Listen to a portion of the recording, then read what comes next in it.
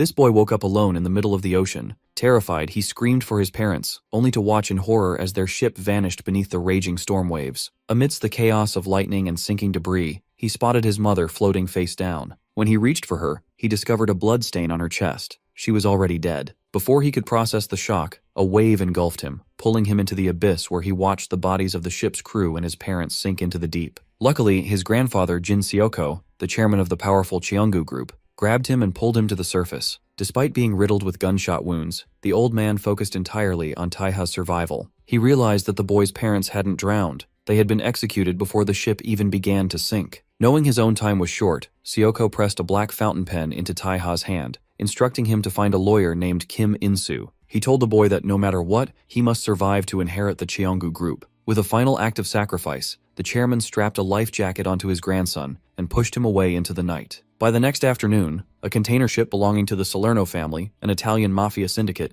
discovered Taiha drifting in the ocean. The crew was skeptical of the boy's story, but their leader, Regina Salerno, was intrigued when she realized the child spoke fluent Italian. Taiha explained that his family's yacht had been attacked by gunmen, but Regina wasn't one for charity. She demanded a reason not to throw him back into the sea. In response, Taiha used his grandfather's name and the fountain pen to prove his identity as the heir to the Cheongu group, suggesting that returning him would be more profitable than killing him. Regina decided to test this theory by contacting lawyer Kim In-soo in Korea. However, the man on the other end of the line wasn't the ally Taiha expected. Kim In-soo was at a drunken party, and instead of arranging a rescue, he offered the mercenaries $1 million to kill the boy immediately. He even threatened to frame the Salernos for the original massacre if they didn't comply. Hearing this betrayal over the speakerphone, Taiha realized his own relatives were the ones who had orchestrated the hit on his family. As Regina's men aimed their rifles at him, Taiha didn't beg. Instead, he grabbed a knife and carved the Salerno family crest into his own hand. He told Regina that since Cheongu would never pay for his life, she should take him in. He promised that if she gave him the power to seek revenge, he would be loyal to her family forever. Impressed by the boy's sheer grit, Regina laughed and welcomed him into the fold. Fast forward 17 years to the present day. Adult Taiha is back at the memorial hall, but his quiet moment of reflection is interrupted by a hit squad from Cheongu security. They are led by a man named Lee Jang-gu, who believes they are there to rescue an executive director who has been kidnapped. Unfortunately for them, Taiha is no longer a helpless child. Moving with ghostly speed, he decimates the entire security team with 2 knives,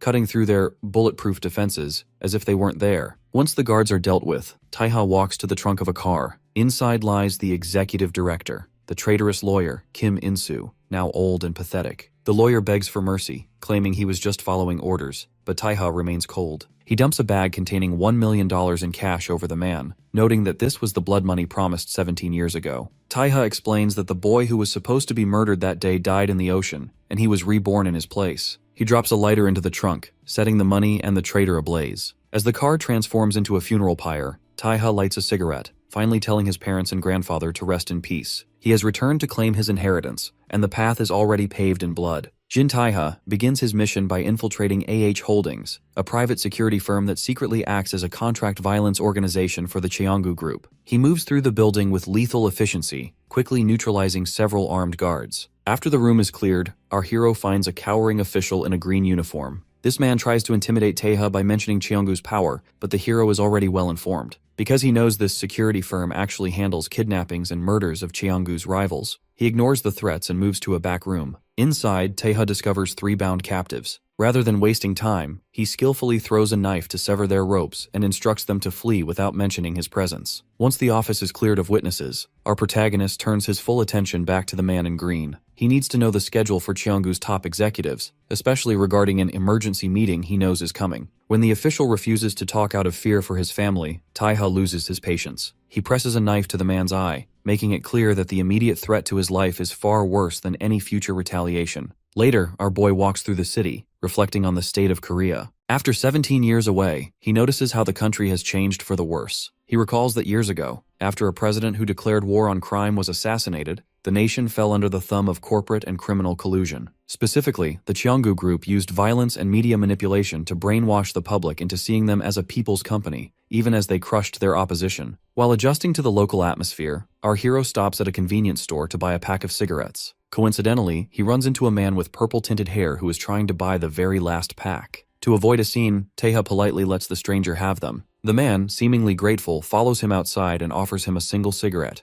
During this brief exchange, our protagonist's instincts, honed by 17 years in the mafia, kick in. He realizes this stranger is incredibly powerful, likely on the level of the monsters he encountered overseas. Hoping to avoid a future conflict, Taiha watches the man walk away. Unfortunately, that man is Cheon Heeman, a high-ranking member of the Osung faction. Shortly after their meeting, Heeman arrives at the AH Holdings office and finds the bloodbath Taiha left behind. By examining the precise wounds, Heeman realizes the attacker is a master blade wielder. He calls a Cheonggu executive to warn him that the same person who killed Kim In-soo is now coming for the rest of the leadership. Because Heeman noticed the specific scars on Taiha's hand back at the store, he begins to suspect the stranger he met earlier is the culprit. As Heeman leaves the office and heads down a dark alley, he realizes he is being followed. Strangely, it is Taiha who decided to tail Heeman to see where a man of his skill was headed. The two face off, and the casual politeness from the convenience store evaporates. Heeman is impressed that someone managed to follow him unnoticed, but his expression quickly turns predatory as he prepares for a fight. Our hero draws his knives, and the two clash with incredible speed. Their blades create sparks in the dark alley, and the intensity of Taiha's strikes is so great that nearby objects are sliced apart before Heeman can even react. Realizing he is facing a true predator, Heeman looks up to see Taiha perched high on a ledge, silhouetted against the moon. As our protagonist prepares to dive back into the fray, even a seasoned gangster like Heeman can't help but think that Cheonggu is incredibly unlucky to have targeted a monster like Jin Taiha. Despite Heeman's skill, our protagonist moves with explosive speed, leaving the gangster defeated and bleeding on the pavement. Strangely, instead of delivering a finishing blow, Taiha simply begins to walk away. When a frustrated Heeman asks why he's being spared, warning that Taiha will regret leaving an enemy alive, our hero remains dismissive. He explains that he has his own rules. He only kills those connected to the Cheonggu group. Because Heeman once offered him a cigarette at a convenience store, Taiha considers the man's life paid for by that small kindness. Luckily, our protagonist manages to reach his car, though he discovers a wound on his waist from the encounter. It isn't deep enough to stop him, which is vital because he has exactly 32 minutes left to complete a revenge mission 17 years in the making. As he drives, the pain triggers a traumatic flashback to the night his world ended. He remembers his mother, Yeo Hee-jong, shielding his eyes from the spray of blood as his father, Jin Soo-hyuk, stood defiantly against a group of Korean-speaking mercenaries. Amidst the screams and the storm, his mother gave him one final instruction: jump into the sea and survive. Because he followed that command, he lived to see their yacht explode, a memory that fuels his current resolve. Meanwhile, at a high-security luxury estate known as the Gangbok Secret Annex, the corrupt remnants of the Jin family are holding a meeting. The atmosphere is toxic. The siblings, Joo-hee, Ja-seung, and Jong-won, bicker over the death of the traitorous lawyer Kim In-soo and the potential redistribution of company shares. Their eldest brother and current chairman Jin Gu-ho eventually silences them to hear a report from his son, Jin Cheong. The report is grim. Cheong admits he has already dealt with potential witnesses at the crime scene to keep the police quiet, but he still hasn't identified the killer. This incompetence infuriates Gu-ho, who violently strikes his son, screaming that Cheong only holds his position because the real heirs died 17 years ago. Despite the physical abuse, Jin Cheong maintains a predatory, manic grin. He assures his father that the killer is still within Cheonggu's reach, and promises to find him within 12 hours. As the family argues, our boy is already at their doorstep. He knows this annex well because it is where the family has gathered for emergencies since his grandfather's time. Taeha realizes that these people haven't changed their traditions or their cowardice in nearly 2 decades. Because they chose to kill his parents just to secure a spot in this very system, he decides that strategic planning is unnecessary. He opts for a direct assault, slamming his car at full speed into the estate's heavy metal security bollards. The impact is massive, but our hero steps out of the smoking wreckage unbothered. He moves through the elite security detail like a ghost, neutralizing them in a single fluid motion with his blade. Inside the dining room, the family is startled by the crash, but the real shock comes from within. Suddenly, their own personal guards turn their weapons on the family members. In a staggering act of betrayal, Jin Cheong reveals that he has seized control of the room. He mocks his father's fear, confirming that Gu-ho was right to be terrified of him. With a chilling smile, Cheong confesses the truth. He was the one who orchestrated the deaths of the original chairman and Taiha's father 17 years ago. As the family collapses into internal treachery, our protagonist stands outside the building, ready to begin the final phase of his long-awaited plan. Jin Taiha crouches on the lawn after his initial assault. He is quickly surrounded by guards who are stunned to find their estate under siege by just one man. However, the real chaos is happening inside the dining room. Because Jin Cheong has decided to seize power once and for all, he has turned the emergency meeting into a slaughterhouse. When Chairman Jin Gu-ho tries to berate his son for aiming guns at his own family, he realizes with horror that the betrayal goes far deeper than just one person. It turns out that every sibling's exclusive bodyguard has been bought off. The guards, including Moon Youngmin and the scarred Park Junho, don't even bother to hide their motives. They openly mock their former employers, citing low wages and grueling 120-hour work weeks as the merits of their betrayal. Even the head of Cheonggu Security, Baek Junsu, refuses to protect the chairman, claiming his loyalty is to the company rather than the man. As the situation spirals, the fourth son, Jong-won, tries to argue that they aren't living in a lawless era, but his protest is cut short by a bullet. Because the guards no longer fear the family, they open fire, turning the dinner table into a blood-splattered crime scene. As the rest of the family is executed, Jin Chong casually approaches his father. Strangely, the chairman isn't entirely surprised. He confesses that he always suspected Chiang was behind the accidental deaths and divorces that cleared his path to the top. Guho admits he only kept his son at a distance because he knew Chiang was a predator. In response, Jin Chong reveals the darkest secret of all. He was the one who pushed the original chairman and Taiha's father into that storm 17 years ago. He mocks his father's cowardice, pointing out that Guho participated in the hit just to secure his own position. When Guho tries to claim that the committee will never recognize a violent coup, Chiang simply smiles. He explains that the noble heir, Taiha, is currently making enough noise outside to serve as the perfect scapegoat for the entire massacre. With that, he executes his father, ending the current leadership of Cheonggu. While the internal execution is finishing, our protagonist is busy carving a path through the elite security detail outside. He recognizes that these general manager-level guards are significantly stronger than the average thugs he's faced, but because of his 17 years of mafia training, they still pose little threat. Unfortunately, the wound Taiha received from Heeman earlier begins to flare up, slowing him down just as 3 department heads, led by the cigarette-smoking Kim Il-seok, arrive to join the fray. One of them, Kim Cheol-soo, attempts to capitalize on Taiha's injury with a shockwave-inducing punch. Realizing he can no longer afford to conserve his stamina, our hero pushes through the pain. He moves with a burst of ghostly speed, neutralizing the elite guards with a spinning kick and a series of lethal throat strikes before they can even register his movement. When Taiha finally enters the dining room, he finds a scene of absolute carnage. Jin Chong is sitting calmly on the table, surrounded by the corpses of the relatives Taiha had come to kill himself. Chiang greets him like an old friend, even mocking Taiha's killer lifestyle. Initially, our boy is stoic, but the conversation takes a chilling turn. As Jin Chong complains about an interruption in a very specific, frustrated cadence, a memory clicks into place for Taiha. He recalls the voice of the mercenary from the night of the shipwreck, the same voice that had impatiently ordered the yacht to be destroyed. Realizing that the man standing before him isn't just a corrupt relative, but the literal executioner of his parents, Taiha's calm vanishes, his eyes filled with a murderous rage. Jin Chong, sensing the shift, drops his mocking persona and prepares for a final confrontation. Our hero doesn't hesitate. He raises his blade, ready to finish the revenge he traveled across the world to claim. Jin Chong mocks our protagonist for his informal speech, but Taiha isn't listening to the taunts. Instead, he is mentally dissecting the situation. He realizes that Chiang has known about his survival and his life in the Salerno Mafia all along. Because Chiang needs a scapegoat to justify his violent coup and claim the chairmanship, he has timed this entire massacre to coincide with Taiha's return. Strangely, our boy finds himself in a calculated trap. Jin Chong snaps his fingers, signaling 2 elite guards, Hwang Junhyuk and Park Junho, to engage. Taiha recognizes the gravity of the situation. These men are the core strength of the Cheonggu group, and are far more dangerous than any average mercenary. As Junhyuk opens fire, our hero deflects a barrage of bullets with ghostly speed, but the coordination of the guards is flawless. When Park Junho lands a heavy, bone-shaking kick, Taiha realizes with a jolt of memory that this man was also present at the original massacre 17 years ago. Unfortunately, our hero's previous injury from his fight with Heeman begins to bleed heavily, slowing his movements. He tries to find an opening to strike at Jin Chong,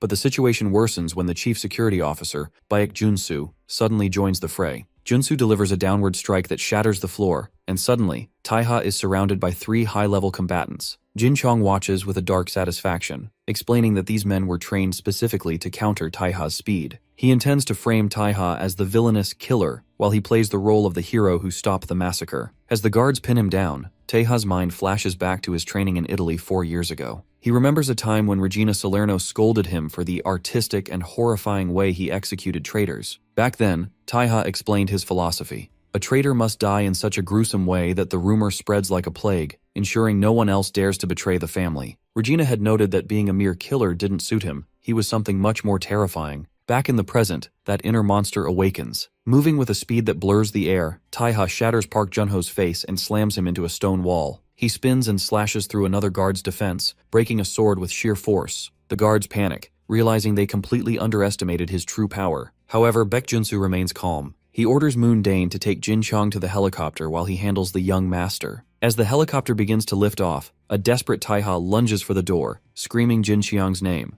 Baekjunsu blocks his path and delivers a devastating palm strike to Taiha's chest, causing him to cough up a spray of blood. Thinking the threat is over, the security team boards the helicopter. Jin Chong looks down at the estate and triggers a remote detonator, leveling the annex in a massive explosion. He laughs maniacally, believing that Taiha has finally died in the flames, a victim of the very family legacy he tried to reclaim. Luckily, our protagonist is harder to kill than they imagined. As the helicopter gains altitude, Taiha, bloodied and broken, somehow manages to leap onto the craft. He bursts into the cabin and stabs Jin Chong through the leg, his face contorted with madness. He refuses to let the man who murdered his parents sleep peacefully. Desperate and cornered, Jin Chong grabs a pistol and fires 3 times at point-blank range, screaming that he, not Taiha, is the protagonist of this world. The force of the bullets blows our hero out of the open helicopter door. He falls through the night sky, crashing through tree branches and slamming onto a truck before rolling into a shallow stream. As he floats in the water, his vision glazing over, a mysterious silver-haired man on a bicycle stops and looks down at him. With his last ounce of strength, Taiha reaches out gasping for the stranger to save him. He refuses to let the story end here, because his revenge isn't finished. He clings to life with a terrifying resolve. Huang Gray is a silver-haired young man living in a cluttered, tech-filled room in the lawless Wangcheongu district. He spends his nights as a digital information broker, negotiating with strangers over voice recordings of corrupt politicians. In one specific recording, a politician named Kim is heard abusing his power during a breathalyzer test. Gray attempts to sell this data for 200 units, but the buyer lowballs him, offering only 30. This interaction highlights Gray's frustration.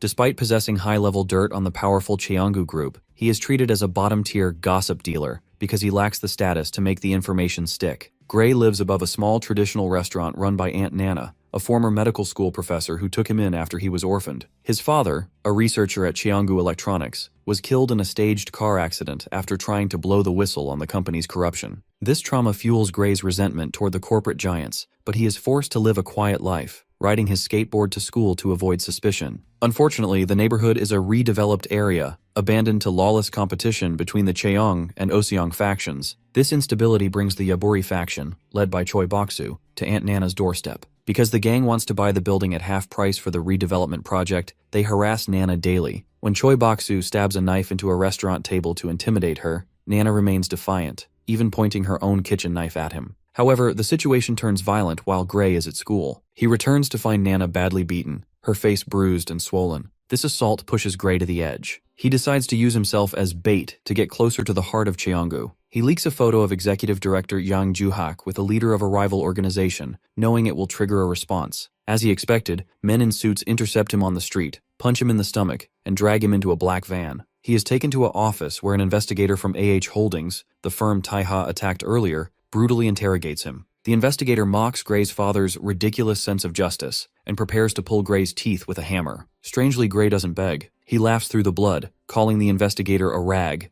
Just as the hammer is raised, a subordinate rushes in to announce a no, one emergency case. Because the facility is suddenly under attack, the investigator orders Gray to be gagged and thrown into a storage room with 2 other elderly captives. Luckily, the intruder is Jin Taiha. Our hero slices through the door and tosses a small blade to the captives, instructing them to free themselves and flee. Gray watches in silence as Taiha walks through a hallway littered with the corpses of armed guards. This display of absolute power changes Gray's perspective entirely. He realizes that his hoard of data is useless without a sword to wield it. Once back home, Gray plugs a USB into his computer, accessing a security guidelines folder he previously stole. He discovers that during a one emergency, Cheongu executives retreat to a safe house on Bukaksan. While he is trying to pinpoint the exact location, a police radio dispatch reports a murder at a secret residence on Wangcheon 4th Street. Realizing this is Taiha's work, Gray pedals his bicycle toward the scene. As he nears the location, Gray sees a helicopter under the full moon and watches a body fall from the sky following the sound of gunshots. He finds Taiha floating in a stream, bloodied and gasping for help. Gray carries the unconscious warrior back to Aunt Nana's restaurant, where her medical expertise is the only thing that saves his life. In the present, Taiha wakes up in Gray's room, surrounded by monitors. When Taiha asks who he is, Gray turns around with a look of intense resolve. He explains that he is Gray, the man who has been waiting for someone with the power to finally turn his information into a death sentence for Cheongu. After recovering for 4 days in the lawless Wangchonggu district, because he deals in raw, unprocessed data for fixers and financial sectors, he has built a reputation as the youngest in his field. Gray admits he was the boy Taiha rescued from AH Holdings, having tracked the hero down by his face alone. As Taiha looks at his weary hands, he realizes he has been asleep for far too long. He asks Gray to find a specific person, but Gray is initially dismissive. He explains that finding someone requires luck, money, and a network of other merchants. Furthermore, Gray points out that since he and Aunt Nana saved Taiha's life and covered his medical expenses, it is only fair for the hero to grant him a favor first. When Taiha senses the hesitation, he simply turns away, grabs a dark coat, and prepares to leave. Despite Gray's protests about his physical condition, our hero insists his work is unfinished. He leaves Gray with a chilling warning: stay out of his business, or the next kidnapping will be the least of his worries. Outside, Taiha enters the restaurant kitchen and is greeted by the smell of boiling pork. Aunt Nana, working the stove, warns him not to move. Because he was hit by a .22 caliber bullet and has a broken rib, any reckless movement could cause a bone to puncture his internal organs. Taiha offers his gratitude and a promise of future compensation, but the gruff restaurant owner simply tells him not to blame her if his stitches burst. Once in the market alley, Taiha realizes the phone in his pocket isn't his own. Gray's voice suddenly pops through the device, explaining that the original phone was destroyed in the fall. Gray has provided a replacement and a tech earpiece with a 12-hour battery life. He also notes that Taiha's top button is actually a hidden camera. Even though Taiha threatens him again, Gray remains unfazed. He reveals that while Taiha was unconscious, the entire country was thrown into chaos because the news labeled the Cheonggu family massacre as an act of terrorism. Gray explains that they are currently in a ceasefire zone, where the Cheonggu and Oseong factions are fighting over redevelopment. Because of this instability, he offers a compromise. He will help Taiha with his urgent mission now, but once it's done,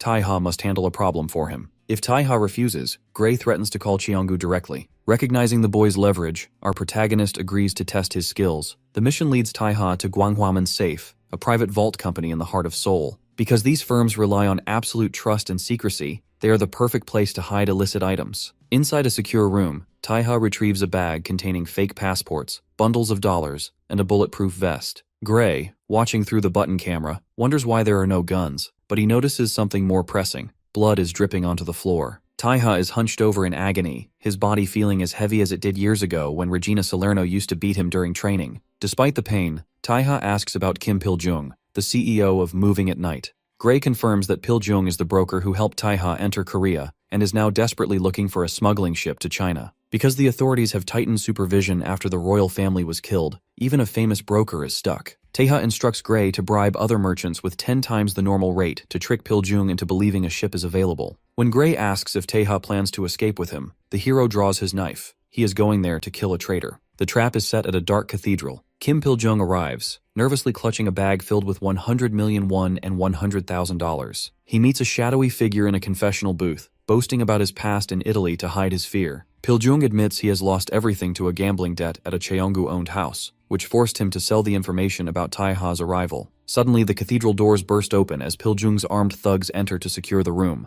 Pil-jung mocks the information merchant behind the screen, demanding the exact smuggling route. However, the voice that responds belongs to his old friend. In a moment of absolute horror, Pil-jung realizes the dead man has returned. He tries to reach for his gun while pleading for mercy, reminding Taiha of their 10-year friendship. Taiha doesn't hesitate. He bursts through the confessional and stabs Pil-jung through the throat, ending the betrayal instantly. As blood splatters the walls, Gray panics over the earpiece, begging Taiha to run because of his broken ribs and bullet wounds. But our hero ignores the pain and steps out to face the thugs waiting in the aisle. Because he knows Pil-jung wouldn't allow guns in a church to avoid unwanted attention, he confidently tells the men to pray, for they are about to see God. Faced with a group of thugs in the quiet of the cathedral, Jin Taiha remains entirely unfazed. He realizes that since these men arrived armed with bats and knives to face a single person, they clearly intend to kill him. Because of this, our hero decides there is no reason to show mercy. He dismisses their status as subordinates or mercenaries, treating them only as obstacles to be removed. Watching through a hidden camera from his car, Gray is visibly sweating. He is well aware that Taiha isn't just dealing with an arm injury. His ribs are fractured from a gunshot. He watches with worry as the thugs charge toward the altar. shouting about the money in the confessional booth. Despite his injuries, our protagonist remains sharp and focused. He knows that if he crushes them immediately, he can prevent any unexpected complications. Taiha moves with a speed that defies his physical condition, driving a knife through the neck of a bald thug.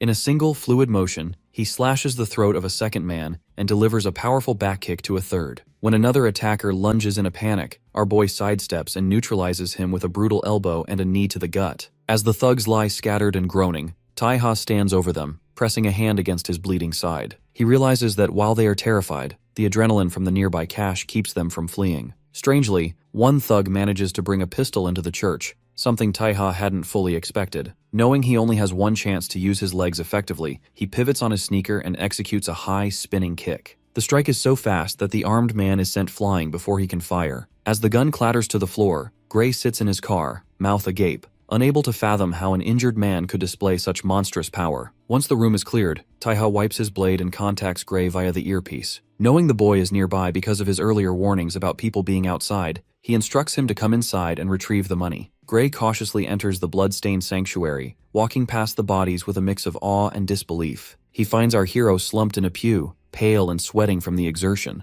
As Gray offers to get medicine from Aunt Nana, Taiha suddenly stabs a blade into the wood between the boy's fingers. The atmosphere turns cold as Taiha questions Gray's true motives. He notes that while his clothes and phone were changed while he was unconscious, he is still wearing his gloves. These gloves cover the Salerno family crest, and Taiha realizes Gray has already looked beneath them. Our protagonist forces Gray to face the truth. He is Jin Taiha, the eldest son of the late Jin Suyok, and he is also Vendetta, a wanted mafia killer with a 5.5 billion won bounty. Gray admits he knew the truth but chose to keep it secret because he needs Taiha's strength for a personal favor. He explains that living in hiding from the Cheonggu group has been unbearable, and he chose to ignore the bounty in favor of finding a sword to wield against them. Taiha is blunt, telling Gray that his lack of experience is the only thing holding him back from being a true information wholesaler. He offers the boy a deal: stay as he is or play on a bigger field. He promises that if Gray is willing to put his life on the line, Taiha will make him the best informant in the business. While this alliance forms, the scene shifts to the grand luxury hotel. Kim Jae-pil and the powerful Cheon Heeman are heading into a private suite to meet with Jin Cheong. Jae-pil warns Heeman to stay quiet and let him handle the talking to protect the Oseong faction's reputation. Inside, they find Jin Cheong waiting with his elite guards, Baek Jun-soo and Moon Dane.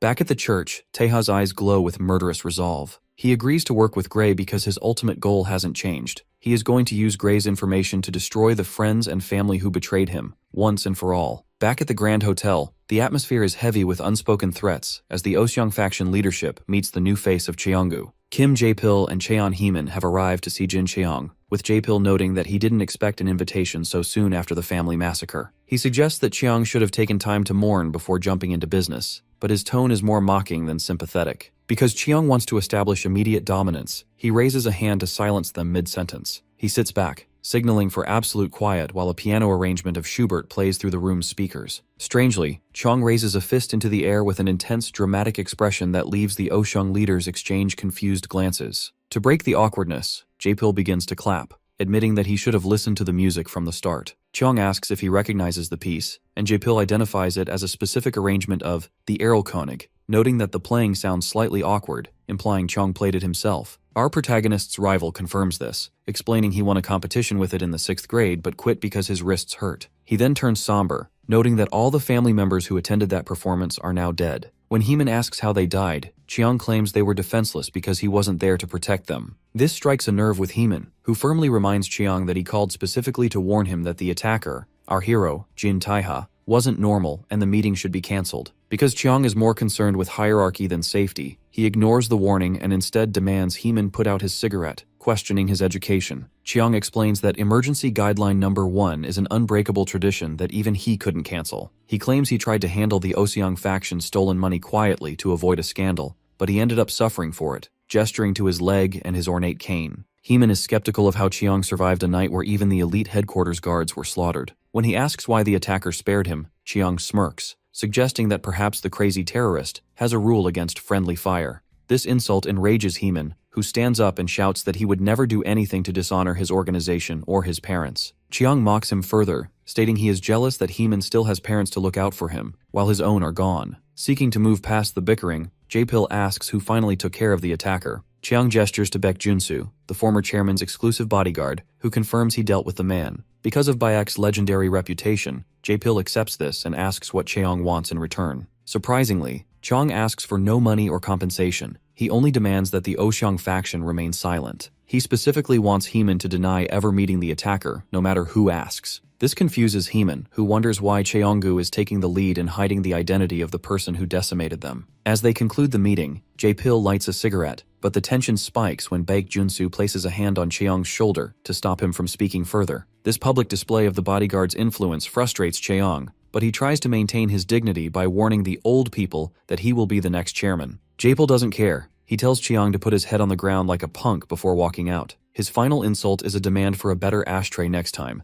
complete with water-soaked tissues. Once in the elevator, Jae-pil reveals his true insight to Heeman. He explains that Jin Gu-ho likely never taught his son how the world really works, which is why Cheong is so reckless. Because of this, Jae-pil is certain that Cheong himself planned the villa massacre to seize power. He then drops a bombshell. Our protagonist, Jin Tae-ha, is still alive. Because Jae-pil knows that Baek Junsu has a code against killing, he realizes the bodyguard lied to Cheong. Luckily for the Oseong faction, they now have a lead. Heeman recalls that the attacker mentioned being back in Korea after a long time. While Heeman suggests they recruit this monster to swallow the Cheonggu group, Jae-pil decides it is better to kill him. He is personally offended that Cheong hired Heeman knowing he would lose to Tae-ha, and he wants to avenge his subordinate's honor. Back in the suite, Jin Chong is left alone with his thoughts. While preparing a drink with ice, he reflects on his father's ability to read a situation. He realizes that Baek Junsu's confirmation of the kill felt off, especially since Tae-ha was strong enough to leap onto a moving helicopter despite his wounds. Because nobody has been found, Chong turns to his silent guards and asks the question that will determine his next move.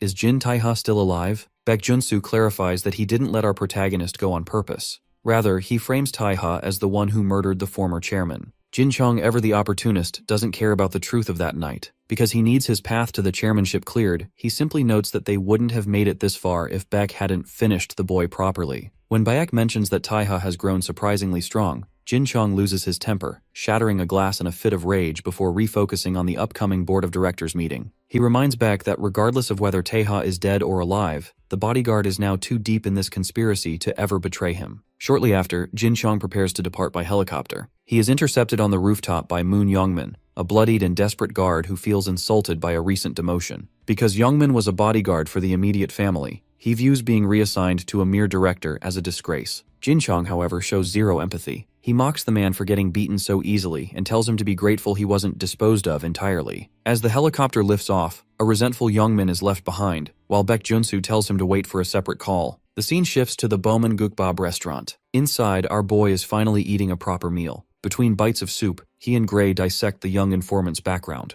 It turns out Gray's father was a senior researcher at Cheonggu Electronics, and the data he left behind, including a specific profile picture, allowed Gray to bridge the 17-year gap and recognize our hero instantly. Tae-ha is impressed by the boy's sharp mind, while Aunt Nana remains the pragmatic anchor, slamming a bottle of painkillers on the table and scolding them for lounging around when revenge is on the line. The atmosphere turns heavy when our protagonist looks Gray in the eye and asks if he plans to betray him. In the world of the mafia, traitors are a plague that must be eradicated, and Tae-ha's gaze makes it clear he wouldn't hesitate to kill them both. Gray is visibly startled by the sudden coldness, but Aunt Nana, understanding the trauma of a man raised by killers, notes that trust doesn't come easily to someone like him. Yet, Tae-ha offers a rare glimpse of his logic. He believes that anyone hated by Cheonggu or the Oseong faction can't be all bad. He eats a piece of meat with a slight smile, silently resolving that if they do betray him, he'll simply handle it when the time comes. Suddenly, the restaurant door slams open. Choi Bok-soo and his thugs stroll in, complaining about the heat and the lack of air conditioning. He mocks Nana, despite her having paid off her debts, and tries to assert dominance over the new face at the table. Our hero remains remarkably focused on his meal, staring at a piece of radish kimchi and wondering if the vegetables in Korea have grown larger since he left. His silence only infuriates Bok-soo more. As Gray leaves for school,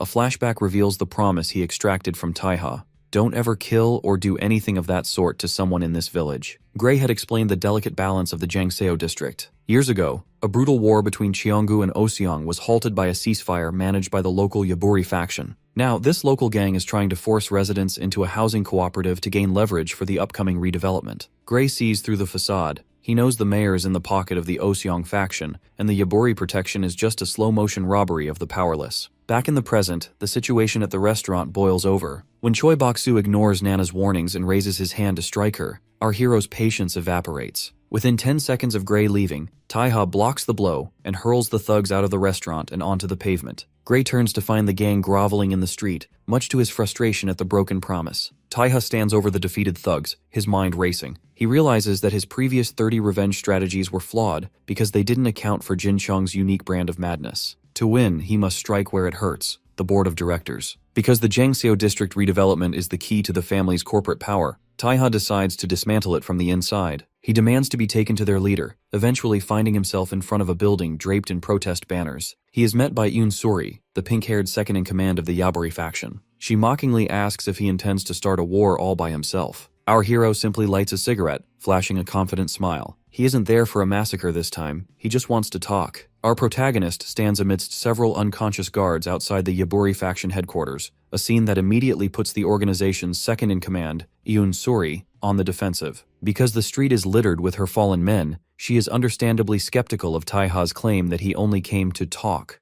Despite being surrounded by snipers positioned on the surrounding rooftops, our hero remains remarkably calm, still smoking a cigarette while his left arm is held in a medical sling. He dismissively explains that he only speaks with people on his wavelength, noting to himself that the entire district has essentially been turned into a fortified military base. Taeha realizes that if a single spy were to infiltrate these conscripts, the entire intelligence system would collapse, leading him to wonder if a disciplinary system is already in effect to maintain order. Meanwhile, Yoon Sori remains unimpressed, mockingly asking if he is a piece of Cheonggu crap or an Oshang bootlicker, before threatening to leave him with a head full of holes. Our boy clenches his fist in silent frustration, acknowledging that the disgusting things he suspected about the area are actually happening. Luckily, a man named Lee Hwaryong, the Yaburi vice leader known as Tank, leaps down from a building, creating a heavy impact on the pavement. Strangely, when the protagonist tells him to move, Hwaryong complies. This shocking move prompts Yoon Sori to accuse her vice leader of betrayal, especially as a subordinate prepares to fire an AK-47 at the intruder. Before any shots can be fired, Taeha appears directly in front of Yoon Sori and snatches her drink. He tosses the sewage water away, telling her that drinking such filth is why things aren't going her way. He then turns his back and walks away, leaving Yoon Sori screaming in the street while Hwaryong watches with a knowing smile, recognizing Taeha as a real monster not seen since the war. Later that night, the scene shifts to the local marketplace where Taeha and Gray are using a power drill to repair the door of the Bowman restaurant. Because Nana acted as a savior to the Yaburi faction during past conflicts,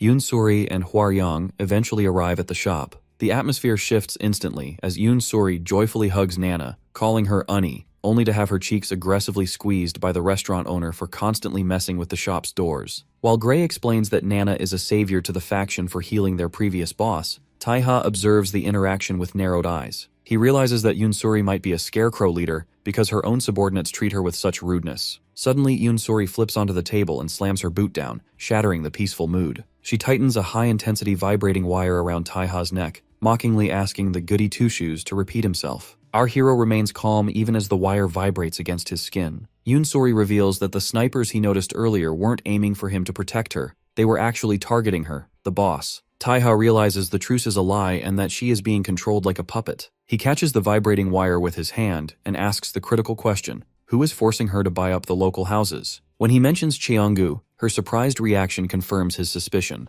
Unfortunately, this shadow play is being orchestrated by a truly sadistic figure. At a luxury villa, director Hong Ingyu, a member of the Cheonggu Electronics Board and a key ally of Jin Cheong, watches a man get mauled by a pet lion for failing a business deal in Lebanon. When his snipers report that a stranger in the Jiangxiu district noticed their presence immediately, Ingyu is shown a photograph of our protagonist. Recognizing a worthy prey, the director smiles and issues a chilling command to bring Taeha in alive. Inside the restaurant, our protagonist wastes no time exposing the rot at the heart of the district. He reveals that the Cheonggu group is the hidden hand orchestrating the destruction of Neighborhood 3. Because he already knows the Yaburi faction is compromised, he confronts Yoon Sori about her failure to purge the spies threatening her organization. When the shocked second-in-command attempts to use her secret weapon, a high-intensity Kevlar thread, to restrain him, our boy effortlessly slices through the nearly invisible fibers. This display of skill forces her to realize she is outclassed, especially when our hero identifies himself as the premier specialist in killing Cheonggu operatives. Strangely, despite his offer of help, Yoon Sori remains defensive. Luckily, Aunt Nana intervenes, vouching for the protagonist's ability to solve the crisis. However, the young leader isn't easily convinced. She believes the situation is too complex for simple violence to fix, as a few deaths won't stop a corporate machine. Warning the hero to leave the village for his own safety, she storms out. Later that night, Aunt Nana clarifies the stakes. She reveals that the root of the problem is Hong In-gyu, a sadistic director at Cheonggu Electronics. Because In-gyu is holding Sori's comatose father hostage in a secret wing of Cheonggu Severance Hospital, he is able to manipulate the Yaburi faction into doing his bidding. Only Nana and Sori know the former boss is alive, as his death would spark a suicidal resistance from the villagers. Unfortunately, their conversation is being monitored by Peak, a private military company hired by Cheonggu. These mercenaries are perched on nearby rooftops, using high-tech digital scopes to track our protagonist's movements. Because they view the woman and student as witnesses, they plan to execute everyone in the store. This turns out to be a fatal mistake. Moving with ghostly speed, our hero appears directly behind the sniper on the rooftop.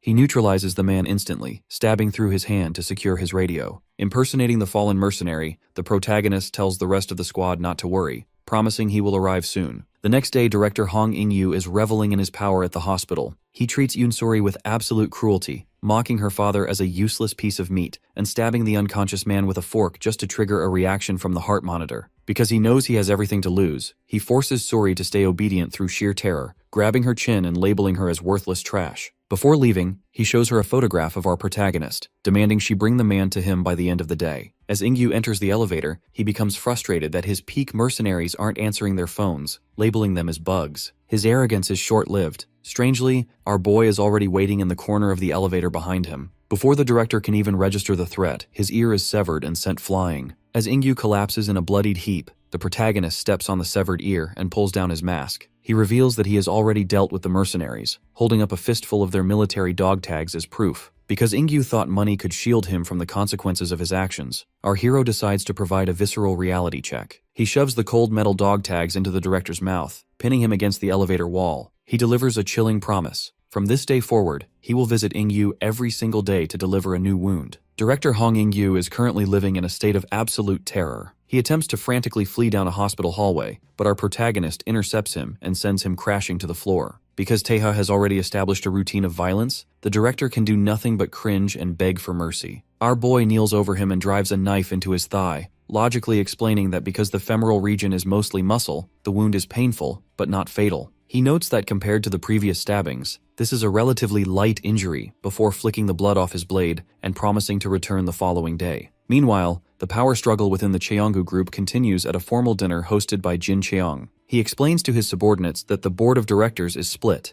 7 are his loyalists, 6 belong to the vice chairman, and 2 remain impartial. Because these impartial members cannot be swayed by mere words, Cheong believes they must be persuaded through successful operations. He specifically pressures director Hong about the Jongseo redevelopment project, noting that young bloods must outperform the old guard. He makes it clear that failure before the board meeting will result in future hostility. This pressure leaves Hong visibly trembling, as he is caught between the corporate monster in front of him and the physical monster hunting him in the shadows. Later that evening, director Hong limps toward his car, clutching his wounded leg in agony. He snaps his glasses in a fit of rage, swearing to destroy the crazy bastard who keeps attacking him. When his driver asks if he wants to go home, Hong violently kicks the seat, insulting the man for even asking such a basic question. However, the atmosphere turns cold when the driver responds with a smirk. Director Hong realizes with horror that our protagonist has actually replaced his driver. Because Hong was disrespectful with his feet, Taeha notes the man has no manners and slashes his leg once again. As blood sprays the interior of the car, our hero calmly walks away, leaving Hong to scream in despair, begging to know why this is happening to him. By day 7 of this torture, our protagonist realizes that director Hong is at his limit. He heads to a dark industrial room to meet with the Yaburi faction, including Yoon-sori and Hwaryong. The local thugs are furious, believing Taeha's actions against Cheonggu will bring a war that will undo all their hard work in driving the company out. One man even suggests killing Taeha to prevent another conflict. Our boy remains unfazed, using a cigarette as a prop to explain Error 307,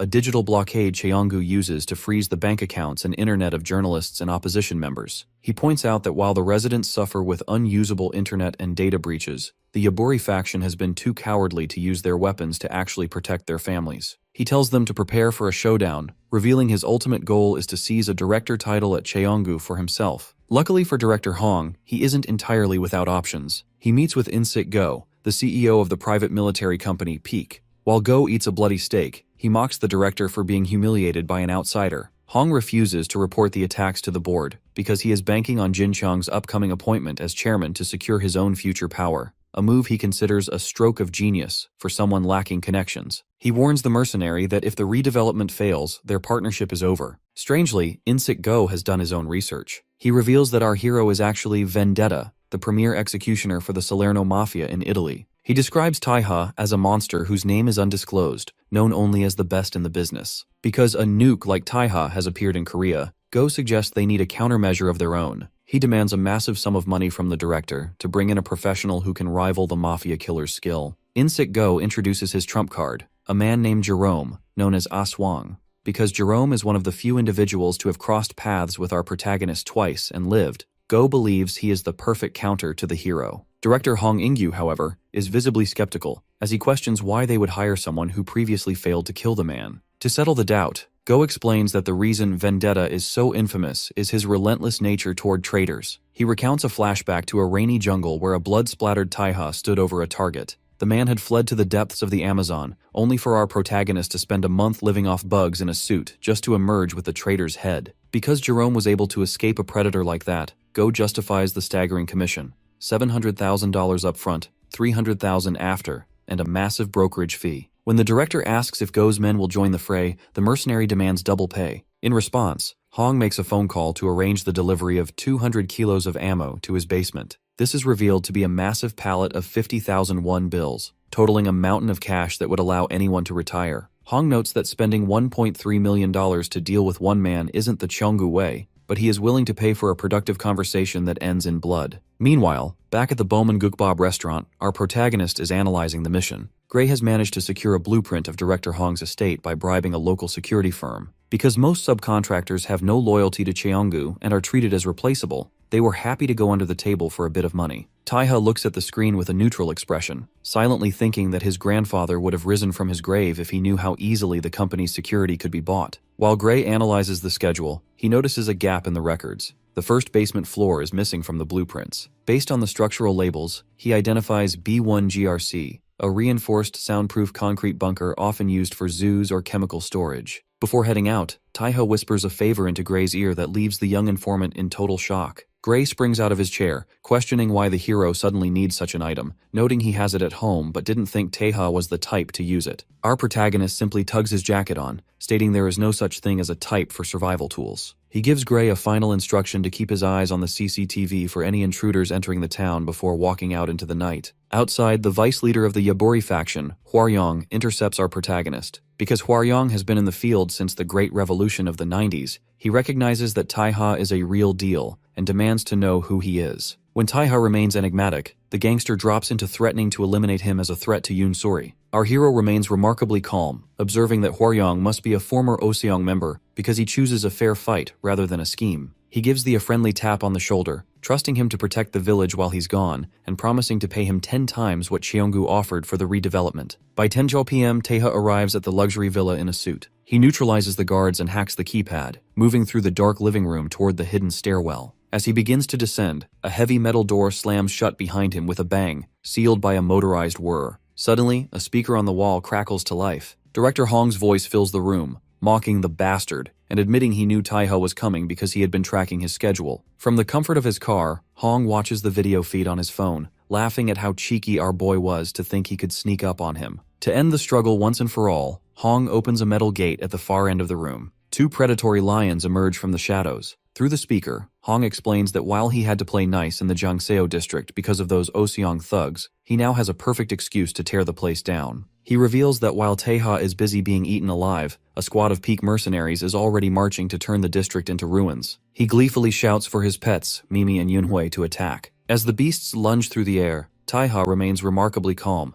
merely criticizing the feminine names Hong gave to the male lions. Because he isn't interested in a fair fight with animals, he pulls the hidden handgun from his jacket and fires twice. The lions fall dead instantly. Luckily, this leaves the director in a state of frozen silence. When Hong finally finds his voice, he screams in disbelief, asking why a legendary knife specialist is using a gun. Taiha simply draws his tactical blade, noting that the knife is specially reserved for humans. He mocks the director's logic, asking if he expected a comic book duel before cutting his medical sling and preparing to hunt Hong down for real. Through his earpiece, he tells Gray to notify Yoon Suri that the mercenaries are approaching the district. As the director trembles in the back of his car, he realizes that the Aswang story was right. Vendetta is coming, and no amount of concrete or cash will stop him. Gray delivers a grim warning to the Yaburi leadership. The Cheonggu Group's private military firm, Peak, is closing in. He shares a final message from Jin Taiha, who has promised to return after hunting down Director Hong. Despite the internal panic from thugs who believe our hero has abandoned them, Gray clenches his fist in resolve. He makes it clear that because this confrontation was inevitable, they must stand their ground now or face total destruction. Unfortunately, the Yaburi subordinates aren't as confident. Because the hero has vanished to pursue his own mission, several thugs begin to panic, accusing our protagonist of running away after starting a war. When Gray tries to defend him, an older thug aggressively points a finger in the boy's face, mocking his youth and reminding him of the sheer brutality and loss of the previous war. Luckily, the bickering is silenced by Soo-yeon Kim, a former military major and gang advisor. He shames the men for their cowardice and turns the decision over to their leader. Yoon Suri closes her eyes, reflecting on how she became a puppet for Cheonggu out of fear for her comatose father's life. However, she decides that it is finally time to end the deception. As she prepares her signature Kevlar wires, she apologizes to her men and declares that the Yaburi gang will finally drive Cheonggu out of their territory. Meanwhile, In-sik Go, the CEO of Peak, reveals the cold logic behind the attack. Because killing the residents of the third neighborhood would eliminate their land rights, the construction company stands to make far more profit on high-end apartments. He notes that while a truce with the Oseong gang usually prevents violence, they are using the appearance of vendetta as a legal excuse to intervene. He plans to use our hero as the bait and the scapegoat, ensuring that Taiha and the mysterious Aswang take the fall for the massacre. High above on a brick ledge, the killer Jerome, also known as Aswang, watches the neighborhood with a predatory grin. The smell of impending war reminds him of past conflicts, and he finds the situation in Korea increasingly interesting. As a fleet of drones takes off to provide air support, In-sik Go reminds his men that as mercenaries with no rules, they can take down anyone as long as the money is right. Elsewhere, director Hong In-yu is a nervous wreck. He screams into his phone at In-sik Go, demanding to know if the guards are actually doing their jobs.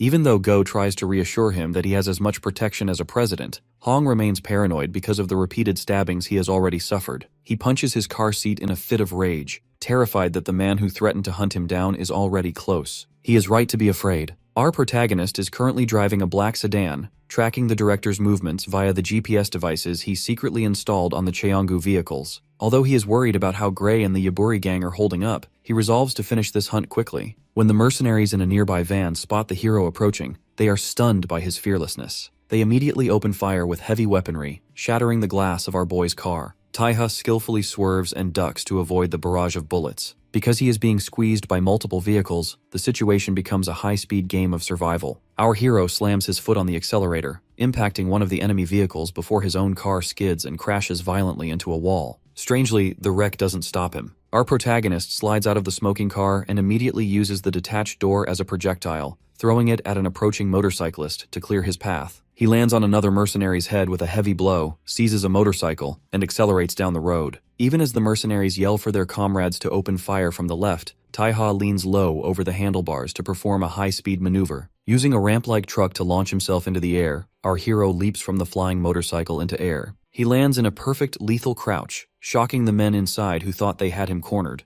As he stands tall and draws his twin tactical blades, he calmly announces that it's time to get started. Mercenaries are horrified to see Taiha standing on the roof of a vehicle ahead of them without a single firearm. They attempt to coordinate a strike, planning to crush him the moment he jumps from the side. However, our hero is already several steps ahead. With a burst of power, Jin Taiha sprints toward the back of the convoy and leaps over a guardrail, disappearing from their line of sight just as the confused guards cry out. Before they can process his location, he crashes through the side of a moving bus with a violent shatter, his blades already drawn. Moving with the ghostly speed honed in the Italian mafia, the hero then bursts through the front of the vehicle. The driver cowers in terror, unable to comprehend how a flying motorcycle from a moment ago has turned into a man sitting in his passenger seat. Strangely, our boy sits calmly and hands the terrified man a thick stack of 50,000 won bills. With a bloody smile, he apologizes and requests that the driver speed up, noting that his revenge mission won't take much longer. While our hero handles the convoy, the defense of the neighborhood begins. In the command center, Gray monitors a swarm of 16 confirmed drones, realizing that they are splitting up to attack from a lower altitude. Soo-yeon Kim, the gang's advisor, identifies these as small FPV drones, confirming the Yaburi faction's fears. This tactical shift triggers a memory for Soo-yeon Kim about the nature of the previous war. He explains to Yoon-suri that in the past, Cheonggu and Oseong fought under prior agreements, almost like a staged medieval tournament where both sides stopped when the day ended. They used small weapons only because neither side wanted to escalate the conflict,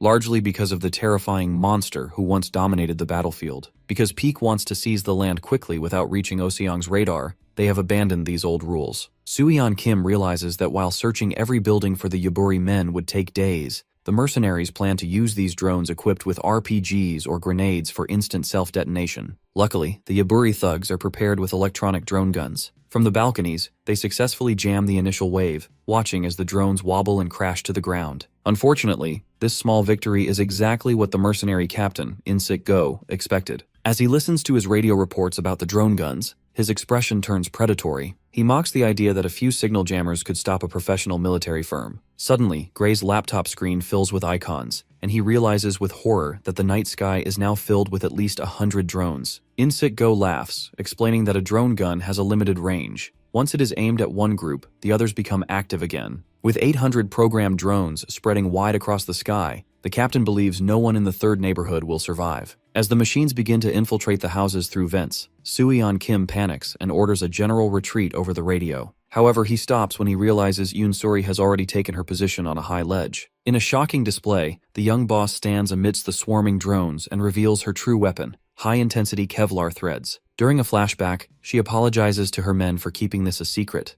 explaining that while she was missing during the last war, she was actually away mastering this deadly string technique to help her father. Though she was too late to save him then, she is determined to make things right now. Moving with incredible precision, Yoon-suri weaves a web of wires that causes the drones to explode behind her. This display of skill leaves In-sik Go staring in disbelief, as this level of resistance never happened in the previous war. Infuriated, he screams for his men to bring in the next batch and blow up anyone they see. Strangely, his commands are cut short by a car crashing through a wall near his command center. The driver is Hwaryong, the Yaburi underboss known as the Tank. Acting on Soo-yeon Kim's intelligence, Hwaryong has located the mercenary site. He leaps from the car, preparing to dismantle the ground forces personally. Because he is the organization's heavy hitter, he tells the command center he will take care of the mercenaries first. 10 years ago, the Yaburi gang was born from a simple need for survival. Because the times were changing and the weak were being preyed upon, Giseob Yoon convinced a younger Soo-yeon Kim that forming their own organization was safer than paying outside gangs for protection. Giseob reasoned that bribing the police and managing their own territory would be more efficient for their survival. Soo-yeon Kim, a soldier by trade, initially scoffed at the idea of being a common thug,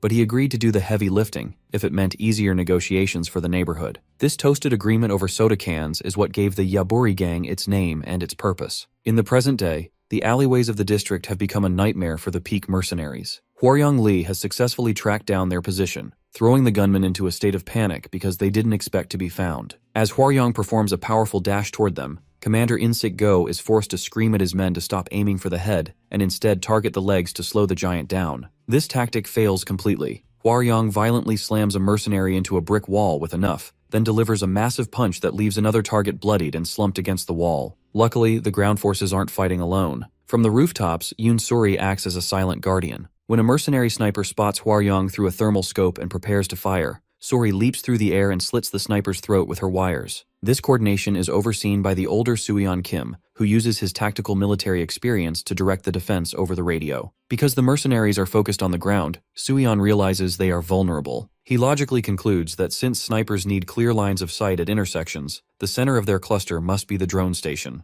This deduction allows Gray to track a black van with fake plates parked near the community center, identifying it as the mobile depot for the drone swarm. While Suri moves to the coordinates, a gunshot rings out. In-sik Go emerges from the shadows, his bullet grazing Hwaryong's shoulder. The mercenary commander, armed with an axe and a shotgun, mocks the Yaburi leaders. He reveals his true motive. Because Hwaryong was once the 16th in command of the powerful Oseong faction, killing him would elevate In-sik Go to a national-level mercenary. He threatens to kill the girl next, but Hwaryong stands his ground, his metal arm guard glinting as he prepares to finish their long-standing rivalry. Meanwhile, on the highway, a car crash has left director Hong In-gyu at the mercy of our protagonist. Taiha remains cold and methodical, plunging his knife into the director's shoulder to fulfill his promise of a daily wound. When the terrified Hong Ing-yu screams that he has already spent over 100 billion won, roughly 76 million USD, to have the district wiped out by bombs and missiles, Taiha remains unmoved. Because the director believes money is the ultimate power, he laughs maniacally, claiming his men won't discriminate between children or the elderly. Taiha, however, understands a different kind of strength. He explains that while those who have lost everything are dangerous, those who have family to protect are even stronger. Our boy recalls a vision of a weeping Insuri, whose fury was born from Ingyu's cruelty toward her family. He realizes that the director has inadvertently created a force of vengeance that money cannot buy. Because of this, Taiha silences Ingyu with another stab and forces him back toward the district, noting that fleeing abroad won't save him from the people he has wronged. Back in the alley, the fight between Hwaryong and In-sik-go reaches a breaking point. The mercenary commander fires his shotgun while laughing, but Hwaryong uses his metal arm guards to shield himself from the blasts. Just as In-sik-go prepares for a finishing blow with his axe, Yoon-sori's wires suddenly clasp around his neck and arm, rendering him immobile. She vows to take his head to soothe the hearts of the townspeople he butchered. Strangely, before Hwaryong can deliver the final punch to the commander's face, a new figure intervenes. Jerome, the elite killer known as Aswang, arrives. He sends In-sik-go sliding backward to safety, mocking the commander for relying on childish toys, like drones, to win. The elite killer Jerome stands in the center of the alley holding his red and black staff, ready to begin. Watching from the side, Yoon-sori is wide-eyed and startled, wondering if this is a new enemy. She intensely observes the scene, realizing that although she had the mercenary leader In-sik-go wrapped up in her strings,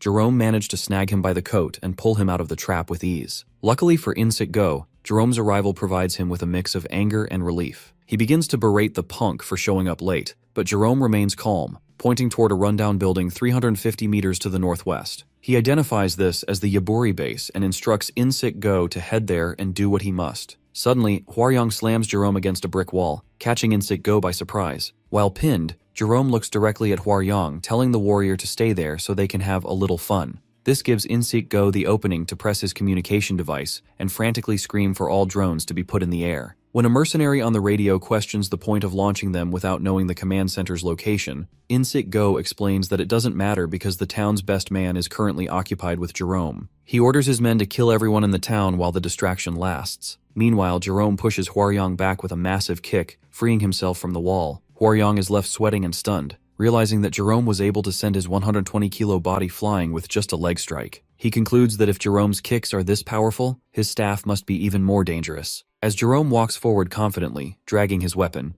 Hwaryong tells a panicked Yoon-sori not to worry about him. He resolves to handle Jerome personally so that Sori can go deal with the drones. Yoon-sori agrees, ordering Hwaryong to take the killer down and return to base within 5 minutes, warning that the war is over if the mercenaries reach the base first. Jerome tries to block her path, playfully suggesting she stay longer, but Hwaryong lunges forward and lands a massive impact on Jerome's body. This creates a window for Yoon-sori to dash away from the fight. As she runs into the distance, Hwaryong feels a sense of pride, noting that even though this is her first war, she hasn't lost her composure. Jerome breaks into a loud laugh, wiping blood from his lip and stepping forward. He admits that if he takes any more punches like that, he might actually kick the bucket. Hwaryong is confused as to how Jerome survived a square hit to the chest and asks where he is from. Jerome reveals he is from the Philippines and learned Korean because he was bored and missed the heat of real fights. The two face off, and Jerome leans in with a manic smile, introducing himself before landing a rapid series of punches that snap Hwaryong's head back. Hwaryong stands his ground and retaliates with his own strikes. As they lock into a close-quarters grapple, Jerome asks if Hwaryong used to be with the Oshang gang. This triggers a flashback to a younger Hwaryong with Giseob Yoon. He remembers Giseob trusting his abilities to protect the neighborhood while he was away. Hwaryong recalls that during the first Jangseo District War, he was a head squad leader for the Oseong gang, while his close friend Giseob led the Yaburi gang. Giseob had refused to let the elderly residents be displaced, choosing to fight and die for his home.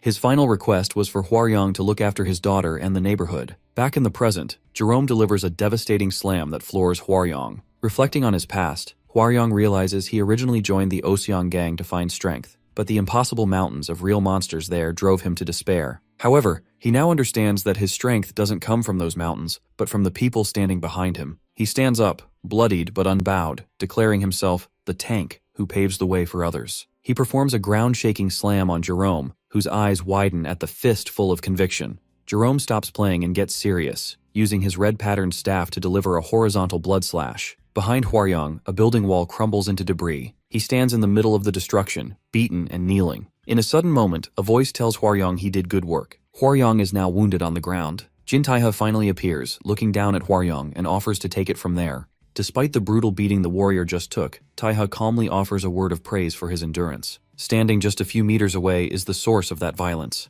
Jerome rests his staff casually over his shoulder, greeting Taiha as if they were old friends, though he makes sure to note how late Vendetta is to the party. Because the situation is critical, Taiha tells the wounded Hwaryong to step back so he can handle the fight personally. He checks on the man's condition, and although Hwaryong is clutching a shredded blood-soaked shirt, his pride won't let him stay down. He insists he can still move. Recognizing this resolve, Taiha gives him a vital task. He instructs Hwaryong to head 1 block over to a black sedan parked under a street lamp. Inside the trunk of that car lies the bound and gagged director, Hong In-gyu. Taiha's plan is simple. He will finish the fight here while Hwaryong secures the hostage at their hideout. Jerome, however, has no intention of letting his prey escape so easily. To block the path, he stomps on a manhole cover, flipping the heavy metal disc into the air before batting it toward Taiha with his staff. This display of raw power is meant to test the hero, but Taiha remains dangerously still until the last possible second. As Jerome flips through the air to build momentum for a follow-up strike, our boy suddenly draws his twin tactical knives and lunges forward. He moves low and fast, allowing the heavy manhole cover to whiz harmlessly past his head while he closes the distance. The two killers collide in the center of the alley, their weapons locking in a shower of sparks. During this intense power struggle, Taiha looks Jerome in the eye with a cold, unimpressed gaze. He mocks Jerome's claim of being his rival, dismissively labeling him as nothing more than a stalker. Jerome isn't offended. In fact, the insult only seems to fuel his excitement as they exchange a flurry of lightning-fast blows that echo throughout the district. While the duel rages on the rooftops, the rest of the neighborhood is falling into chaos. Because the peak mercenaries have launched a big drone swarm, the night sky is filled with explosions and fire. Yunsori watches from a ledge, realizing she is running out of time and resources to keep the drones at bay. Nearby, at the Yaburi headquarters, the older advisor Suyeon Kim is firing back at the mercenaries, desperately telling his men to hang on until that man returns. Back at the car, Hwaryong reaches the black sedan and confronts the terrified Hong In-gyu in the trunk. As he stares at the man responsible for the death of his friend and the destruction of the town, Hwaryong is momentarily tempted to end the war right there by crushing the director's skull. He realizes that if he kills the employer, the mercenaries and Jerome would have no reason to stay. However, a vibration from a nearby rooftop snaps his focus back to the present. High above, Taiha and Jerome are locked in a struggle so violent it causes the surrounding buildings to shake. Our hero finally finds an opening and delivers a bone-shattering kick to Jerome's midsection, sending the killer hurtling backward.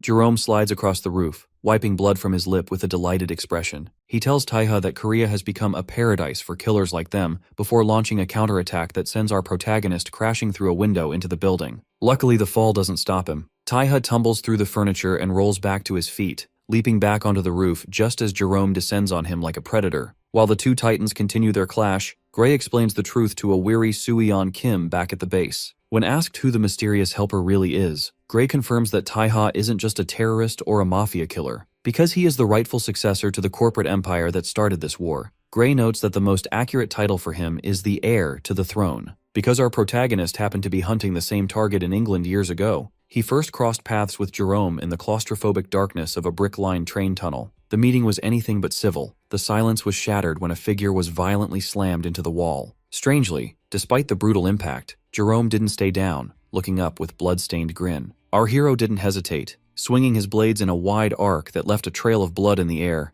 yet Jerome managed to absorb the momentum with his staff. As a train roared past, Jerome sat calmly in its path while Taiha watched from the shadows. By the time the train sped through, the confrontation had vanished into the blur. Our protagonist was almost certain he had finished the job that night, but fate proved him wrong. Sometime later, while Taiha was dealing with a traitor fleeing to Russia, Jerome reappeared. Because the target was aboard a cargo plane, the two rivals engaged in a surreal mid-air combat while falling through a clear blue sky. High above the clouds, their weapons collided, creating sparks against the sun. Even a heavy kick to the chest and a stomp to the hand couldn't end the rivalry. As Jerome fell toward the distant ground, Taiha realized that this man simply refused to die. Back in the present, Jerome stands under the moonlight in the Yangseo district, and it's clear to our boy that his rival has grown stronger with every encounter. Jerome, sporting a bloody smirk, is quick to point out a flaw in the hero's form. Because Taiha is nursing a lingering injury, Jerome notes that the blows from his right arm are slightly weaker than those from his left. He mocks our protagonist, calling him Vendetta,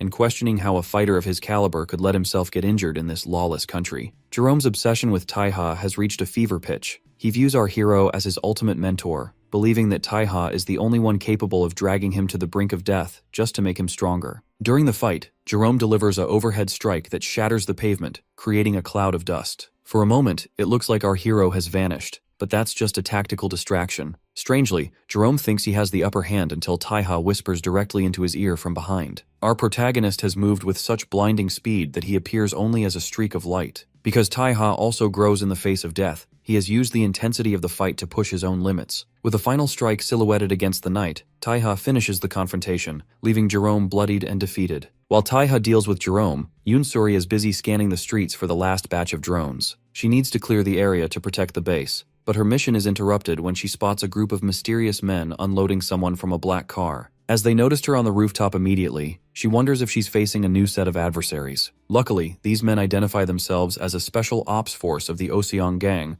acting under the orders of Cheon Heeman. Back at the site of the duel, Taiha sits atop the bloodied body of Jerome. Suddenly, Cheon Heeman appears before him. The atmosphere turns tense as Heeman admits he has been ordered to kill our protagonist. Although Heeman claims he has been ordered to deliver a death sentence, he doesn't immediately attack, instead posing a mocking question about what he should do. Our boy remains entirely calm, mentally noting that this is the same man he crossed paths with previously. Taiha begins a quick internal analysis, wondering how Heeman knew his exact location. Because this man isn't one of Cheongu's lackeys, Jin Taiha deduces that the corrupt Director Hong couldn't have called him. Our hero realizes that if Heeman's true goal was an execution, he would have opted for a silent ambush rather than revealing himself under the streetlights. Recognizing him as a high-ranking member of the Oseong faction, our boy acknowledges Heeman's special status, while the gangster mocks the hero's polite tone, warning him about the consequences of causing trouble in the district. Before their conversation can escalate, Taiha attempts to explain that he wasn't the one who made the first move in the Jiangsu district, but he is cut short. The logic of the scene is shattered by the sudden appearance of Jerome behind our protagonist. Despite the brutal beating he took earlier, the Aswang has crawled back, a knife protruding from his chest as he spits a spray of blood. This distraction forces both Taiha and Heeman to look back in absolute shock. The manic killer only grins through the gore, leaning forward to admit how close he came to death. Our boy immediately drops into a crouch to finish the job, performing a rapid horizontal slash, but Jerome is prepared. He pulls a flashbang from his vest and tosses it to the ground as a parting gift. Luckily for the killer, the blinding white flash provides the cover for his escape, leaving our hero to shield his eyes and curse the man's zombie-like resilience. Strangely, as the light fades, Taiha feels a sharp spear point tapped against his throat. Heeman has used the chaos to position himself, coldly instructing the hero to go in order, because Jerome was technically first in line. As Heeman raises his weapon for a forceful strike, our protagonist is forced to raise his knife to block, resulting in a heavy clash of metal. While their blades lock in a shower of sparks, Taiha realizes with a sweat that Heeman predicted his move. Heeman smiles, admitting that while his eyes can't track Taiha's ridiculous speed, he noticed the hero started the same way as their last fight. He mocks the hero, stating there is no bigger embarrassment than being fooled twice, and suggests that our boy is in no condition to fight anyway. While locked in this stalemate against a building, our protagonist assesses Heeman's power, realizing the man is the real deal and hasn't even reached his full potential. He deduces that if this is the case, Heeman must be capable of pulling significant strings within the Oseong gang. Taiha pushes off to create distance, but instead of attacking again, he looks at his opponent with newfound respect. He boldly points out that despite the gangster's skill, he doesn't seem to have ever actually killed anyone. This observation hits a nerve, prompting Heeman to leap into the air for a vertical strike, shouting that he has at least beaten many to a bloody pulp. Our hero meets the attack, lunging forward with incredible speed to pass his opponent mid-air. Rather than continuing the fight, Taiha walks away without looking back, leaving a stunned Heeman in the center of the alley. He gives the gangster directions to the neighborhood hideout,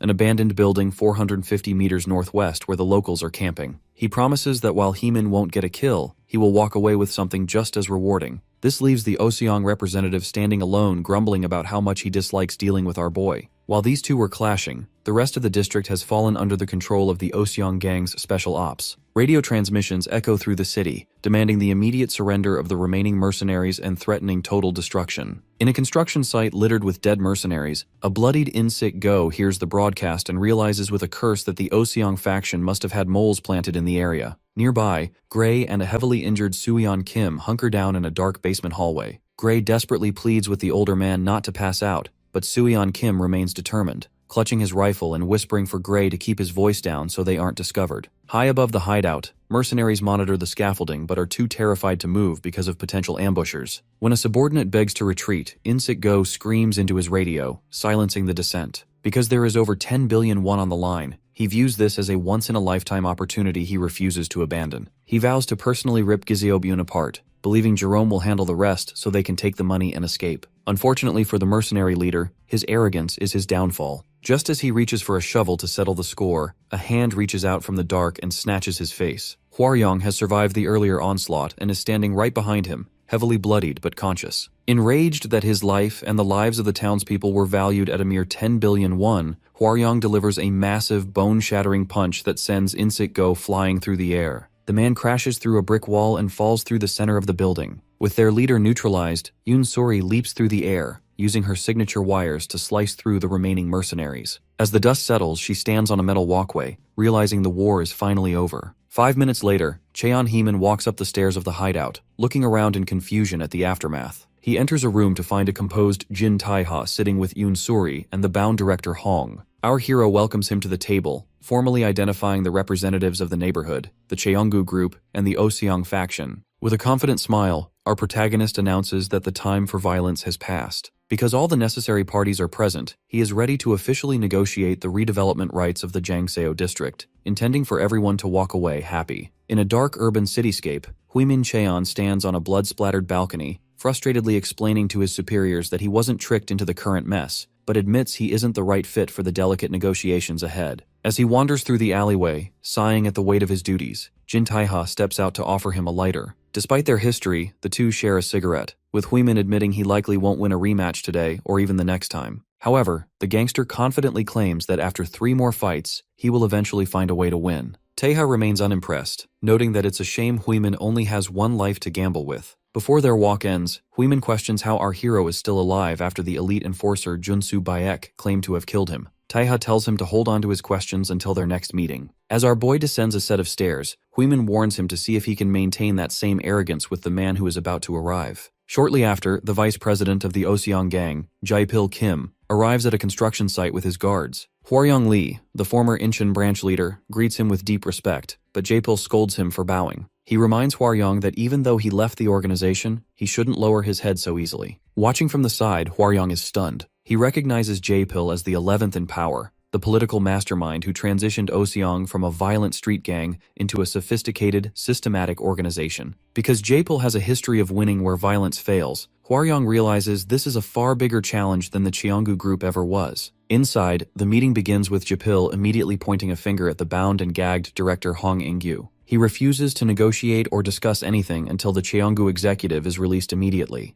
Unsuri is outraged, arguing that Hong is a criminal who tried to slaughter the villagers. Taiha attempts to interject, noting that Hong violated their agreement, but Jae-pil coldly tells our protagonist to keep his mouth shut. He labels Taiha an outsider with no business in the meeting and threatens to leave if he hears another word. Because the negotiation hinges on his presence, our hero signals Suri to comply. Taiha draws his knife and slices the ropes, allowing Hong to scurry toward the exit. The director pauses only to thank Jae-pil and swear that he will make everyone's death agonizing before he flees to a waiting car. With Hong gone, Suri slams her hand on the table, demanding to know why Jae-pil is siding with a man who held her father hostage. Jae-pil remains unmoved, asking how he can possibly believe her version of events when the war today could just as easily be interpreted as a brawl sparked by secret negotiations. He points out that since Taiha assaulted Hong at the hospital first, the conflict was actually a provocation by the Yaburi gang, using an outsider to aggravate Cheonggu. Because Suri cannot refute this political case, she is forced to state that they refuse further negotiations. Jae-pil adjusts his glasses and gives them 24 hours to review a new proposal, leaving the room in a total stalemate. After the Oseong leadership departs, Suri kicks a heavy spool in rage, realizing there is a spy among them who leaked their intel to Jae-pil. Surprisingly, Taiha tells her she did good work and confirms everything is proceeding according to plan.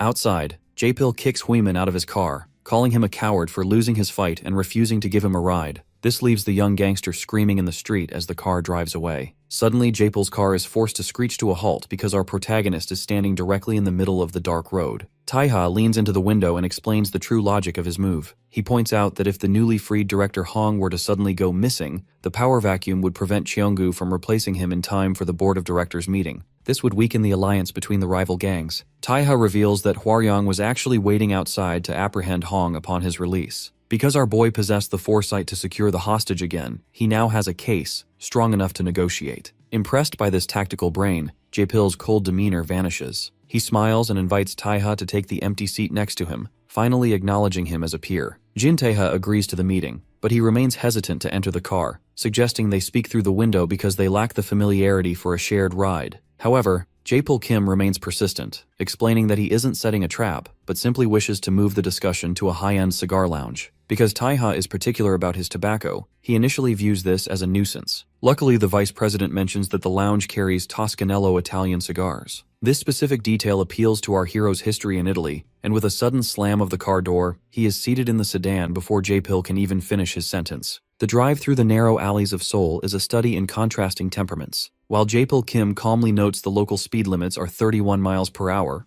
our boy is focused only on the urgency of their task, telling the driver to hurry. This leads them to a luxurious lounge, where the wood paneling and leather chairs provide a sophisticated backdrop for their negotiation. Once an attendant provides the tray of cigars and cutters, Jae-pil Kim politely acknowledges the service, while Taiha requests matches to begin his ritual. Our hero prepares a specific cigar made of Kentucky leaves, explaining that it was traditionally enjoyed by laborers, and even nicknamed the cigar of friendship, because it is designed to be cut and shared. By selecting this short smoke style, Jae-pil Kim realizes our protagonist is signaling for an exchange lasting no more than 15 minutes. Once they are settled with their cigars, Jae-pil Kim reveals his true motives. He admits that the redevelopment of the Jangseo district is actually a minor matter beneath his station. He only appeared because his subordinate, Heeman, was struggling to handle the situation, and because he was deeply curious about why a man capable of dismantling the Cheonggu royals was hanging out in a place like that. Taiha responds with a rare moment of candor, explaining that he almost died the day he fought the Cheonggu family, and the only reason he survived was because of the people in that district. Because our hero wants to protect his saviors, he lays out his demands: guaranteed housing, full relocation support to Gangnam Standard apartments, and an absolute freeze on extra payments for the residents. Jae-pil Kim points out the massive financial burden of these requests, noting the construction costs alone reach 3 trillion won, meaning residents stand to gain 10 times their original property value. However, Taiha remains unfazed, suggesting that Jae-pil's curiosity about the future of Cheonggu is worth the price of the negotiation. Strangely, Jae-pil clarifies that his presence isn't just about curiosity, it's about the committee. He explains that South Korea is governed by a secret equilibrium of 5 powers. This includes Cheonggu, the industrial giant, the Oseong faction, the ability-based criminal organization, the Eternal Life Sect, a religious lobbying group with influence over presidents, the Dobang Association, a syndicate of military elites and loan sharks, and the Yan household of Changju, who organize the balance. Jae-pil Kim fears that the recent coup in Cheonggu will shatter this decades-long stability. Specifically, he identifies the true threat as Baek Junsu. While Cheongjin holds the title, the world knows that Cheonggu's power rests on Junsu, a monstrous superhuman who controls all security forces. Because Junsu has moved from the shadows of a bodyguard into the light of a coup, the Oseong leadership believes he is using Cheongjin to fuel his own ambitions. Our hero listens intently, realizing that Jae-pil wants him to eliminate both Cheongjin and Baek Junsu to restore the committee's balance. Rather than giving a direct answer, Taiha stands up and thanks him for the cigar, taking the silence as an agreement to protect the Jangseo residents. Jae-pil issues a parting warning, stating that anyone outside the committee who learns of its existence is usually disposed of, so Taiha shouldn't think of running.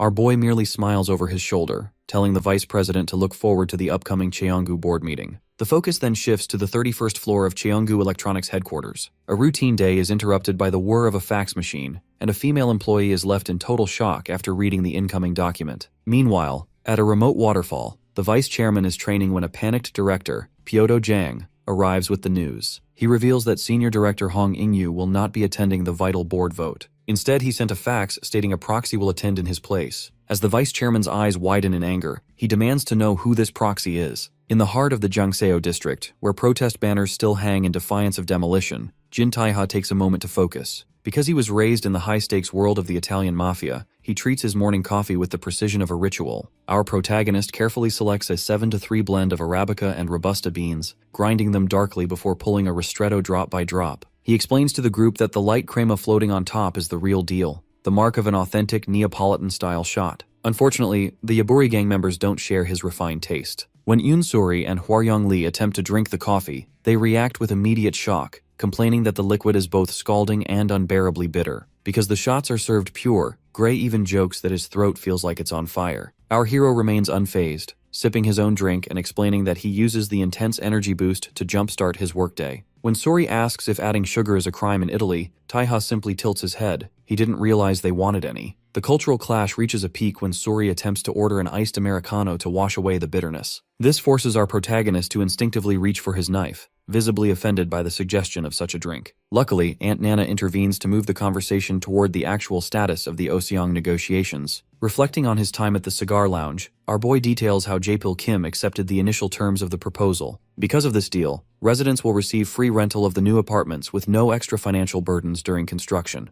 However, Oseong has ensured they will profit by controlling all future sales and taking a 50% cut of the property value. Strangely, Jae-pil added a final unexpected condition. Yoon Suri must step down as boss. Our hero explains that Jae-pil is wary of Suri because of her specialized wire fighting style. During their meeting, the vice president noted that only one person in Korea uses such a weapon, and while Suri's training was abruptly cut short, her connection to that renowned mentor makes her a wild card Oseong wants to sideline. Suri admits she was once scouted to join the best group in the field and lived in a traditional Hanok house for training, but she did it mostly for the high pay. Regardless of the past, our protagonist insists that the Yaburi gang must officially go under Oseong's leadership. This causes a sudden outburst from Suri, who refuses to work for the sworn enemy responsible for her father's condition. However, Taeha remains firm because this is the only way to save Giseob Yoon. Since her father is still at the Cheonggu hospital, his safety will be compromised the second the company realizes Ingyu Hong has gone missing. The tension is settled when the veteran Suyeon Kim and the other bandaged survivors arrive. Suyeon agrees with the hero, logically concluding that the Yaburi gang cannot withstand the real forces of Cheonggu security once they return for vengeance. He recalls how the neighborhood stood strong only because of Suri's leadership,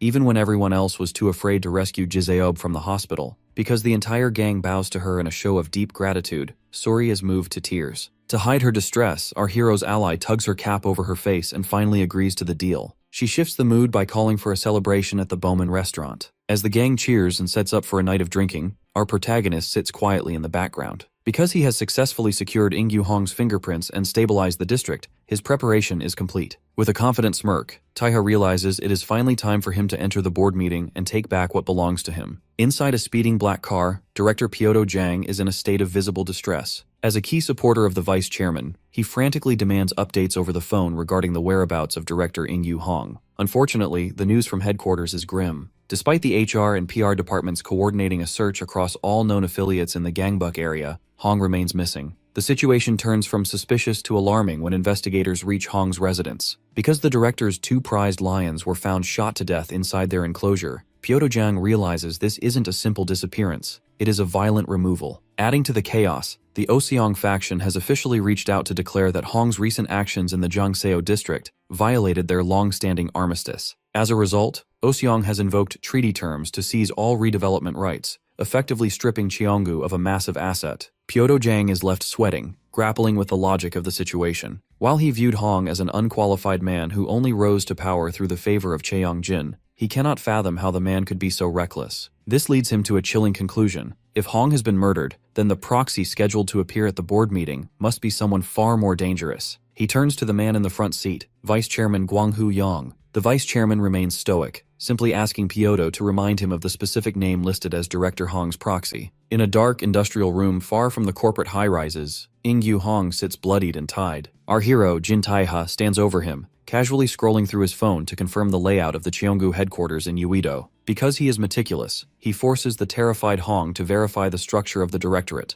a group of 15 members who hold the fate of the company on the 60th floor. When Hong hesitates, our protagonist suddenly swings a tactical knife toward the man's eye, forcing a frantic confirmation. When Hong questions what Taeha wants from him, our protagonist dismisses the idea of needing further information. He explains that he is merely double-checking his existing intel. Strangely, he points out that even if he were to let Hong go, the director is as good as dead. Once Cheongjin realizes that Hong's incompetence handed the Jungseo district to Oseong, the company will have no use for him. Taeha walks away, leaving Hong with a haunting instruction: to spend his remaining time thinking of a single reason why he deserves to live. Outside the building, our boy prepares to depart in a black car. He is intercepted by Yoon Suri, Hwaryong Lee, Gray, and Aunt Nana. Because Hong is a director, Taeha instructs the group to keep the man alive as a political insurance policy in case Oseong tries to manipulate the redevelopment deal later. Gray looks at the hero with a serious expression, recalling a past promise about stepping into a bigger arena. Taeha taps the young informant on the shoulder, confirming his intent, but warning the group to stay low until the inevitable retaliation from Cheonggu settles down.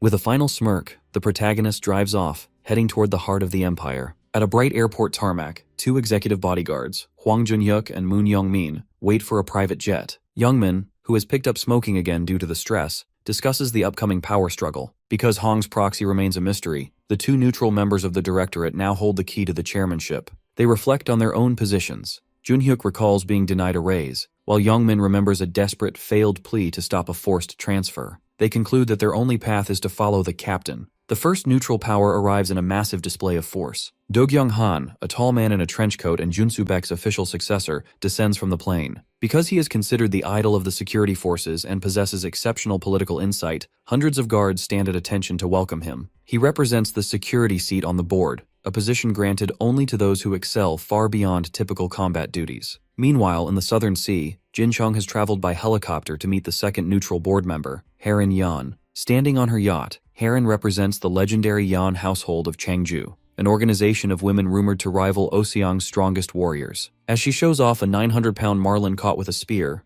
Jin Chung brings up the matter of Director Hong's proxy. Harin is visibly confused because the name listed on the fax is Soo-hyuk Jin, the third son of the late chairman who died 17 years ago. Jin Chung clenches his heart, explaining that a ghost has returned as a monster. To counter this threat, he formally requests the council to issue a huge bounty. He wants our protagonist dead, and he sets the reward at a staggering 20 billion won. 17 years ago, a heated confrontation broke out in a parking garage between the founding chairman of the Cheonggu Group, Seoko Jin, and his eldest children, Guho and Ju-hee. Because the chairman was preparing to leave on a trip with his third son, Soo-hyuk, the older siblings were desperate for an explanation as to why Soo-hyuk was being favored. Seoko Jin, however, offered no such clarity. He sternly reminded them that he didn't need their permission to act, labeling them insolent brats before driving away in a two-car convoy. Inside the car, Soo-hyuk felt the weight of this family friction, worrying about how he would ever face his brothers again. His wife, Hee-jong, gently encouraged him to focus on the present, even suggesting they pick up a painting for the eldest brother on their way back to smooth things over. While our 10-year-old hero, Taeha, watched from the window, the cars passed through the gate toward a long line of executives. These men bowed deeply, shouting their wishes for the chairman's safe return. Seoko Jin was visibly frustrated by the display, ordering his executives to simply focus on the company and avoid rash decisions while he was away. As the car passed the bowing men, Soo-hyuk used the moment to teach the young protagonist about the people outside. He explained that these were the loyalists, men who had been saved by the chairman and rose to power through his charisma. Some had even pledged blood oaths of allegiance. Because of this bond, Soo-hyuk believed these men would one day become a vital help for Taeha's future. In the present day, our boy reflects on those loyalists while standing in a room with Gray. He wonders if any of them are still alive and asks Gray to search through the files his father left behind. Despite it being over a decade, Taeha remembers every single name because there were fewer than 20 of them. Gray is initially skeptical, but he eventually finds a record for a retired man who now owns a pub in Yongin. When our protagonist arrives at the traditional-style pub in Yongin City, Gyeonggi Province, he is greeted by a cheerful chef. Taeha sits at the bar and requests the best dish available, leading the chef to recommend the fresh mackerel. However, the mood shifts instantly when Taeha asks when the owner, Mr. Gwangsu-gu, will be coming in. The chef claims he is the owner, but our boy immediately sees through the lie. Because the man is holding a heavy-duty tactical blade instead of a fish knife, Taeha calls out the poor disguise. The chef slams the blade onto the counter with a loud slap and lunges. The two clash violently, and strangely, Taeha's own knife begins to crack under the pressure of the chef's strike. Before the fight can escalate, a man with a scarred forehead slides the door open. This is Gwangsu-gu. When the apprentice chef, Hyunbin, tries to warn his master about the intruder, Gwangsu stands in total shock. He recognizes our hero immediately, tearfully bowing and expressing his relief that young master Taeha is safe. This reunion triggers a specific memory for our hero. He recalls being in the car 17 years ago, looking at the driver. Back then, Soo-hyuk had identified Gwangsu as one of the loyalists. Gwangsu had modestly told the young master that he was only just starting compared to the others, promising to serve the boy to the best of his ability from wherever he stood. Back in the present, Gwangsu leads Taeha into a private office, expressing his gratitude for the visit. He quickly tosses a document into the trash can, which catches our hero's attention. Gwangsu praises Taeha for attacking the Cheonggu annex, though our boy considers it a failure since Cheongjin is still alive. When asked about the young man at the bar, Gwangsu explains that Hyunbin is his apprentice. Because Gwangsu works as a blacksmith in his spare time, he has been training the boy for 8 years. Taeha is impressed by the keenness of the blade Hyunbin used, but his mind remains on the document Gwangsu secretly discarded. He recalls that Gwangsu had the paper in hand when entering the pub and tossed it without even looking at it. Driven by suspicion, our protagonist retrieves the paper, a bill statement, while Gwangsu asks about his past. our hero realizes it is a bounty poster identifying him as a wanted dead suspect. Because of his actions at the annex, a 20 billion won price has been placed on his head. Standing in the shadows, our boy calmly reveals that he has spent the last 17 years busy with the execution of every traitor who destroyed his family. 17 years ago, within the suffocating silence of an industrial interrogation room, a bloodied Gwangsu Gu sat bound at a metal table. The eldest Jin son Guho entered the room mocking the prisoner for his pathetic appearance. Because the funerals for the chairman and Suyok's family had already been concluded, Guho felt he had successfully consolidated power. He attempted to manipulate Gwangsu by claiming the company had officially recorded his absence from the yacht as a leave of absence to care for his mother, who suffered from dementia. Unfortunately, this attempt at kindness only fueled Gwangsu's rage. He sprang from his chair, screaming at Guho to cut the act. Gwangsu realized the entire situation, from the sudden resignation of his mother's caregiver of 8 years to her subsequent disappearance, was a calculated ploy by Guho to ensure Gwangsu was not on the yacht to protect his masters. Despite this accusation, Guho remained perfectly calm, sliding a notebook and pen across the table. He pressured Gwangsu to write down the names of the remaining loyalists, specifically those who would refuse to serve the new regime. To enforce this, he looked toward the shadows where Baek Junsu stood. When Gwangsu desperately asked where Junsu's loyalties lay, the gray-haired man stoically replied that he served only the company, confirming he had effectively switched sides. Back in the present,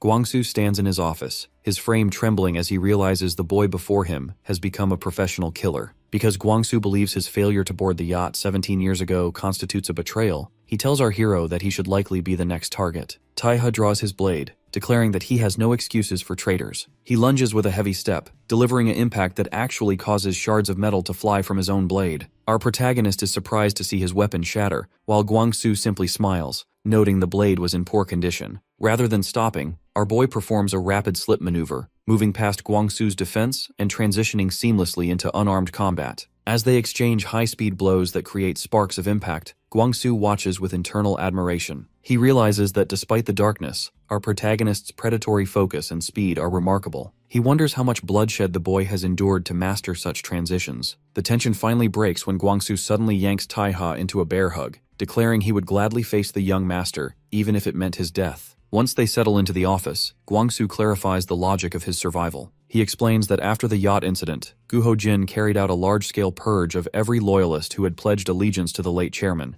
Gwangsu was only spared because Junsu Baek intervened on his behalf, suggesting he be used as bait to lure out other surviving members. Because 17 years have passed without incident, it seemed the company had finally forgotten his existence. Taiha then reaches into his coat and places the black fountain pen on the counter. He explains that his grandfather originally intended for him to give this to the attorney, Insu Kim, but because the lawyer had turned traitor, Taiha was forced to execute him. The sight of the pen leaves Gwangsu frozen in shock. It triggers a final vivid memory of the interrogation room, where Guho Jin had mocked his allegiance to a dead man, claiming that even the family attorney had crossed over. In that flashback, Gwangsu chose to prove his loyalty through pain, repeatedly slamming his forehead into the table violently until blood pooled on the floor. He had screamed at Junsu Baek, refusing to surrender or betray the chairman who had rescued him from the life of a street thug. Because of that absolute resolve, he bears the deep scar on his forehead today. Looking at our hero with eyes filled with new hope, Gwangsu realizes the chairman's wishes are finally manifesting. He urges our protagonist to move forward and take his rightful place as the next chairman of Cheonggu. Within the headquarters of Cheonggu Electronics, Director Myung-gi Kim reports a critical weakness to Cheongjin. Because 3 of the 6 board members supporting the vice chairman are currently at risk, the power balance is shifting. Serving these board members are department heads with over 20 years of experience, but tensions are rising because their superiors refuse to step down.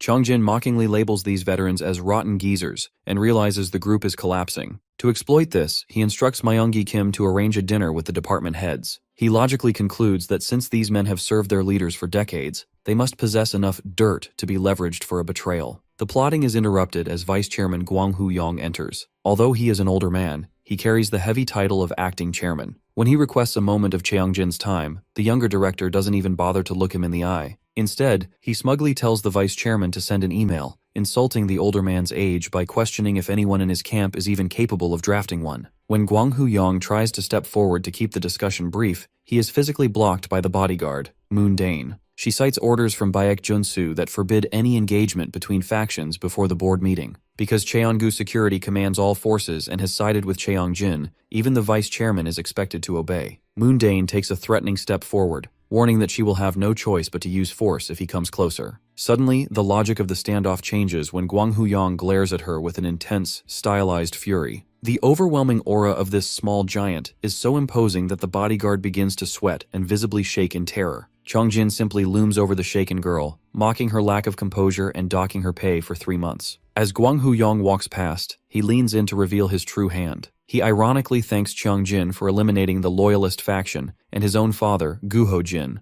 as this allowed him to finally claim the chairmanship after 37 years. However, his expression turns predatory as he mentions the 20 billion won bounty. He reveals that the ghost who severed Chongjin's Achilles tendon, Jin Taiha, is someone he has already located. He tells the director that a mercenary has been sent and the hero will soon be in his hands. He leaves Chongjin with a final ultimatum: decide between death or resignation before the ghost arrives. Meanwhile, at the liquor pub, our protagonist is focused on a different kind of preparation. Because Gwangsu-gu's apprentice, Hyunbin, managed to crack Taiha's knife during their earlier scuffle, our hero requests a blade so firm it can withstand anything. Hyunbin boasts about his sharpening skills in the background, but Gwangsu-gu yells at him to stay focused on slicing fish against the grain. Taiha explains that his request is specifically because of Baek Junsu, who managed to rend a knife with his bare hands. Gwangsu-gu notes that using the name of Taiha's father to act as Ingyu Hong's proxy was a brilliant move that has likely caused a stir within the directorate. Our hero realizes that the vice chairman is likely giving Cheongjin an earful right now, recalling that Gwang Huyang's greed was something even his grandfather couldn't control. Gwangsu-gu explains that if Taiha makes it to the board meeting, his existence alone will prove Cheongjin's coup was illegal, stripping him of his seat. Despite this, our protagonist's gloved hand reaches for his broken knife. He knows he must eventually confront Baek Junsu, the man who reigns over all security. When asked if he can win, Taiha clarifies that this isn't about victory. It's a duty to ensure every traitor who betrayed his family dies. Gwangsu-gu, moved by this resolve, slams his hand on the table and promises to prepare a blade that will leave even Junsu speechless. As Taiha rises to leave, he mentions he will stay elsewhere until the weapon is ready. However, the second he exits the pub, he is approached by a bounty hunter in a blue cap. Before our hero can even process how he was located in less than a day, a giant man in a red hoodie, known as Batter, swings a metal baseball bat violently. The strike is so powerful that it sends our boy flying through store signs and crashing into a dumpster. Strangely, the duo, Batter and Pitcher from the Dobang Association, realize the hit wasn't as clean as it looked. Batter notes that Taiha actually launched himself to offset the force his body would absorb. Back inside the pub, Gwangsu-gu hears the commotion and shouts for the young master, but a thin blade suddenly stabs his neck from behind. In a chilling shift, the once clumsy apprentice Hyunbin grips Gwangsu's face with a dark, intense expression. He reveals that his slow-witted persona was an act he maintained for years to hide his status as a top assassin. His eye glows red as he looms forward, revealing that he has stationed people for every possible scenario. He has betrayed his master for one goal: to contend for the honor of succeeding Baek Junsu. The situation takes a dark turn as Gwangsu-gu finds himself cornered by his own apprentice. Because he was caught off guard, the veteran warrior is unable to prevent Hyunbin from stabbing him with a blade coated in Bushmaster venom. The traitorous pupil explains with a malicious smile that while the neurotoxin isn't meant to kill him immediately, the resulting pain will be so excruciating that he'll wish it had. Strangely, this betrayal is linked to a much larger corporate conspiracy. In a hall at Cheonggu headquarters, the manic Jin Chong confronts the vice chairman, Gwang Huyang. He reveals the existence of an unofficial special ops unit created by Baek Junsu to find a worthy successor. While a man named Do Gyung-han was eventually chosen and the rest of the unit was supposedly purged, Jin Chong admits he couldn't let such lethal talent be discarded. He believes that in a country scarce of natural resources, the company must make the most of its people. As a result, he issues a final ultimatum. The vice chairman must resign and live out his days in peace, or find someone formidable enough to survive a clash with Baek Junsu. Returning to the pub, the apprentice is revealed to be Nameless, the former number 4 of that very special ops division. As Gwangsu-gu's hand begins to tremble from the neurotoxin, he asks if the assassin has been watching him ever since he left the company. Hyunbin confirms he was stationed there indefinitely, with his only ticket out being the discovery of the remaining loyalists. When Gwangsu attempts a powerful punch, Hyunbin effortlessly dodges and delivers a counterslash across his mentor's back. Because he has effectively neutralized the old man, the assassin casually spins his knife and decides it is finally time to head outside to claim the young master's head. Outside, our protagonist is already in the middle of a different battle. He is being harassed by a duo of bounty hunters known as the Pitcher and the Batter. The Pitcher hurls high-speed steel balls that explode on the pavement, forcing our boy to sprint and weave through the debris. Meanwhile, the Batter swings a metal club with enough force to create ripples in the air. Although Jin Taiha manages to evade their coordinated strikes, he realizes that his lack of a weapon is a significant disadvantage. The bounty hunters attempt to persuade him to follow them quietly, noting that they get paid whether he is delivered alive to their employer or dead to others. Because of this, our hero realizes these men aren't working for Jin Cheong.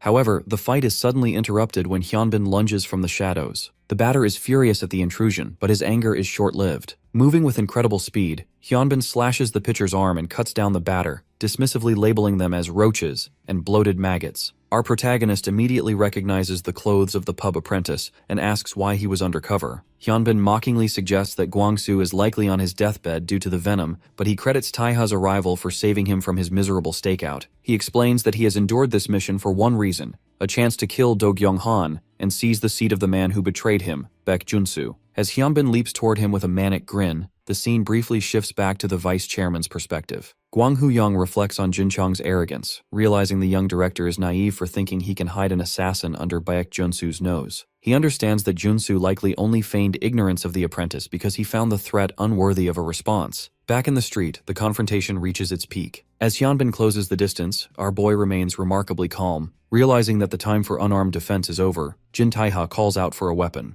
Luckily, Gwangsu-gu suddenly attacks Hyunbin, crashing into him with force. Despite being bloodied and poisoned, the veteran loyalist has managed to survive and reach the street. He stands before our hero, holding his blade and ready to fulfill his duty one last time. Hyunbin delivers a devastating blow that sends Gwangsu-gu hurtling through the air, crashing into a nearby structure. Because the elder loyalist is critically wounded, Jin Taeha immediately prepares for combat, firmly gripping his tactical blades. Our boy looks down at the fallen Guangsu with a focused expression, quietly instructing him to rest while the man slips into unconsciousness. Unfortunately, the hero has no time to linger. Hyunbin leaps down from a nearby ledge with a grin, mocking Taiha for getting distracted during a fight. The assassin strikes the ground with a violent force, causing our protagonist to slide back into a defensive crouch. As the dust settles, Hyunbin taunts him further, marveling at how a poisoned man like Guangsu could still run to his master's side. Taiha dismisses the jab, asking if the assassin is simply jealous of the loyalty he never earned. Strangely, the air fills with a series of sharp cracks. Before Taiha can react, a utility pole comes crashing down directly toward him. Because Hyunbin deliberately sabotaged the structure, severed power lines begin whipping through the air with electric jolts,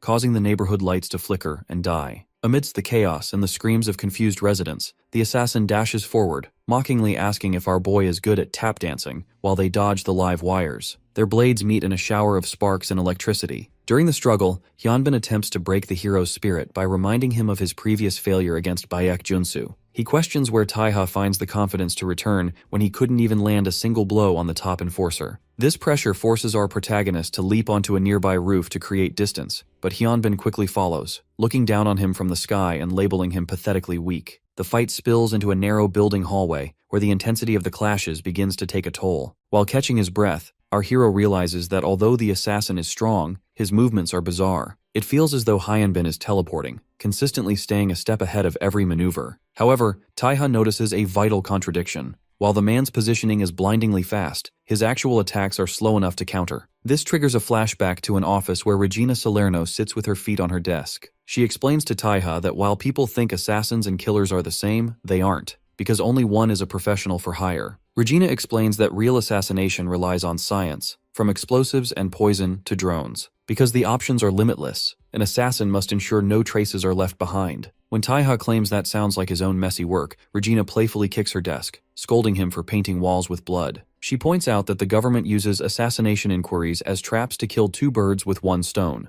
eliminating the target and the assassin. She poses a final question. What happens to an organization that possesses an assassin who never leaves a trace? Back in the present, as Hyunbin lunges with his blade, Taiha realizes that such an individual would grant an organization tremendous power. Our protagonist finally analyzes the pattern. Hyunbin isn't teleporting. He is like a magician, disappearing and appearing with a specific purpose. He realizes the utility pole wasn't a coincidence, but a plan to drive the fight into a dark environment advantageous to the assassin. Hyunbin confirms this, noting he would have rotted in that pub forever if Taiha hadn't appeared to save him from that miserable fate. Our hero finally smiles back, realizing why Cheongjin and Junsu Baek kept him undercover for years. They wanted to raise an assassin, But because Hyunbin keeps choosing messy, face-to-face confrontations like a common killer, they eventually gave up on him. This mockery causes the assassin's eyes to go wide with rage. He flashes back to a training room where he was sent tumbling across the floor, desperately begging Junsu Baek for another chance to fight. Baek Junsu looked down with absolute disappointment, telling the boy he had seen enough. He scolded Hyunbin for being distracted by goals far beyond his reach, declaring that he would never become someone like Do Kyung-han. In the present, Hyunbin screams in a fury, telling Taeha to shut up.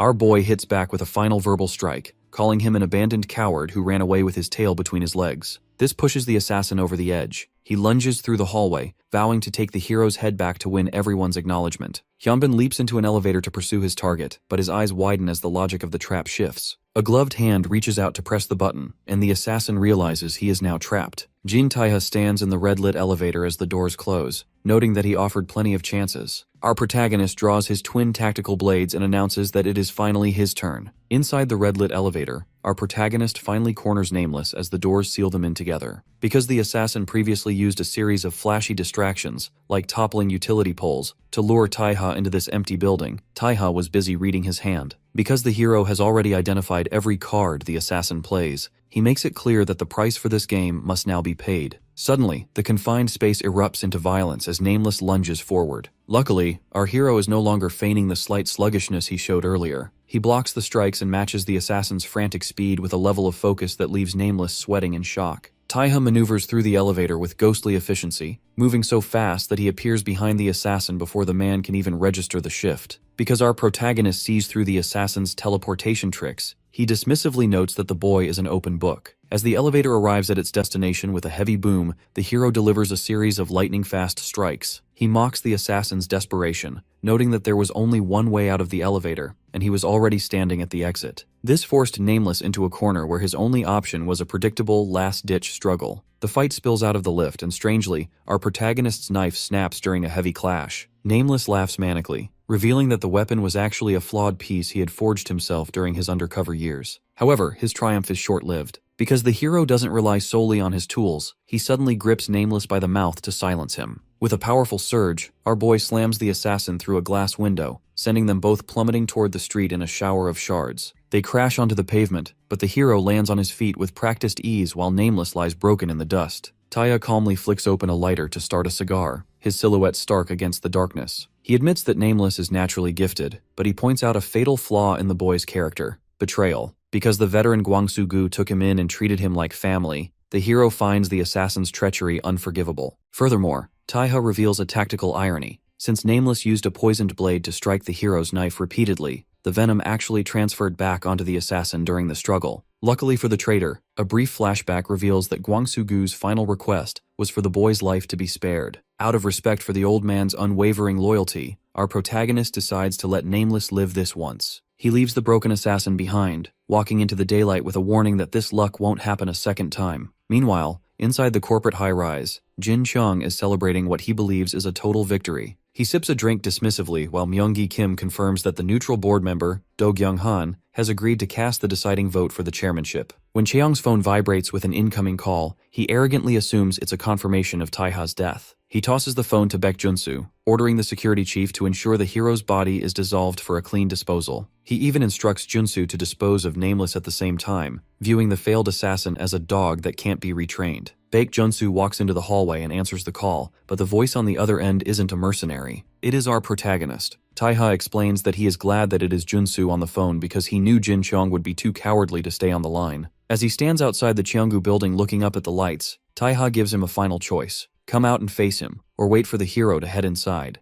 Because he successfully neutralized the assassin Nameless, Jin Taeha now feels ready to confront the man at the center of the conspiracy, Baek Junsu. Our boy doesn't waste time with empty pleasantries, coldly ordering the security chief to come outside unless he wants the hero to let himself in. Junsu remains disturbingly calm, looking out over the city lights as he questions if the hero is merely stalling. He mockingly asks if our protagonist is afraid of failing as he did years ago. This provocation leads our boy to reflect on his original motive. Initially, his return was fueled by a simple, raw desire for revenge for the murder of his family. However, because the situation has grown more complex, he has changed his mind. He wants to know the logic behind Junsu's double betrayal, first of the late chairman and then of Guho Jin. Taeha realizes that despite the shifting power at the top, Junsu is still exactly where he was 17 years ago, serving as the head of security. Through the phone, Junsu offers a metaphorical explanation. He compares himself to a wild beast that would sacrifice everything for its offspring, but would just as reverently snap the neck of a child that is sick or failing to grow. He claims that Cheonggu is not a family heirloom but a legal entity that must be preserved at any cost. Because his original vow to Chairman Seoko Jin was to safeguard the company above all else, he views the murder of Taiha's parents as a necessary sacrifice for that greater cause. Our hero's expression hardens as he realizes the absolute nonsense used to justify his parents' blood. He decides there is nothing more to hear. Just as his hand reaches for the tactical blades behind his back, he realizes that Junsu has already exited the building and is standing directly behind him. Strangely, Junsu begins to use firm hand signals, which leaves our boy in a moment of genuine shock. He wonders what kind of sign language the man is using, but he doesn't have time to process it before a new figure, Do-kyung Han, appears behind him with an intense, neutral gaze. This sudden movement forces our protagonist to hunch low and leap forward to create distance. Baek Junsu clarifies that he didn't come down to trade blows yet, noting that Nameless was never the person the company was truly waiting for. Because the board meeting is the proper arena for their conflict, Junsu and Do-kyung Han simply turn and walk away, leaving our hero clenching his knife in the middle of the parking lot. While the tension at headquarters simmers, the scene shifts to a cigar lounge where Jae-pil Kim receives a report. He learns that the bounty hunters, pitcher and batter, have been decimated by the hero. Because the Dobang Association is now involved, Jae-pil realizes the vice chairman, Gwang-hoo Yang, has resorted to calling in external mercenaries since Junsu aligned with the rival faction. He concludes that this is no longer a petty family feud, but a full-scale corporate war. Meanwhile, Vice Chairman Gwang-hoo Yang is busy with a far more lethal preparation. Inside a secret facility, he watches a technician detonate a ceramic explosive that completely shreds a mannequin's torso. Because these explosives are piezoelectric and ceramic-based, they can bypass any metal detector. Yang has secretly installed these devices into every chair designated for his rivals at the board table. He remains unfazed by the unknown location of Jin Taiha, believing that no one can redress the years of wrongs he has endured except for himself. As the day of the meeting arrives, an eerie calm settles over the country, soon replaced by a media frenzy. Reporters swarm the building, confused because no board members have entered through the garage. However, they are stunned to see the lobby packed with the core personnel of Cheonggu Security, signaling that a major event is imminent. High above in a luxury office, Jin Chang laughs at the spectacle. He suspects Jae-pil Kim leaked the meeting info to prevent a quiet coup, but he remains arrogant. When his subordinate, Myung-gi Kim, mentions that Taiha still hasn't been located and that Junsu has moved all security to the first floor, Chiang dismisses the danger. He mocks the idea that our boy would ever have the nerve to use the front door under the gaze of 1,000 cameras. Luckily for the narrative, he is completely wrong. Moving with a quiet authority, our hero, dressed in a sharp suit, walks directly through the crowd of reporters. Because he is reclaiming his inheritance, he ignores the flashing cameras and heads straight for the main entrance. On the 36th floor of Cheonggu's headquarters, a set of ornate double doors has remained sealed for months. This is the chairman's office, a space reserved for the elite who reign over the company, and because of its status, it is a prize coveted by many. Currently, the silence of this hall is broken by a ringing gong as a shamanic rite takes place inside. Within the room, a shaman in red robes performs a ritual dance, surrounded by drummers and half-naked men. In the center of this display, Vice Chairman Gwang-hoo Yang is dancing vigorously before a table of offerings, shouting with an intensity that borders on the theatrical. Outside in the quiet corridor, the stoic Baek Junsu stands guard, serving as the manager of the 36th floor, while this spiritual display continues. From his office, Jin Chong watches the scene with a smirk, explaining to a confused Myung-gi Kim that the vice chairman is likely using the right to celebrate his anticipated rise to the chairmanship. However, Jin Chong reveals a darker logic behind the old man's excitement. While most people attribute the historical massacre of the Loyalists to Jin Cheong's late father, the reality is far more gruesome. Because his father wanted a watchful eye on his rival, Jin Chong witnessed firsthand that it was actually the vice chairman who tortured the Loyalists to death. A traumatic memory surfaces of a torture room where a bloodied man is tied up, screaming in agony. The man pleads that he simply respected the late chairman and knows nothing of a Loyalist party, but Vice Chairman Yang looms over him with cutting tools. Yang demands to know the family secrets, threatening the man with death for his silence. Back in the present, Jin Chong is wondering whether he or the rabid vice chairman will be the one to eventually take our protagonist's head. The focus shifts to the building's entrance where news crews are struggling to get footage of the blocked-off lobby. Amidst the crowd, Taiha Jin is bumped from behind but continues walking toward the entrance. The reporters don't recognize him, assuming he is merely a new hire. Inside the lobby, security guards Hwang Junhyuk and Moon Youngmin watch our boy approach. While Junhyuk is stunned, Youngmin finds it unbelievable that the hero is actually serious about walking into the building. Taiha maintains his confidence, recalling a conversation he had by the bed of the poisoned Gwangsu-gu. Because Gwangsu had been hospitalized, our protagonist was curious why the man never fled the country after the massacre of the loyalists, especially since Cheongu had become a place devoid of hope. Gwangsu offered a peaceful smile, explaining that he remained because he held a blind, resolute conviction that someone would one day come to continue the late chairman's footsteps. It was this impossible baseline conviction that forced Cheongu to keep a spy like Nameless by his side for years. Suddenly, the lobby is filled with a deafening order for everyone to stand at attention. A highly trained security unit, Team Black, marches in under the command of Captain Vue Kim. Because the next chairman is to be elected today, Vue Kim issues a lethal warning to kill anyone who dares pose a threat. Hwang Junhyuk recognizes Vue as the captain of an elite espionage unit that has seen far more field experience than the headquarters personnel. Because Vice Chairman Yang successfully recruited them, the lobby is now a tiger's den with 400 of Cheongu's best ready to pounce. Moon Youngmin narrows his eyes, realizing that while the security personnel serve different factions, their mission to safeguard the company remains a common goal. He watches our hero continue to walk forward, thinking that no matter how suave the guy appears, he is walking into a trap. As the guards prepare to seal the area and pull the shutters, a pistol slide snaps into place. Our hero stops in his tracks, but instead of drawing a weapon, he raises his voice to address the massive force. He shouts with a resolve that echoes through the hall, identifying himself as the grandson of Seoko Jin and the son of Suyok Jin. A collective gasp ripples through the crowd, and even Vice Chairman Yang's eyes bug out in shock. Our hero declares that although he escaped an ambush 17 years ago, his arduous journey has finally brought him home to honor his grandfather's final wishes. He holds up the sleek black fountain pen, asking if anyone present still recognizes the symbol of his inheritance. Hwang Junhyuk's skeptical expression instantly freezes as he hears heavy footsteps approaching the hero. A series of flashbacks reveal the depth of the vice chairman's internal conflict. During his shamanic rite, he had prayed for judgment for his past sins while asking for blessings upon Seoko's heir. In a stunning display, Vice Chairman Yang, the man who once tortured loyalists, is the one who kneels before our protagonist. Following his lead, every security guard in the lobby drops to their knees simultaneously, shouting a welcome to the young master. Reporters and high-ranking officials gape in absolute disbelief as the vice chairman presses his head to the floor, tearfully apologizing for failing in his duty to look after the company. While Jin Chong can only laugh manically in his office at the shift in power, our hero remains cold and determined. He looks forward to the kneeling army and simply states that the board meeting awaits and commands the group to move. Because he has just publicly identified himself as the son of Suyok Jin, the gathered reporters and staff look on in absolute shock, whispering and questioning if the man before them truly is the heir who disappeared 17 years ago. Our hero moves with unwavering determination, his silver cross necklace visible as he passes the stunned crowd. Watching this from the sidelines, Youngmin Moon is left in total disbelief. He is visibly sweating as he tries to process the logic of the scene. He knows the vice chairman was the one who supposedly massacred the loyalists, yet here the man is, acting as a loyalist himself with the elite Team Black by his side. Because of this apparent betrayal, Hwang Junhyuk readies his weapon and calls for his team to prepare for an incoming threat. However, when he questions why they aren't fighting yet, Youngmin hesitates. He realizes that even with the vice chairman's shift in loyalty, his own security forces still outnumber Team Black 3-1. Our protagonist's presence creates a desperate situation for Youngmin. He clenches his pistol, realizing that if this isn't resolved immediately, Chiang may fail to win the directorate's vote. This realization darkens his expression behind his glasses, because a failure here would ruin his career and force him to answer for his own failure during the incident at the annex.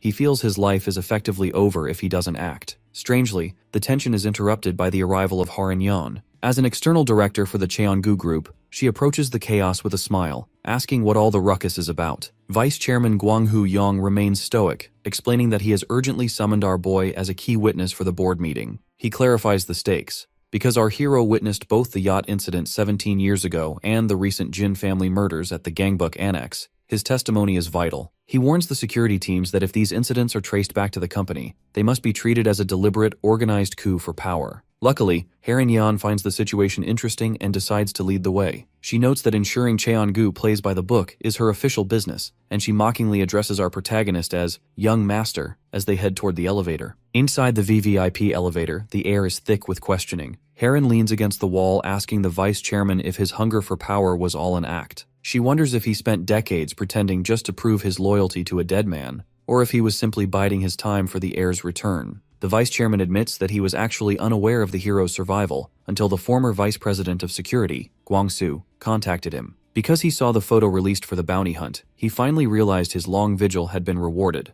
As the elevator arrives, he asks Heron a seemingly random question about whether her childhood elementary school is still around. When she laughs and says it's long gone, he explains that seeing a part of one's past fade away is bittersweet. He reflects that while she only spent 6 years there, he has been with this company for 30 years. To him, if the company disappeared, it would feel as if his very existence had been erased. This is why he endured everything. He held on to ensure that madmen wouldn't bring Cheongu to ruin. The group finally enters the large boardroom for the 81st Directorate meeting, announced formally as they step inside. Myung-gi Kim, Pyeodo-jang, and Do-gyung Han watch intently as Ha Eun-yeon takes her seat at the head of the table. She introduces our hero as a key witness, seating him directly opposite his smiling rival, Cheong-jin. The meeting is officially opened, but the agenda is immediately derailed by Tae-chu-oh, an executive director and staunch Cheong supporter. He slams his hands on the table, shouting that seating a wanted fugitive in a corporate boardroom is an outrage. Vice Chairman Yang attempts to explain that the man is a witness for Director Yeon, but Tae-chu-oh interrupts him, arguing that the annex murders are a matter for law enforcement, not the board. He mocks the vice chairman's age and suggests he is shamelessly grappling at any rope to reach the 36th floor, causing the other supporters to burst into laughter. Our protagonist remains calm and begins to recite a specific list of names. He identifies several elite mercenaries, including Captain Yuri Nikolin of the private firm Watercall. He taps a gloved finger on the table, naming Vladimir Ilyin, Harry Felt, Liam Jackson, and others. He recalls a flashback of himself on a sinking, blood-splattered ship 17 years ago. He explains that of the 8 men who infiltrated the yacht, he has already dealt with 7, because the last man,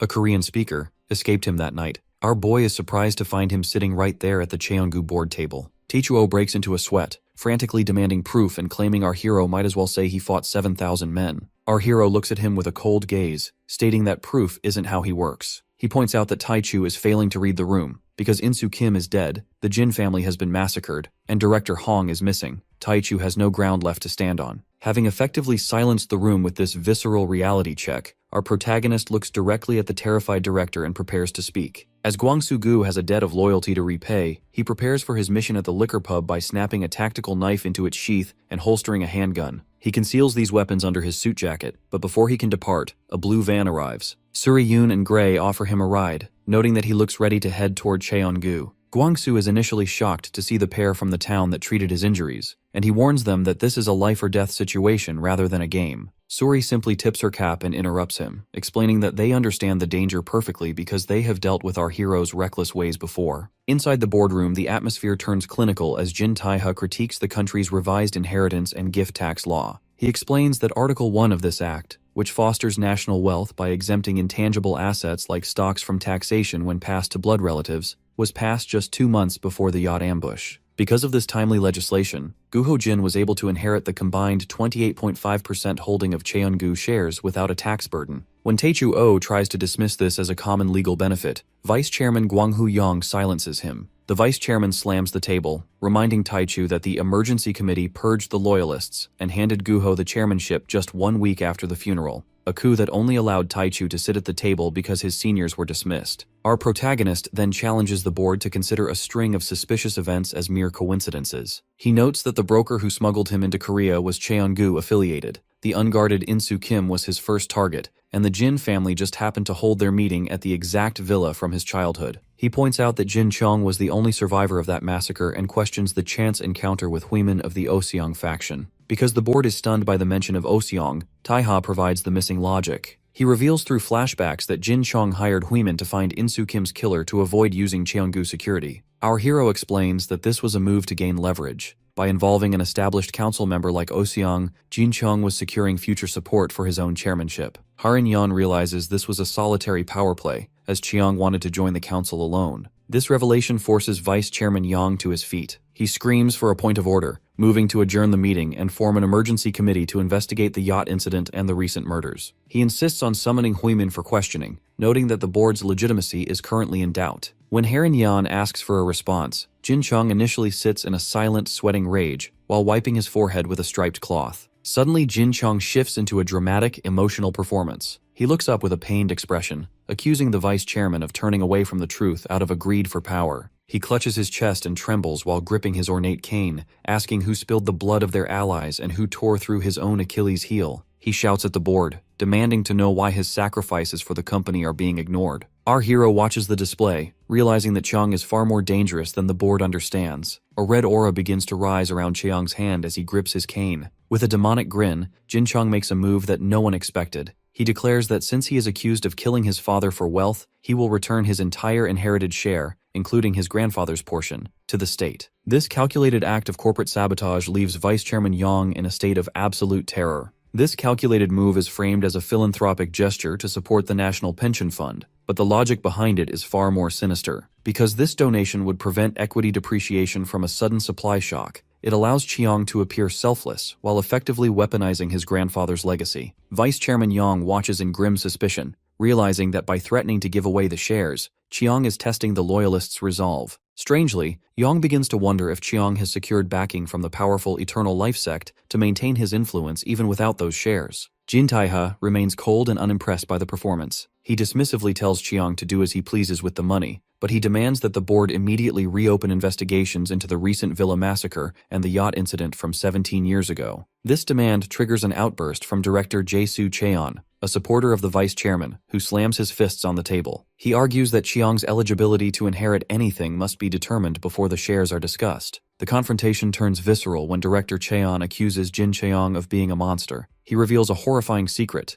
Under the guise of finding the villa killer, Chiang lured the remaining immediate families of his deceased uncles to a restaurant and executed them all. Because a janitor witnessed the slaughter from a storage room, the board finally has a lead on Cheong's true nature. Jin Chong, however, remains eerily calm. He mocks the lack of physical evidence and questions the credibility of a mere janitor, using a smooth, reasonable tone to mask his predatory instincts. Watching this exchange, our hero feels a deep sense of unease. Even though he knows every word out of Chiang's mouth is a lie, the man's charisma is so suffocating that Taiha feels like he is being coiled by a serpent. Realizing that Chiang is stalling for a specific reason, our protagonist urgently requests that the meeting be adjourned. However, the opposition from Chiang's loyalists is immediate. To keep the momentum, Jin Chung proposes a compromise. He suggests the election proceed immediately, with the understanding that even if he wins, his formal installment will be deferred for a month while the investigations are completed. Vice Chairman Yang is skeptical, noting that a real investigation would take at least 6 months. But Chiang aggressively pressures him. He accuses the vice chairman of wanting to hold the acting chairman title indefinitely to sway the results. Under the guidance of the chairperson, Seong-han Lee, the board proceeds to a vote. The vice chairman calculates his odds, believing the vote will result in a tie because of director Ingyu's absence. Unfortunately, the logic of the vice chairman's plan collapses in a moment of absolute betrayal. Just as the count reaches 7 for Jin Chung, the loyalist director Pyodo Jang slowly raises his hand. The room is paralyzed with shock as Pyodo, trembling and sweating, aligns himself with Cheong. Vice Chairman Yang realizes with horror that the words Chiang spoke earlier about not being a monster were a coded signal specifically for Pyodo. In a flash of realization, the vice chairman looks at the boardroom chairs. He had originally instructed Pyodo to install ceramic explosives in the seats of Chiang's supporters to be used as a last resort if Chiang turned to violence. Because Pyodo has switched sides, the trigger is now in the wrong hands. Pyodo Jang, consumed by fear and guilt, presses the remote trigger. Our hero lunges to save the vice chairman, shouting for everyone to get down, but it is too late. A violent explosion rips through the boardroom, sending a spray of blood against the high-rise windows. While the loyalist supporters are decimated in their chairs, Jin Chung sits perfectly still, his face and suit splattered with the blood of his rivals. Amidst the carnage and the screams of the dying, the chairperson, a secret Cheong supporter, calmly continues the proceedings. He slams the gavel twice, officially declaring Jin Cheong the new chairman of Cheongu. Jin Chong casually wipes blood from his face with a handkerchief. He looks at the dead bodies and mocks the roaches who thought they could hide from him. Our protagonist, sitting over the unconscious vice chairman and covered in the blood of the fallen, glares back at the new chairman with eyes burning with murderous rage. Our protagonist, streaked with blood and sweat, demands to know how Chiang could be insane enough to orchestrate a massacre in broad daylight. Strangely, Jin Chung remains remarkably casual, even cheerful. He dismissively deflects the blame onto the traitorous Pyodo, suggesting the man simply had his own reasons for the stunt. Because Chiang feels untouchable, he mocks the foolishness of those who dared to poke a sleeping bear like himself. This arrogance triggers an immediate reaction from Haran Yan. The director, contorted with fury at being caught in the blast, launches a sudden assault. Unfortunately, her strike never reaches its target. The elite enforcer, Do Gyung-han, intercedes with a cold efficiency, grabbing Haran's arm mid-strike. While she snarls at the leashless mutt to let her go, Chiang remains perfectly still. He deceptively reminds her that he wasn't the one who physically set the bombs, suggesting her murderous intent is misdirected. Seizing the moment, our hero leaps over a desk, hurtling through the air with a tactical blade. Cheong merely glances up, seemingly unbothered, as Do Kyung-han delivers a devastating mid-air kick that sends Taiha reeling across the room.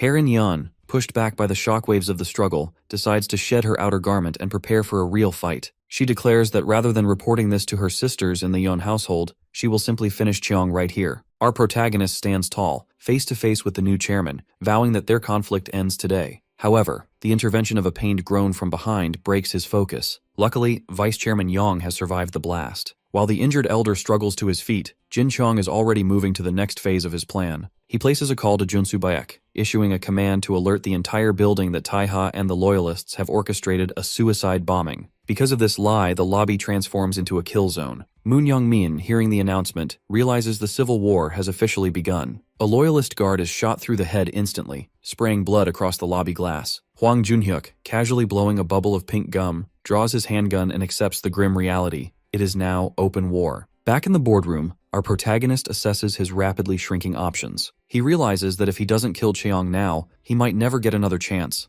especially with Do Kyung's backup on the way. He is haunted by the voices of his past, his grandfather's final wish for him to inherit the company, and the Loyalists who knelt before him in hope. Just as Taiha prepares for a final lunge, Vice Chairman Yang reaches out and grabs his arm. Recognizing that they are surrounded, our boy logically suggests they vacate the area while they can. The Vice Chairman, finding renewed strength in the hero's resolve, confirms he can move on his own. Taiha turns back to Cheong one last time, promising that luck won't save him a third time. Cheong merely smiles back, ominously suggesting that Taiha won't live long enough to see a next time. The two move into a dark corridor, but when Taiha suggests the stairs to avoid guarded elevators, Yang stops him. Strangely, the Vice Chairman insists the elevators will be fine. Because he anticipated Cheong's treachery, Yang had secretly ordered a security check on the transport routes beforehand. The elevator chime rings, and as the doors slide open, our hero is met with a scene of absolute carnage. The interior is piled high with the unconscious and bleeding bodies of Cheonggu security guards. Standing over the pile is Vui Kim, the captain of Team Black, calmly wiping blood from his blade. Because the young master has officially returned to claim his throne, Vui Kim offers a loyal smile. He reminds Taiha that he no longer stands alone,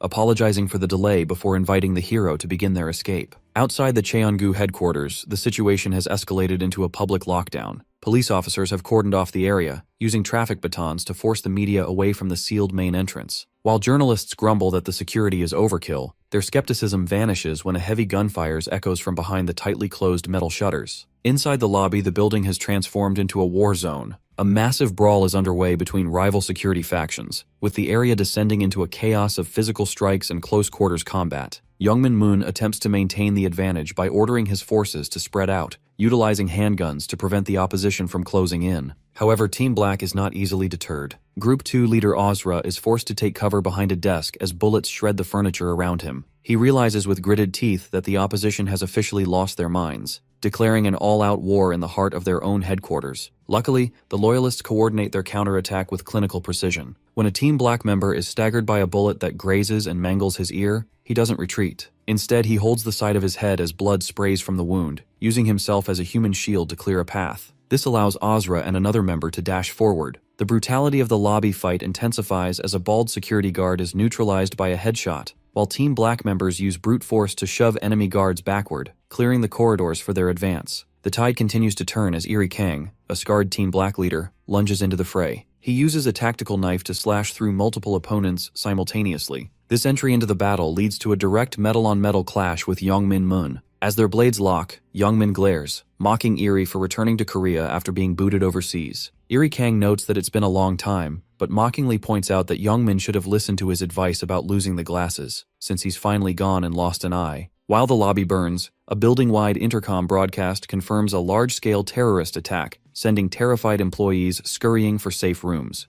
In a darkened office littered with dead guards, Jin Taiha stands accompanied by Captain Vui Kim and Vice Chairman Yang. The Vice Chairman logically concludes that because most employees were told to work from home for security reasons, these broadcasts are likely a desperate attempt to lure them out of hiding. Taiha notes that the security in the upper floors seems lacking for such a brazen coup, which Yang explains is because the bulk of Cheong's forces are likely busy subduing the media frenzy on the ground floor. Captain Vui Kim confirms that by using the board's private elevator, they have successfully reached the executive lobby on the 11th floor. He analyzes a blueprint of the building, deciding they must use the emergency stairwells on either side of the building to descend. He believes that moving between the two will help them catch the enemy off guard. Taiha somberly acknowledges that under normal circumstances, using any elevator would have been a death sentence. As they begin their descent through a creaking stairwell, Vice Chairman Yong's head begins to clear, allowing him to piece together Cheong's strategy. He realizes that even if the traitor Pyoto hadn't set the bomb off, Cheong would have become chairman anyway by securing 8 votes. However, Cheong deliberately provoked Pyoto,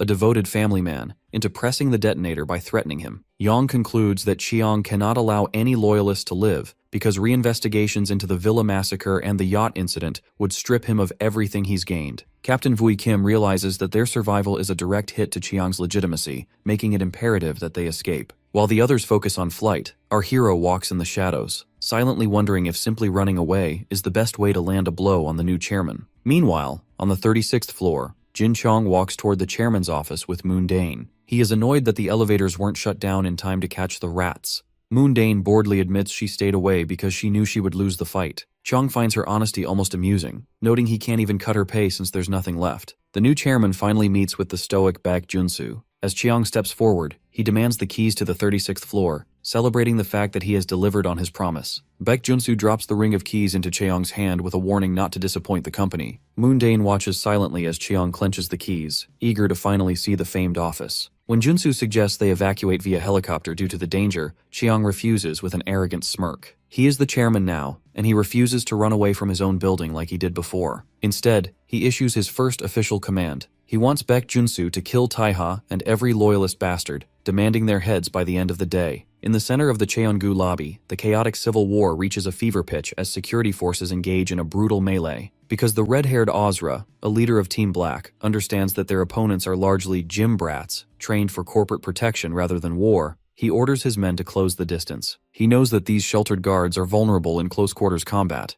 and he intends to show them the reality of a true fight. Amidst the screaming and the screeching of bodies sliding across the floor, Eri Kang appears with a manic grin. As a group leader of Team Black, he carries a golden tactical knife and moves with a lethal fluidity that his former subordinate, Youngmin Mun, can barely track. Because Eri Kang used to be Youngmin's mentor, he mocks the younger man's lack of progress, questioning if his training stopped the moment he joined the Jin family. Youngmin can only grit his teeth in frustration, realizing that while he was sheltered at headquarters, these abandoned dogs were gaining real-world experience struggling to survive overseas. As their blades clash, Youngmin feels the weight of a physical and mental wall. This triggers a memory of a past failure at the villa, where Baek Junsu had calmly demoted him. At the time, Youngmin had argued that no one at Cheongu posed a threat to them, but Junsu had correctly identified the gap in his spirit. Because Youngmin lacked the confidence to face our protagonist again, Junsu realized he had sheltered his student too much, preventing him from overcoming the hurdles that a true predator like Taiha represents. The lobby fight is suddenly interrupted by the roar of machine guns as a hail of bullets shreds the area. A bald man named Pyongwon Ho, known as the Mad Tiger, drops with 2 heavy LMGs. Because he is the vice president of security and a reckless combat instructor, he fires indiscriminately, hitting his own men just as often as the enemy. This erratic behavior leaves even the veteran Ozra wondering if the high-ranking leadership has finally gone senile, as Pyongwon Ho seems more interested in carnage than tactical precision. Meanwhile, on the floors above, our hero continues his descent. He neutralizes a tactical guard with a clean strike to the neck, noting that the concentration of heavily armed forces on the first floor feels like a deliberate attempt to trap them. Vice Chairman Yang explains that these forces are likely part of Yong Mu Dai, a secret private military project that the Mad Tiger kept running despite board regulations. As the group rushes to back up their allies, Taiha receives a frantic call from Gray. Luckily, Gray has information that changes the momentum of the escape. He reveals that Taiha's guy has already coordinated with the outside. Suddenly, Ozra reaches a control panel and slams the keypad, causing the mechanical heavy security blinds to begin to lift. While the confused guards scramble to block the exits,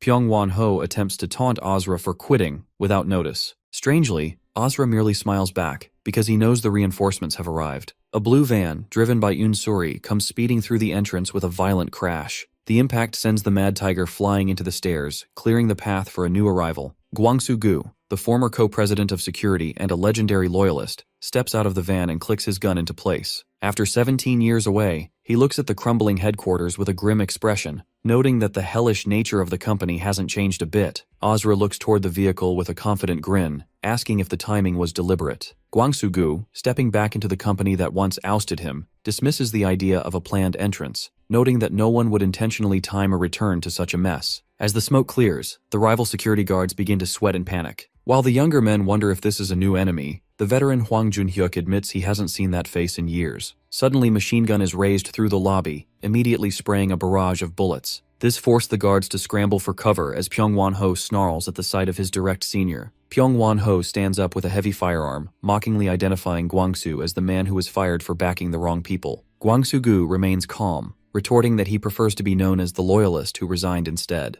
This exchange leaves the rank-and-file guards trembling. They realize Gwang-soo is the legend who originally built the entire Cheonggu security system alongside Baek Jun-soo. While the stalemate holds, Yoon-suri and Gray exit the van, shocked by the wreckage of the lobby. Asra is initially confused by the presence of these brats, but Gwang-soo insists they are trustworthy. He explains that Gray is a skilled data broker, while Suri was trained as a successor to the powerful Yeon family. Because of their specialized skills, the pair immediately sprints toward the elevator to reach the control room on the first basement floor. Unfortunately, Pyong Won-ho orders his men to kill the intruders. As the guards take aim, Gwang-soo-gu lunges forward, grabbing a man's arm to force the muzzle toward the floor. He begins a brutal lecture on combat, delivering a series of powerful strikes while critiquing the guards' poor grip and failure to manage recoil. He slams and kicks the men away, disgusted that the company's combat instructors have allowed the standards to rot so thoroughly. After Gwang-soo decimates the initial squad, Iri Kang orders the rest of Team Black to move in. Pyong Won-ho clicks his tongue in annoyance and prepares to fire, but Gwang-soo lunges at him. In a display of pure ruthlessness, the Mad Tiger yanks one of his own men forward to act as a human shield. Because he cares more about efficiency than life, he fires a bullet directly through his own pleading subordinate to hit Gwang-soo, then slashes outward with a knife. When Gwang-soo expresses his fury at the use of a human shield, Pyong Won-ho simply laughs, stating it is only right to remove useless weights from the payroll. As the two exchange heavy blows, the scene shifts to a memory from 2 days ago. Gwang-soo had met with Asra to identify the biggest threats within the current board. Asra warned him about Pyong Won-ho, recounting a horrific incident in the Middle East where Pyong Won murdered 16 hostages, and the terrorists alike just to vanish with the ransom. Strangely, Baek Jun-soo had personally retrieved this killer from Oman, claiming that Cheonggu needed absolute power, regardless of the moral cost. Back in the present, the intensity of the duel causes Gwang-soo's knife to shatter against Pyong Won's weapon. The Mad Tiger laughs at the broken blade, but Gwang-soo remains unbowed as he leans against the wall. He admits that he originally planned to avoid unnecessary confrontations today, but Pyong Won's lack of humanity has forced his hand. A red aura of fury begins to radiate from Gwang-soo as he stands up, declaring that the Mad Tiger must die. The history of Pyong Won, the Mad Tiger currently terrorizing the lobby, is rooted in a blood-soaked scandal in the Middle East. Years ago, a militant group seized 16 Korean missionaries in a desert trench, demanding a staggering $50 million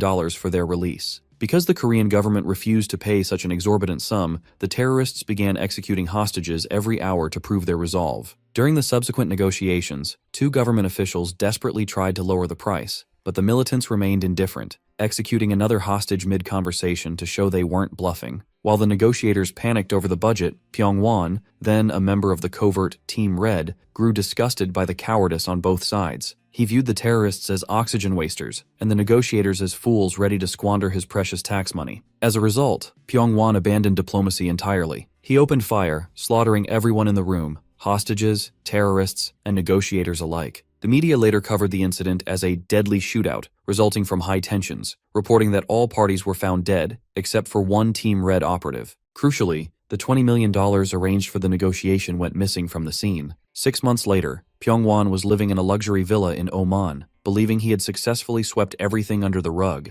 However, he was tracked down by Asra and Baek Jun-soo. Pyong Won was initially arrogant, believing no one from the Cheonggu group could handle a soldier who had survived a hideout full of terrorists. This forced Jun-soo to intervene personally. During a violent clash, Jun-soo easily overpowered Pyong Won, pinning him by the throat. Strangely, Jun-soo hadn't come for the stolen money. He realized that if Pyong Won had truly wanted the cash, he would have taken it before the negotiations even started. Pyong Won admitted with a manic grin that he destroyed the negotiations simply because he couldn't stand clowns who thought money could fix everything, claiming he saved Korea from becoming a laughingstock. Because Jun-soo was looking for individuals with that specific brand of lethal conviction, he chose to recruit the Mad Tiger into Cheonggu's private ranks. In the present, Vice Chairman Gwang Hoo-young reveals to our protagonist that Jun-soo's legendary loyalty wasn't always as unshakable as it seemed. 18 years ago, about a year before the yacht incident, the late chairman Seoko Jin expressed deep hesitation about joining the council. Because Guho Jin, the eldest son, was pushing for the alliance, the chairman frequently traveled abroad to seek other counsel, often confiding in the vice chairman about his doubts regarding the council's entrenched corruption. Unfortunately, this absence allowed Guho to build a secret rapport with Cheonggu security. A year later, the yacht incident occurred, and it was no coincidence that Junsu, the chairman's personal shield, was mysteriously absent. Our hero realizes that Junsu's philosophy of true power leading the rest likely made him susceptible to Guho's ambitions. Captain Vui Kim sheds further light on Junsu's true nature. He explains that Cheonggu Security once housed a special ops division,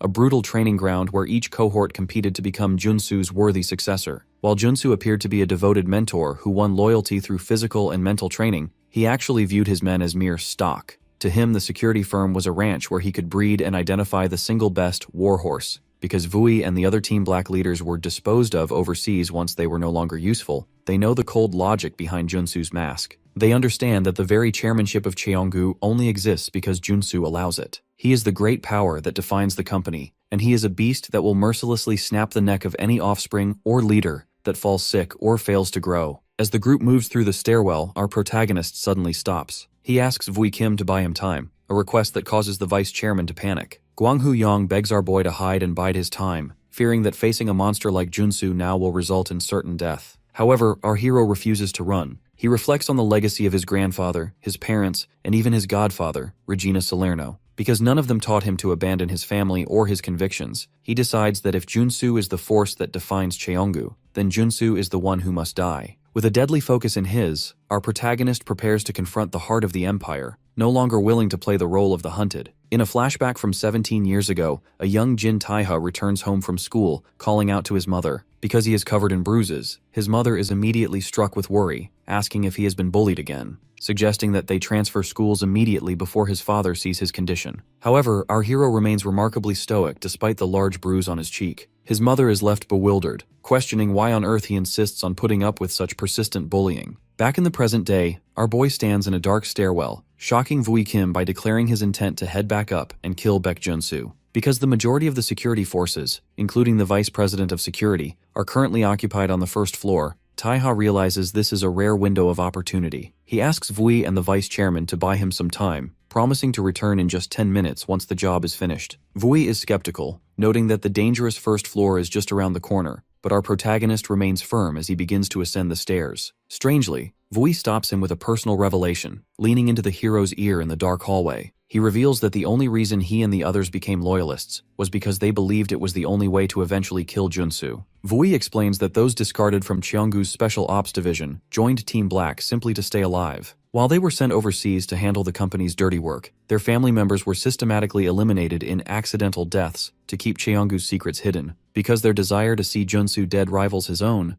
Vui desperately tries to stop the hero, yanking him by his collar and shouting that Junsu nearly killed him back at the villa annex. Taiha remains calm, explaining that he was only defeated previously because he was caught off guard while hastily chasing the escaping Jin Qiang. He places his hands on Vui's arms, asking for a simple gesture of trust. He promises that if Vui can buy him those 10 minutes, he will ensure Junsu is taken out once and for all. This sincerity forces Vui to finally let go. Luckily, Vice Chairman Yang intervenes, encouraging the young master to go and promising that they will be waiting for his return. While our hero dashes back up the stairs, Vui questions the vice chairman's logic. Yang admits that his memory had grown hazy with age, causing him to forget the specific kind of person Taiha was as a child. Meanwhile, on the 11th floor, Baek Junsu is effortlessly slamming guards into the floor. He mocks the younglings for calling themselves loyalists when they never even met the founding chairman. A captain named Ledger stands up with a smile, crossing his twin gold blades. He confirms that risking their lives to keep Junsu occupied is the only way to protect the people on the first floor. As the fight rages, the vice chairman continues his story, explaining that Taiha's parents insisted he attend a normal school to be raised like a commoner. When a 6th grader began bullying him for his large allowance, our boy didn't hide. Instead, he drew a circle in the sand on the playground every day, calling the bully out for a one-on-one fight. Because the bully was a coward, he refused to enter the circle and chose to beat Taiha in private instead. During those beatings, Taiha never put up a fight. He simply accepted the violence.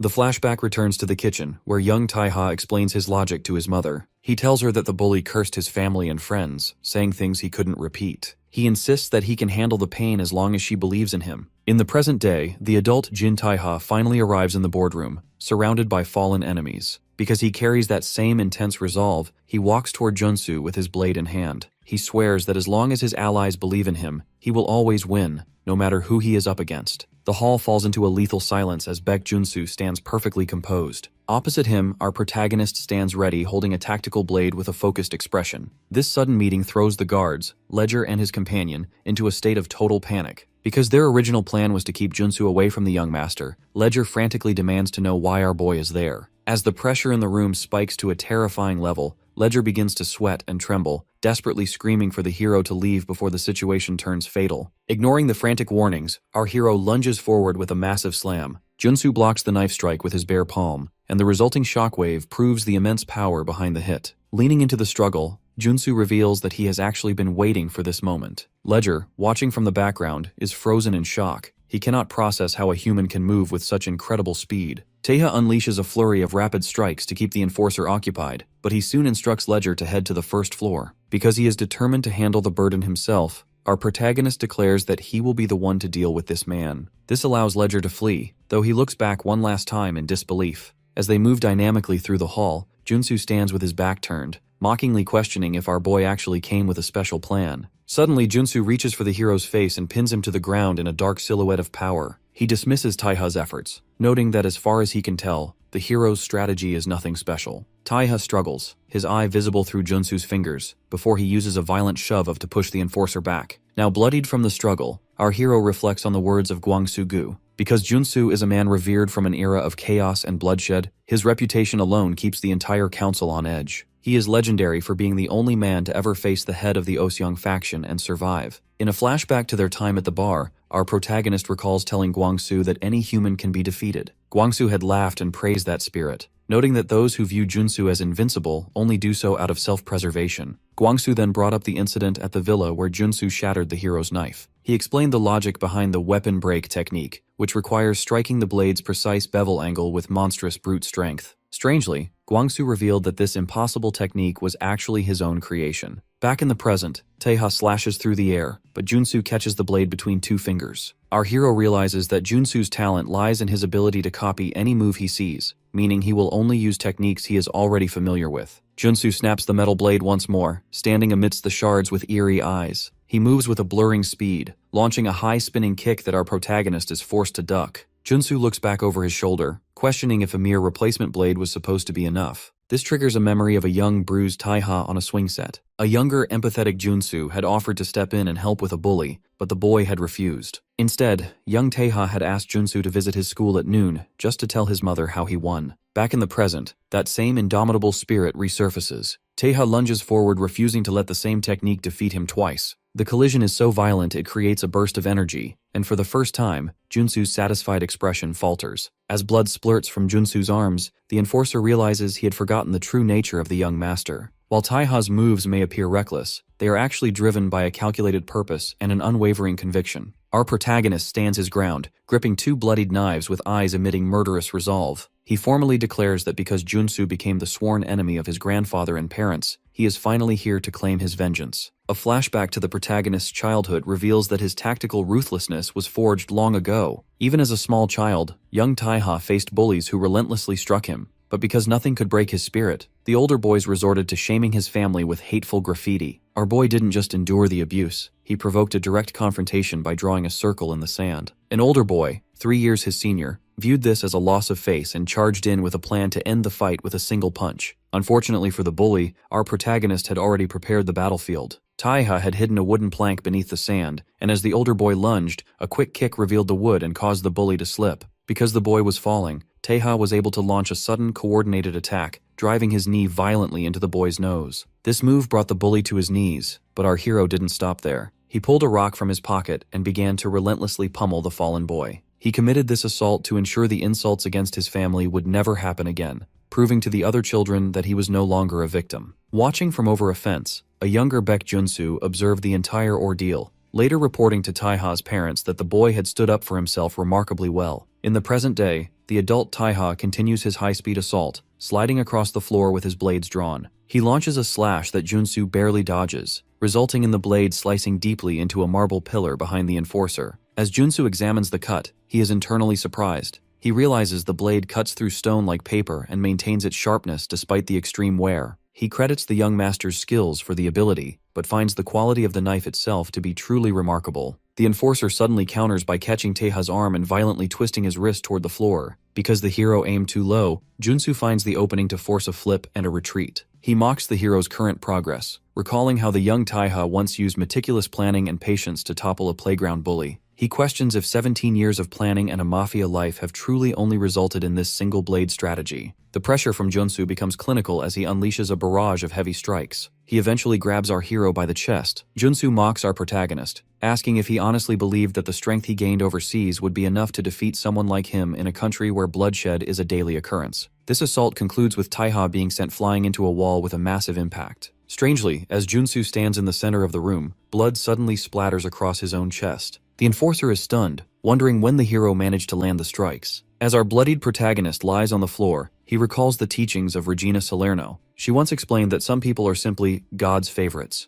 born with innate talent and skills that make everyone else feel like mere mortals. Because Regina viewed herself as one of these all-around wonders, Taeha had asked her if it was possible to win against such monsters. With a confident smile, the underboss of the Salerno family assured him that he could, simply because he is her pupil. In a moonlit forest clearing years ago, a young Jin Taeha struggled to find his footing while enduring a grueling training session. Regina Salerno stood over him, casually resting a red toy hammer on her shoulder as she mocked his exhaustion. Because our protagonist was barely able to stand, he began to doubt his own potential, wondering if he could ever truly compete with those in a league of their own. Regina responded to this insecurity with a smirk, before suddenly swinging the toy hammer into his side with massive force. The impact sent the young hero spinning through the air until he crashed into a tree. When the boy questioned if the toy was actually made of steel, Regina simply explained that if he intended to do nothing but take hits, he could never expect to win. Later that night, as the two sat by a waterfall, Regina provided a more clinical explanation for his training. She explained that muscles are divided into red, slow-twitch fibers for endurance and white, fast-twitch fibers for power. Because our protagonist possessed exceptional fast-twitch fibers and long legs, she determined that speed was his ultimate weapon. Although the young man had already committed to using knives to complement that speed, he remained haunted by his lack of intel on Baek Junsu. He knew that the chairman's bodyguard was undefeated against everyone except the Oseong boss, making him a mountain our boy felt unready to climb. To snap him out of his reflection, Regina suddenly lunged at him with a real knife. Because he felt the immediate threat of death, our hero's instincts took over,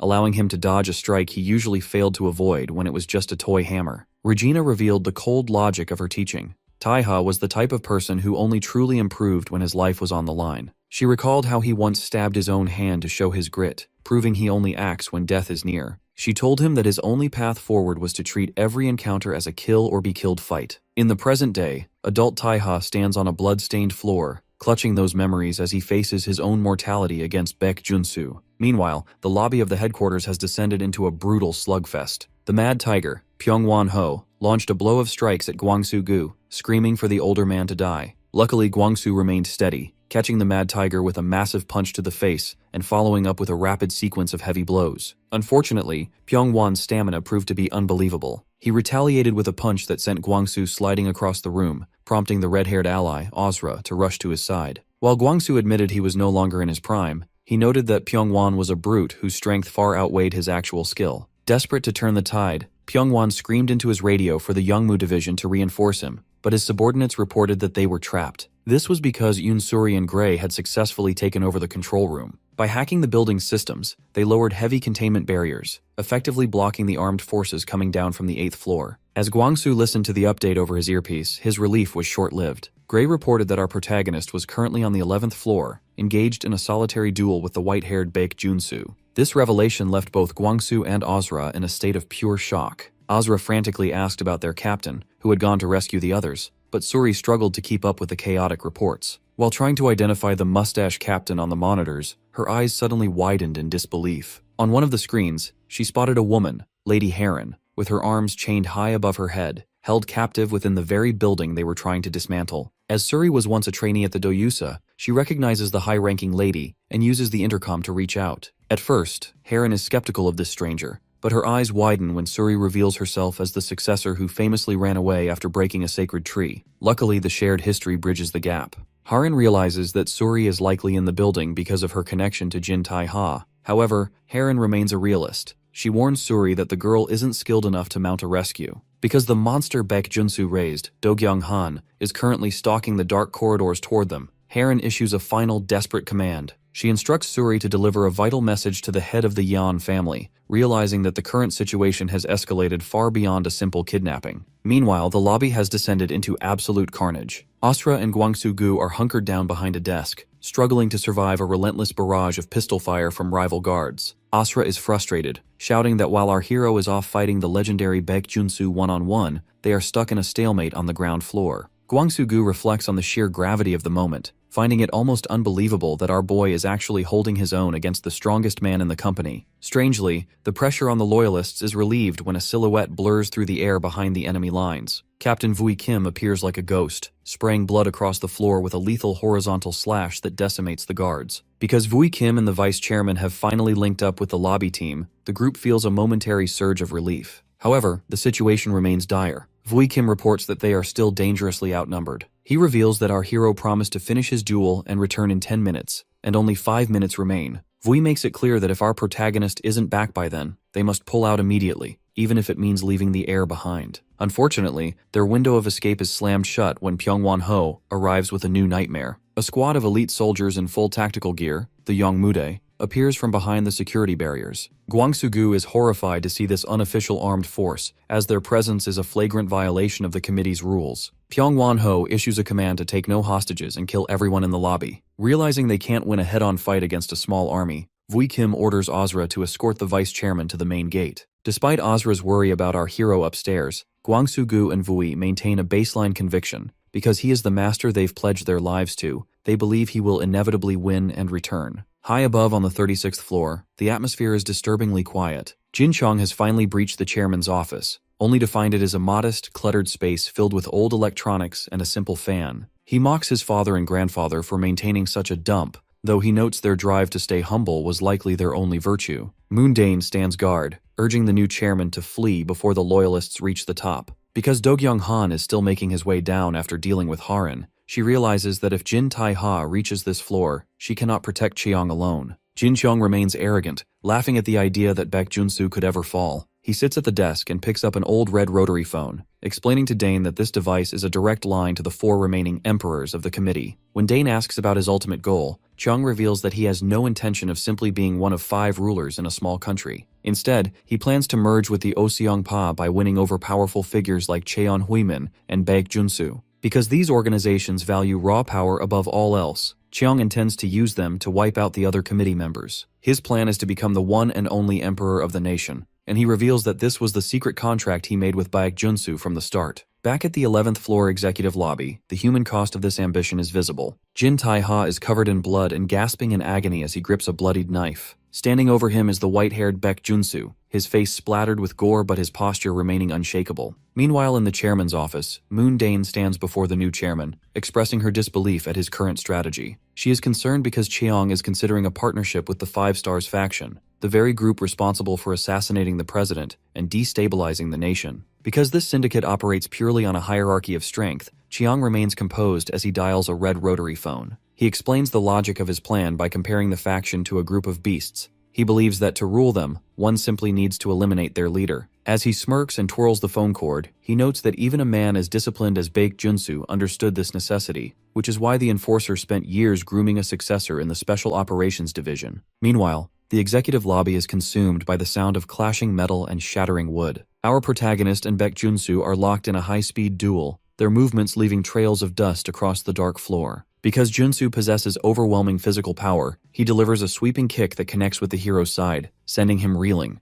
Our boy crashes onto the stone floor and skids backward, struggling to push himself back up. Baek Junsu stands tall and evaluates the situation, internally acknowledging that while Tai-ha is inferior in raw strength and stamina, he possesses one divine talent that cannot be easily blocked: instantaneous speed. As Jin Tae-ha lunges forward again with explosive energy, Junsu relies on his vast experience to anticipate the strike. Although the speed is blinding, Junsu uses the protagonist's own momentum to flip him over his shoulder, slamming him headfirst into the floor with a violent impact. Baek Junsu stands in the center of the room, reflecting on how he has mastered every martial art developed throughout human history for survival and conquest. Strangely, despite this absolute mastery, Junsu realizes he has yet to land a clean, decisive hit on the hero. Our protagonist skids away, breathing heavily as blood drips from his face. He realizes that Junsu is not just strong, but specifically trained to hunt killers. Because of this, Taiha knows that if his reactions had been even slightly slower, his head would have been crushed. Fortunately, his hands are still functional, which drives him to roar and charge once more. He never repeats the same technique twice, cycling through unpredictable styles like Muay Thai, Aikido, and boxing to prevent the enforcer from establishing a rhythm. Baek Junsu is impressed by the hero's unyielding resolve, but he remains steady as the two clash blades inches apart. Our protagonist explains the logic behind his persistence.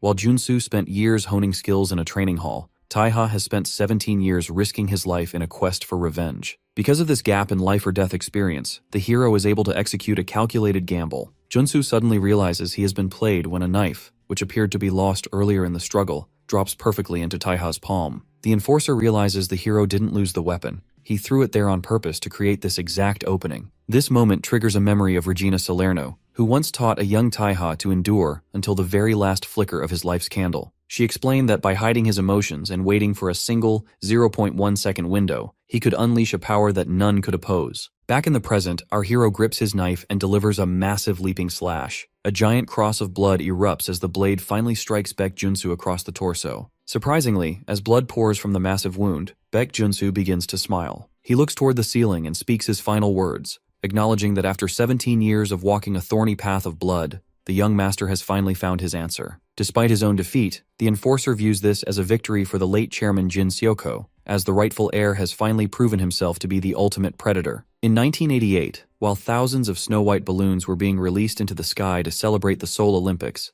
a much darker reality was unfolding in the district of Incheon. Because the government launched a big city renewal project, the celebratory anthem of the games was drowned out by the roar of excavators tearing through residential neighborhoods. These real estate sharks arrived in designer tracksuits, causing longtime neighbors to turn on one another as they split into factions of landlords and tenants. Tragedy struck our enforcer's family when his father, who had raised him alone, was beaten to death by hired thugs wielding steel pipes. Amidst this nightmare, a young Baek Soo-hyun stood firm, telling her younger brother, Baek Jun-soo, that it wasn't the time for tears. Because their father was gone, Soo-hyun became the boy's hero, working tirelessly and taking care of him without ever letting her grades slip. Baek Jun-soo realized he had nothing to offer but his own body, so he spent his dawns delivering newspapers and his evenings hauling scrap metal to support her. Soo-hyun spent her nights studying by candlelight, fueled by a dream to join the Cheongu group as a semiconductor engineer. She wanted to change the world and wrote about these aspirations in a diary using a fountain pen their father had bought her. Unfortunately, these dreams were cut short. After Soo-hyun completed her college entrance exams, our boy returned home with a celebratory cake, only to find their entire block engulfed in a violent orange blaze. A neighbor revealed the horrifying truth.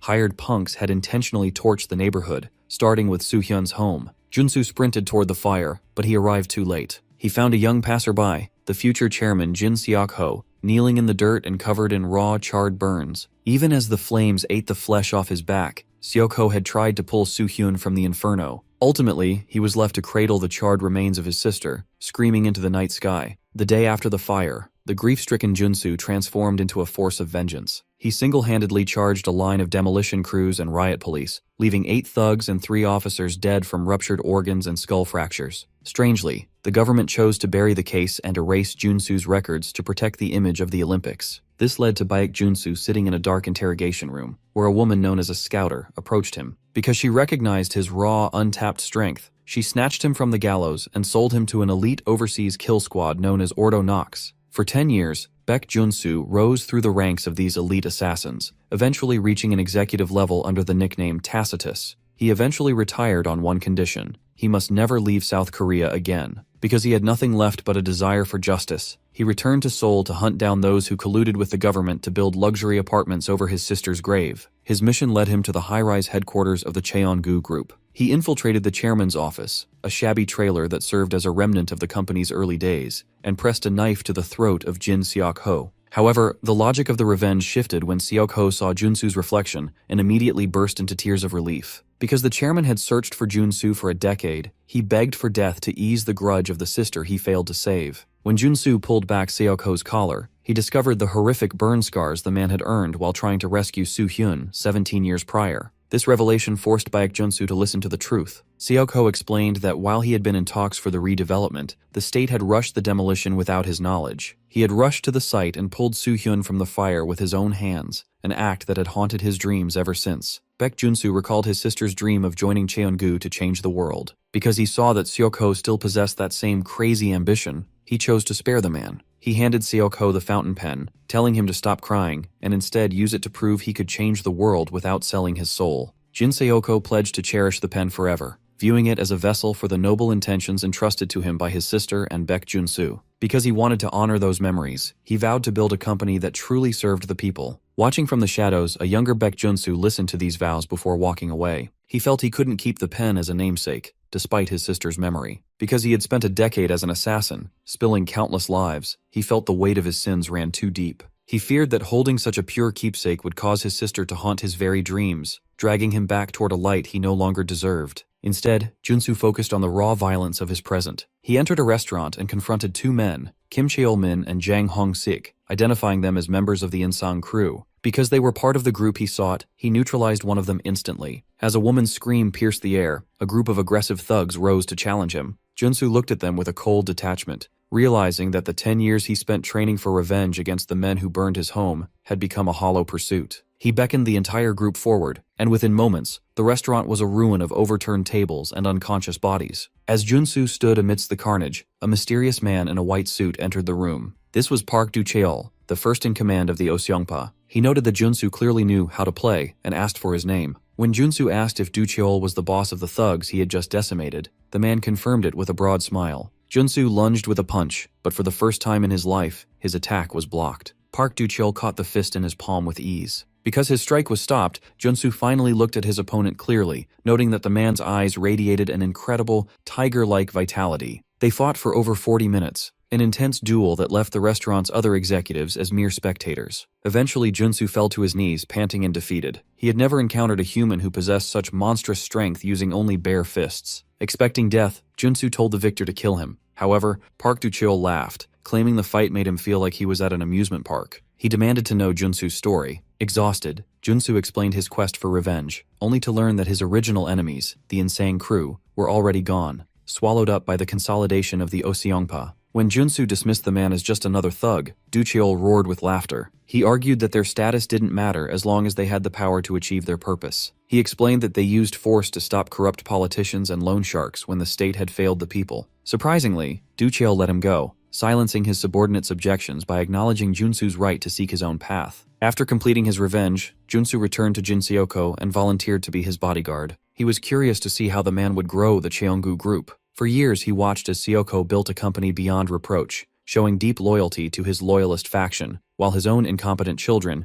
Guho and Juhi, began to scheme for power. Eventually, Cheongu became the global technology leader Junsu's sister had once dreamed of. Unfortunately, as Jin Seoko aged, he began to lose his vigor. He turned a blind eye to corruption and stopped looking toward the future. Seizing this weakness, Guho Jin entered the office with a grin, announcing that the committee had finally invited Cheongu to join. This news sent Seoko into a rage. Because he remembered the sister who died in the fires of a state-meddled redevelopment project, he believed corporations should never interfere in state affairs. Junsu soon learned the secret behind the chairman's sudden lethargy. Seoko had terminal bile duct cancer. He realized the chairman was tolerating corruption only to avoid making enemies for his chosen successor. While the IMF crisis threatened to collapse the company, Seoko remained unshakable, believing in his people to rebuild. He eventually selected his third son, Jin Soo-hyuk, to lead, specifically to train the brilliant young Jin Taeha. However, the internal rot was spreading too fast. Guho Jin approached Junsu, urging him to join the committee's coup and claiming the leader of the Oseongpa remembered him. Because Junsu had already made a dark choice to protect the heaven Soko and his sister dreamed of, he lied to the chairman. He claimed he couldn't accompany him on an important world tour due to his sister's death anniversary. As the sun set,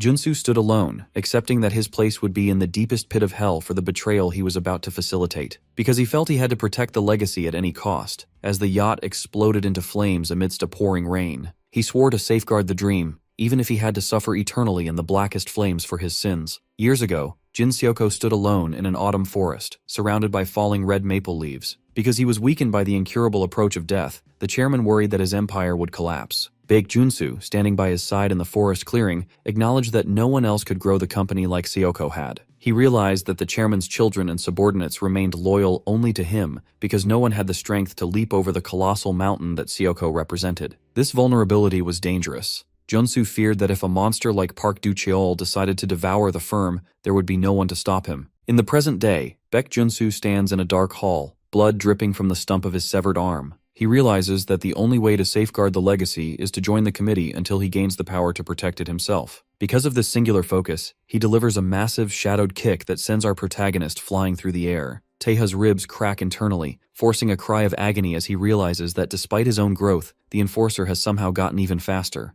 Our hero struggles to his feet, bloodied and gasping, wondering how a strike he was certain he blocked could cause such damage. He barely slides under the next strike, shocked to find that while he is caught up in speed, Junsu still manages to land a heavy blow to his abdomen. As blood spills from our boy's mouth, he executes a vertical slash with murderous intent. He knows that those who fear death are easy to handle, and he has long abandoned that fear. Strangely, Junsu's past actions were all a calculated play for time. Putting the weak Jin Guho out front was merely a distraction until he could find a true successor, someone with power even greater than his own. Back in the present, Taeha hunches over, clutching his bleeding side. He realizes his ribs are shattered to the point that his internal organs might spill out if the wound opens further. However, he screams at himself to ignore the pain. Because he has lived for this specific moment of punishment from the start, he charges toward Junsu, blood spraying from his open wound. Watching the hero sprint, Junsu finds himself unable to stop a knowing smile. He recalls a past meeting where the sociopathic Jin Cheong mockingly questioned why a man of Junsu's ambition was being so quiet. Cheong, who had the depravity to kill his own brother, suggested that Junsu should devour the entire committee, rather than just joining it. Junsu took an interest in him because he saw Cheong as a potential necessary evil for Cheonggu,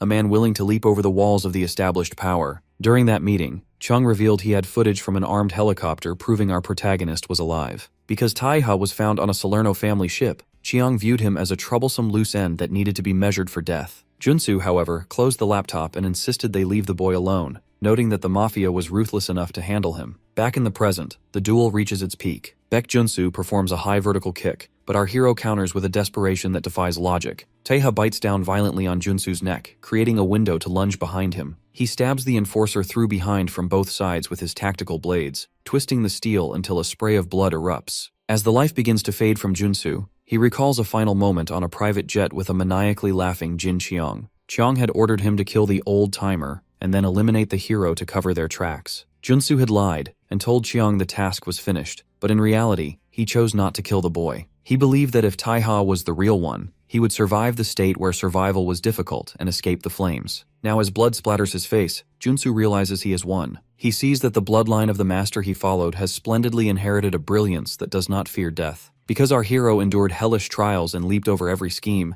he has surpassed the very walls Junsu spent his life building. In the bright sunlight of his fading mind, Junsu sees the child who inherited Seoko's intellect, now walking the path of his own warrior life. With a final, screaming slash from the young master, Junsu realizes his long apology to the late chairman is finally complete. The legacy of Baek Junsu ends as his severed head tumbles across the floor of the executive hall. In his final moments of consciousness, the fallen enforcer reflects on the complicated bond he shared with the late chairman, Jin Seoko. He realizes that the day his sister died in the flames was the turning point that set them on two very different paths. While Seoko chose to build an empire, Junsu had lived a lie, harboring a silent resentment toward the chairman's growing softness. He wonders if Seoko truly saw through his betrayal or was simply oblivious. Because he viewed Seoko's kindness as cowardice, Junsu had judged him unworthy. But as he stares at the black fountain pen now held by the bloodied Jin Taeha, he realizes he was the one being judged. Seoko had conducted a rigorous personnel evaluation and concluded that Junsu was never meant to inherit the company's future. He accepts that Seoko left a different future behind, one that walks a path Junsu could never follow. Inside the hall, the silence is heavy as our protagonist falls to his knees, gasping for air. Although he has won the duel, Jin Taeha is bruised, bloodied, and huffing in total exhaustion. He realizes he has lost a dangerous amount of blood and worries he won't be able to reach the allies waiting for him downstairs. Unfortunately, the situation on the lower floors is deteriorating rapidly. The elite Team Black is being pinned down by soldiers in heavy tactical gear, forcing Eri Kang to struggle against a relentless barrage of machine gun fire. Because they are being overwhelmed by superior equipment, the pressure on the loyalists has reached a breaking point.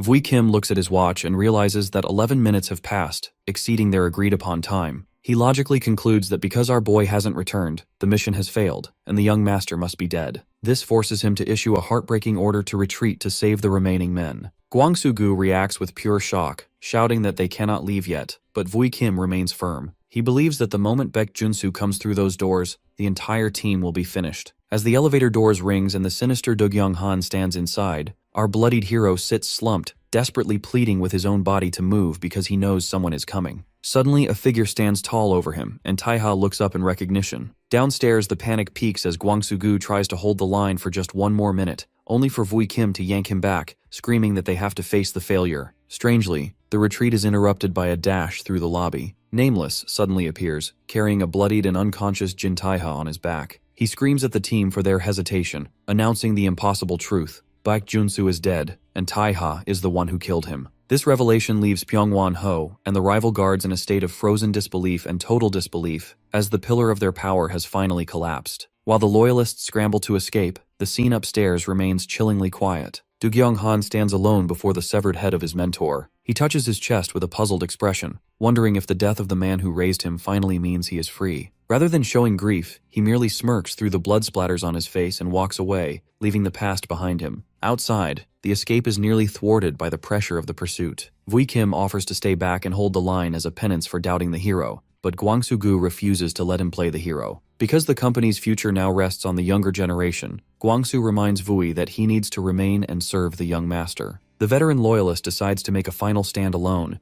reflecting on his journey from the slums to the heights of Cheongu. He entrusts the company to the group and prepares to face the oncoming guards with a dark, defiant smile. Luckily, as the groups escape, they are intercepted in the garage. A white sedan screeches to a halt. Jaepil Kim, the underboss of the Oseong faction, looks out from the back seat and offers his assistance. Although Yunsuri and Nameless are suspicious of his motives, Jaepil explains the logic of his intervention. He realizes that if our protagonist dies now, Cheongu's lies will deceive the council and disrupt the balance of power. Because he never places a losing bet, Jaepil decides to shield the heir to ensure the truth survives. The news of the defeat eventually reaches the 36th floor. Moondane receives the report over the phone, confirming the unthinkable. Jin Taeha has indeed killed Baek Junsu. This reality shatters Jin Chung's composure entirely. In a fit of manic rage, the new chairman slams his red rotary phone down and screams our hero's name. Within the quiet interior of the Bowman Gukbab restaurant, the intensity of the recent coup has been replaced by the rhythmic beep of a medical IV drip. Inside a back room, Jin Taeha lies unconscious and heavily bandaged. Aunt Nana has finished performing emergency surgery, explaining to Jaepil Kim that a fractured rib fragment had actually pierced his large bowel. Luckily, the resulting hematoma wasn't life-threatening, though she keeps him on a steady course of antibiotics to prevent infection. Because Taeha is the rightful heir to the Cheongu group, his safety is now a massive political liability. Jaepil Kim stands in the kitchen when Nana suggests he take the boy to a proper hospital to avoid peritonitis.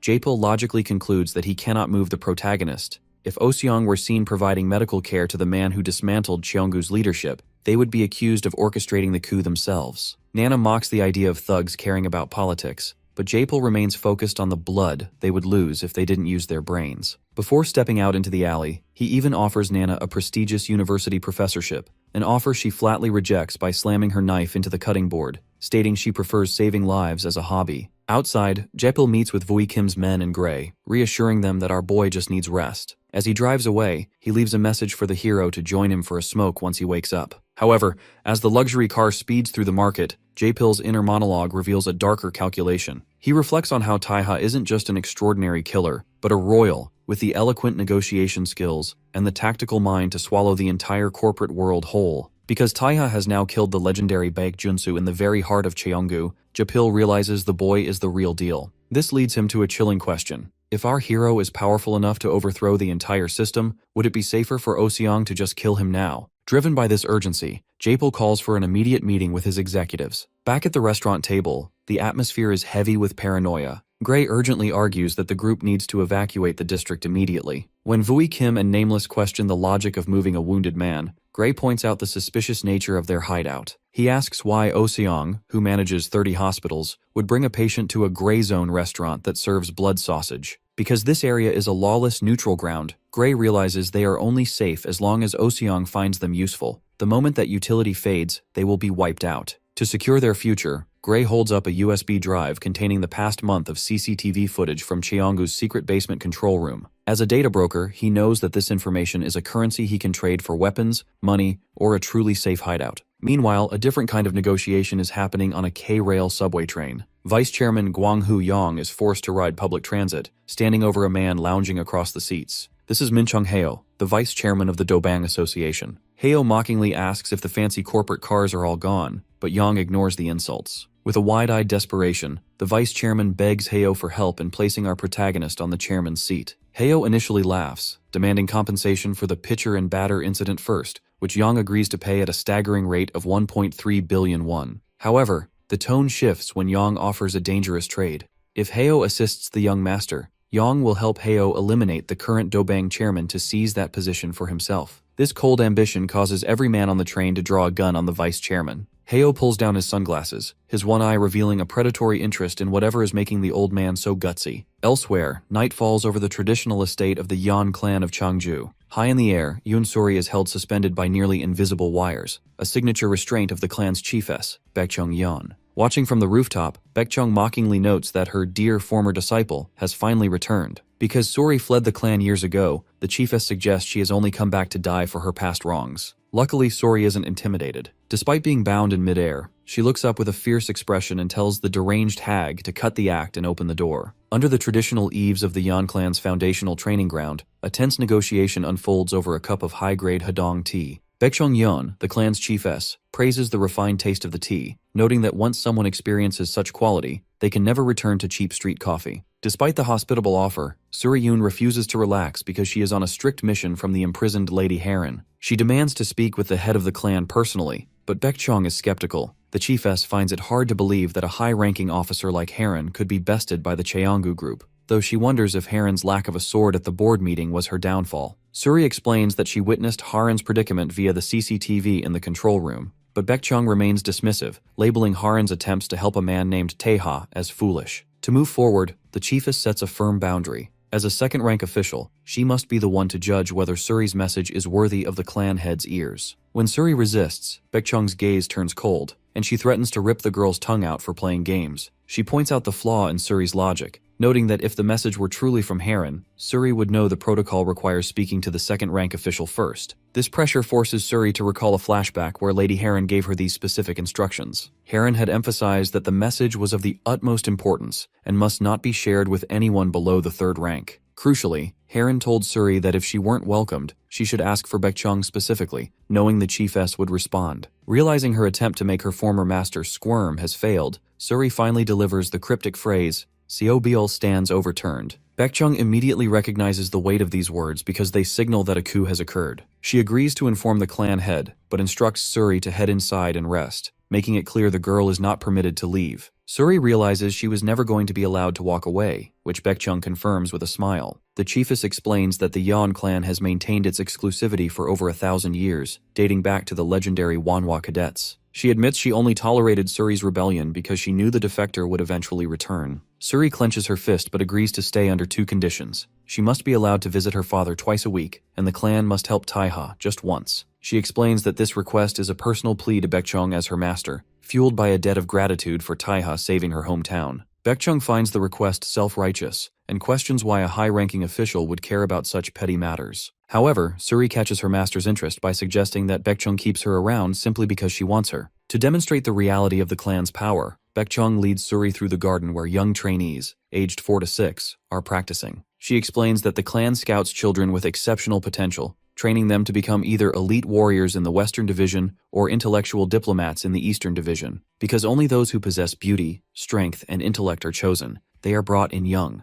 Baekchung notes that she herself was a rare exception, brought in at 17, while she scouted Suri at 19. Suddenly, Baekchung uses her invisible wires to snatch the young trainees, suspending them in the air. She tells Suri that she would sacrifice all these children without a second thought just to have a talent as blessed as hers. To test if Suri's skills have withered, she initiates a lethal exercise involving 8 complex wire knots. If Suri fails to unravel them, the children will either fall to their deaths or be strangled. Suri can only glare in fury, calling her master an evil woman as she prepares to fight for the children's lives. A few days later, the scene shifts to the Bowman Gukbob restaurant. Gray and Aunt Nana are jokingly presenting a new menu item, a tepid iced Americano, to mock our protagonist's tastes. Jintaeha finally wakes up in his bed, still connected to an IV, and looks at the strange drink with complete bewilderment. His confusion turns to annoyance as a news report on the television announces that the new chairman, Jin Cheong, is preparing his inauguration speech. Surrounded by Vui Kim, Nameless, and his other allies, our hero acknowledges that while he has returned to the land of the living, he feels absolutely terrible. In the assembly hall, Jin Cheong addresses over thousands of members of the Cheonggu security force. Standing at a podium flanked by stone-faced guards, the new chairman delivers an inauguration speech that feels less like a corporate address and more like a declaration of war. He vows to lead the company into a global era while honoring the founder's footsteps, but his tone shifts into a manic intensity as he pumps his fist and grips his ornate eagle-head cane. He declares that Cheonggu will never waver in the face of terrorism,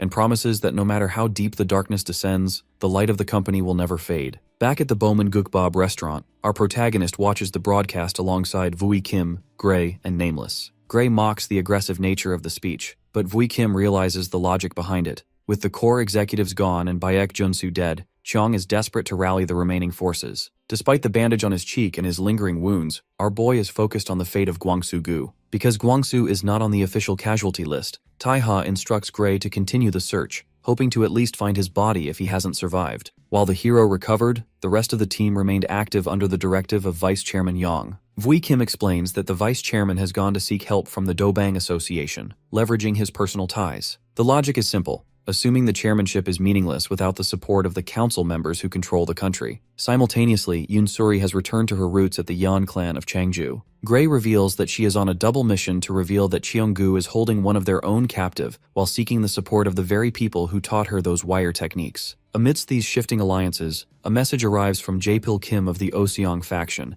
inviting our protagonist back to the cigar lounge. Despite Aunt Nana's warnings from the kitchen that a slight fall could still be fatal and Vui Kim's suspicion that it's a trap, the hero prepares to go. He explains that his time in the mafia taught him that while confidence is half the battle, one must always believe in themselves to survive. Because he is committed to this path, he puts on his suit jacket and black gloves, asking his men to have faith in him. Luckily, his caution is justified. Upon arriving at the Solvere Cigar Lounge, Taiha and Vui Kim are intercepted in the parking lot by Mansu Kang and Jingu Yang, the Oseong factions number 12 and number 19. Mansu attempts to force a change of location, threatening to beat the hero if he doesn't comply. Jingu Yang adds that they have orders to kill him if he resists. Recognizing the strength of these opponents, Vui Kim prepares for a fight, but our protagonist remains calm. He notices smoke coming from the lounge and realizes his true target is already inside. As Taiha walks toward the entrance, the Oseong thugs lunge to stop him, but the hero's specialized team intervenes instantly. Nameless appears from the shadows, pinning Mansu Kang to the ground with a knife laced with neurotoxin. When Jingu Yang tries to swing a heavy bat at our boy, Eri Kang blocks the strike and neutralizes the giant with a huge punch. Vui Kim and the others take a stand against the remaining thugs, proving their absolute loyalty. Because they have total faith in their true master, they hold the line so the hero can have his meeting. Inside the lounge, a loud laugh echoes through the room. The Oseong boss, Duchil Park, sits with Jae-pil Kim, mockingly scolding his subordinate for testing a man who was strong enough to kill Baek Junsu. Dukiel waves our hero over, officially identifying himself as the number 2 of the faction. Taiha ignores the pleasantries and heads to the counter to select a specific cigar, eventually sitting opposite Jae-pil. Jae-pil attempts to apologize, explaining that the scuffle outside was a necessary performance to make their meeting look like a coincidence to outside eyes. However, our hero has no interest in small talk. He lights his cigar and looks toward Jae-pil, telling him to leave the room. Because he recognizes who holds the real authority, Taiha dismisses the subordinate so that the adults, the true power players, can have a real conversation. This bold move catches Jae-pil Kim off guard, but Duchil Park allows him to stay. Jae-pil complies, noting that he will check on the men to ensure no problems arise outside, leaving with a wish for a fruitful talk. Once alone, Duchil leans forward and reveals the dark history of his underboss. He explains that Jae-pil was once a righteous prosecutor until the Oseong faction murdered his family. Driven by a thirst for vengeance, Jae-pil eventually blew up the former underboss in a car explosion. When Duchil finally caught him, he was moved by the man's defiant scream, claiming he would show the world a place where beasts like Duchil couldn't survive. Because Duchil found this righteous fire interesting, he took the former prosecutor into the fold. Strangely, our hero remains unimpressed by this tale. He notes that the Oseong faction seems to be out of control and questions why they even bother with such complex mergers. Duchil laughs, attributing it to a youthful ambition for world domination. This casual attitude pushes our protagonist to his limit, and he slams his hand onto the table to demand the elder's full attention. Outside the lounge, the tension has reached an unexpected stalemate. Because both sides recognize each other as high-level professionals, Taiha's Team Black and the Oseong thugs have actually become quite chummy. They trade cigarettes and compare tactical knives, even discussing if such weapons are sold in Korea or acquired overseas. Jaepil Kim observes this with a stern suspicion, wondering when everyone became so friendly. Fui Kim thanks Jaepil for his time regarding the board meeting, but Jaepil remains focused on the test at hand. He warns the men to keep their distance, as the boss's whims are lethal. When the red-haired Nameless reacts to this as a threat, Jaepil clarifies the logic. Dukiol plans to recruit them, but should they refuse or fail to impress him, they won't leave the place alive. He reminds them that the legendary Baek Junsu was only respected because he was one of the few men to ever face Dukiol and live to tell the tale. Back inside, Dukiol gets straight to the point. He acknowledges Taiha as the heir and offers him a deal. Work for Oseong, and he will personally deliver Jin Xiang's head by the end of the day. However, he warns that even if our protagonist becomes chairman, the company will be permanently barred from the council simply because Dukiol has willed it. Our hero responds with a cold, logical counter-proposal. He explains that revenge is a personal duty to honor the dead,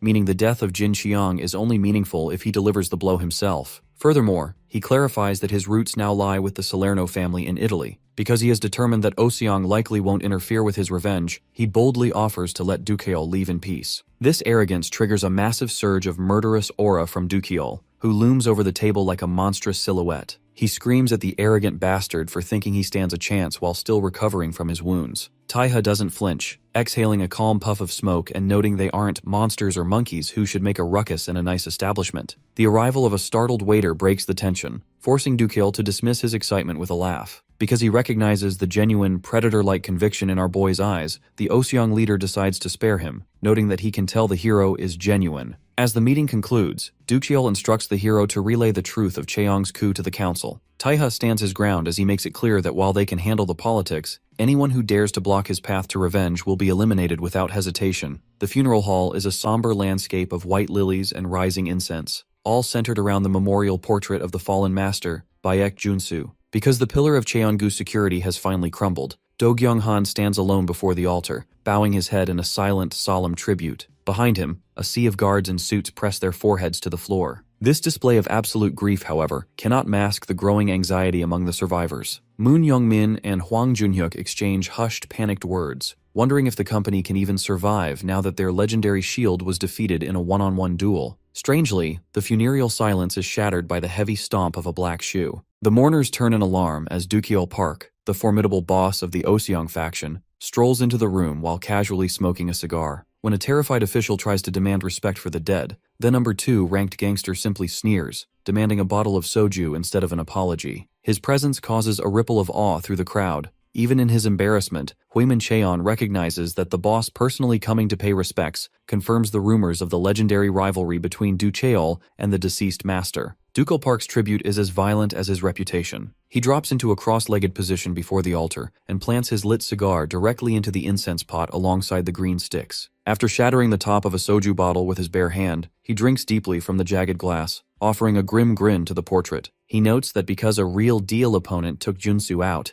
the man has nothing to be embarrassed about in the afterlife. Luckily for the Oseong faction, they aren't just there for a drink. The underboss, Jaepil Kim, watches as Dukiol suddenly turns his predatory gaze toward the Cheongu mourners. The atmosphere turns lethal as Dukiol barks a warning, telling the twerps from Cheongu to go hide like rats in their tiny building. He declares with a grin that until the Oseong faction says otherwise, killing scum like them won't even be considered a crime in this country. As Dukiol begins to depart, he is suddenly blocked by the silent, towering figure of Do Gyung-han. The two men lock eyes in a heavy stalemate. Dukiol's smile returns, noting that it's surprising to find people willing to come at him 2 days in a row. He leans in close, questioning why a man like Do Gyong is bothering to prance around with a human mask on, sensing the suppressed violence beneath the guard's suit. Meanwhile, the scene shifts to a circular building deep within a forest, where the council's authority is being asserted. Sohui Yeon, the third-ranking official of the Yeon clan, stands before the new chairman, Cheong Jin. She delivers a cold decree. In 2 weeks, Cheong must appear before the council to justify his bloody succession. To ensure compliance, she presents a vial of poison, explaining that without an antidote, he will succumb to an agonizing death within 14 days. Cheong Jin merely grins at the threat, prompting an outburst of rage from Sohui. She drops her professional mask, admitting she would rather kill him on the spot. She warns him that even if the council finds him innocent, any harm brought to Heron will result in him being ripped to pieces. Rather than showing fear, Cheong Jin erupts into laughter, grabbing the glass vial and, to Sohui's horror, shattering it between his teeth. He mocks the council's rules, claiming they have no idea what he and Junsu truly poured their hearts into creating. While Cheongjin descends into madness, Do-kyung-han returns to a minimalist apartment. Standing under a shower,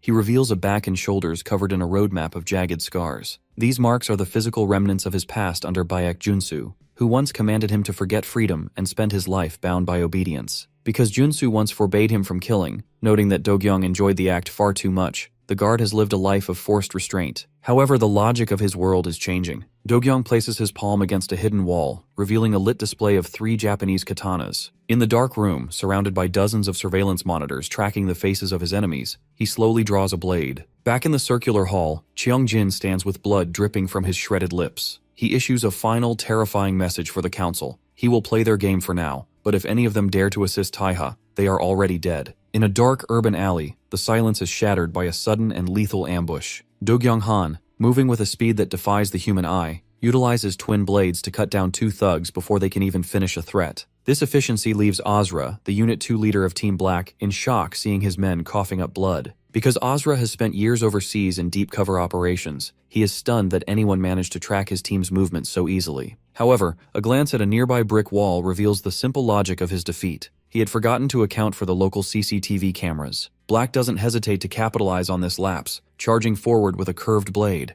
The alleyway erupts into a rapid clash of metal, but the struggle is entirely one-sided. Although Azra is a veteran, he finds no openings in the younger man's defense. This forced realization hits him hard. Do-kyung is not just playing with him, but is the true, monstrous successor to Baek Junsu. With a final, precise lunge, Do-kyung-han silts Azra's throat, ending the fight immediately. As the killer walks away, the dying Azra uses his last ounce of strength to clutch the wall. He realizes he must find a way to warn our protagonist that this man is the real deal. Meanwhile, the crisis within the Cheongu group has reached a breaking point. Inside a high-rise office, Executive Director Taechu Oh reports that the Oseong faction has successfully launched a total blockade against the company. Because the rivals have shut down access to executive clubs and ordered supplier strikes, the corporate leadership is paralyzed. To make matters worse, Director Myong-gi Kim reveals that 8,000 employees, including seasoned department heads, have submitted resignation letters in just 3 days. Despite the looming collapse, the new chairman, Jin Cheong, merely smiles. He views the chaos not as a disaster, but as the fireworks of a new era. Suddenly, a massive explosion rocks the building, blowing the 36th floor chairman's office into debris. Jin Cheong explains the logic behind the blast with chilling nonchalance. He felt the old office had a foul stench, and decided that total destruction was the only way to clean it. He uses this moment to announce Cheongu 2.0,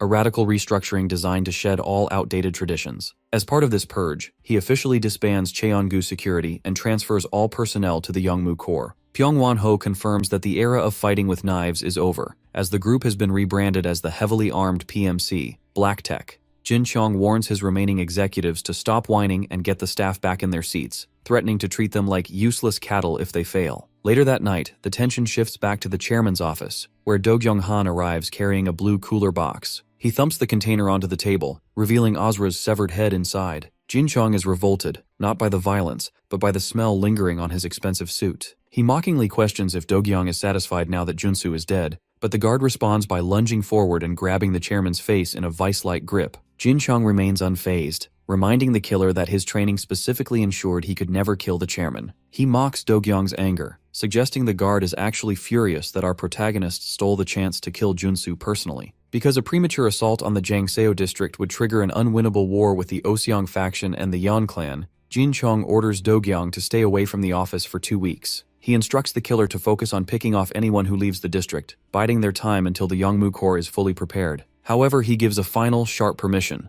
If the urge becomes too great, Do-kyung should simply drag our hero out and kill him in the open. The scene shifts back to the Allies, where Vui Kim and our protagonist stand in shock before a white delivery truck. Aunt Nana discovered the vehicle parked outside, containing the body of Azra. Vui Kim is devastated, noting that a top-tier special ops leader like Azra shouldn't have been taken down so easily. However, he notices a specific code smeared in dark blood on the body. Because it is a secret signal used only by their unit, they are able to translate the message. Our hero realizes that the successor, mentioned in the dying note, isn't a reference to himself, but a warning about Do-kyung-han. He looks at the portrait of his fallen allies, realizing that the enemy is using these brutal murders to systematically drag him out into a final, lethal confrontation. The focus shifts to a high-stakes strategy session between our hero and the surviving loyalists. Vice Chairman Gwang-hoo Yang begins by explaining the upcoming corporate fallout. In exactly 13 days, the council is scheduled to hold a formal hearing to determine the legitimacy of Jin Cheong's succession. Because of the sheer brutality Cheong displayed, the vice chairman believes the new chairman's execution is virtually certain,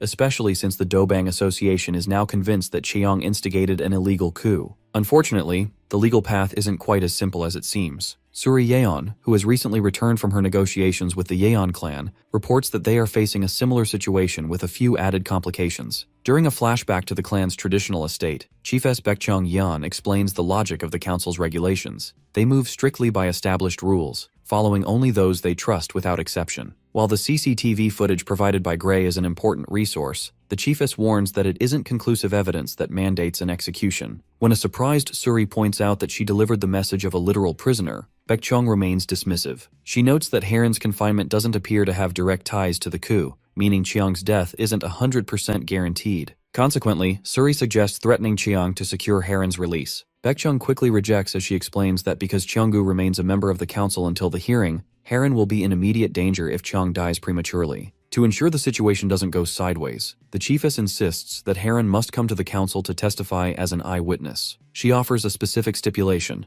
If our boy can rescue Heron and bring her to the clan within 13 days, she will provide her help. This news leaves Vui Kim and Iri Kang in a state of surprise, as they recognize Baekchung as a legend with a fearsome reputation. Gwang-hoo Yang stands to clarify just how great this woman really is. He describes a famous incident where Baekchung single-handedly executed 80 leader-level figures to punish the betrayal of a former council member named Geom-gai. Because of this massive slaughter, the Geom-gai organization fell and was replaced by the Dobang Association, ultimately earning the Yan clan's acceptance as leaders. This revelation clarifies a previous mystery for our protagonist regarding his deal with Jae-pil Kim. He recalls Jae-pil adding a condition that the leadership of the Yaburi gang be passed to Hwaryong Lee. When Tae-ha asked if he was overstepping by questioning the move, Jae-pil explained that on the record, it made communication easier. However, off the record, it was a precaution, because only one person in Korea reached such a high level with silver wires. Our hero finally realizes that Jae-pil was reacting to Baekchung's legendary skill. Realizing it is now his turn to act, Tae-ha turns his attention back to his captive, the former executive Ingyu Hong. While Hwaryong stands guard, the hero stands dominantly over the bound and kneeling Ingyu. He explains that Jin Chong plans to keep him preoccupied for the next 2 weeks by holding 2 people in separate locations,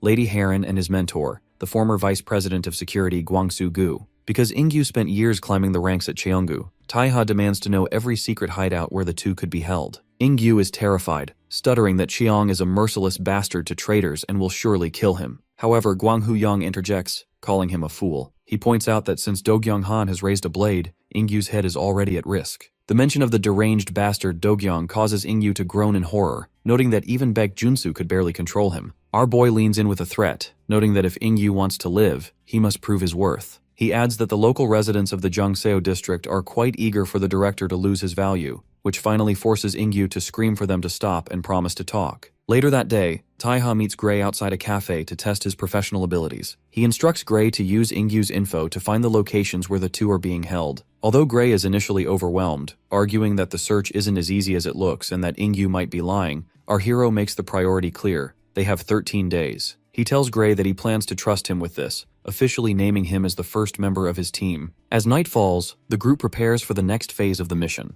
Vui Kim expresses concern about Do-kyung's potential for an ambush, but our protagonist admits his current physical limitations. Because his injuries haven't fully healed and he lacks experience in rescue operations, he reveals he has decided to call in reinforcements. Suddenly, sounds echoes through the rooftop as a figure crashes into the scene. The Aswang, Jerome, leaps from the shadows with a grin, wielding his red staff. He mockingly asks if Vendetta called him because he was finally ready to die, but our hero remains authoritative. Instead of a duel, Tae-ha formally invokes the protocols of the mafia underworld, hiring Jerome as a mercenary through Ordo Nox to assist in the upcoming rescue. The power struggle reaches the heart of the nation as Jin Cheong visits the Blue House Palace complex. Inside a formal office, Senior Secretary Seong-jae Choi warns Cheong that his unannounced visit is risky given the swarm of reporters outside. However, because the sect leader has a vested interest in Chiang's welfare, Choi is forced to listen. Our antagonist dismisses the pleasantries, tapping his eagle-head cane impatiently and demanding the secretary act according to his high-ranking position.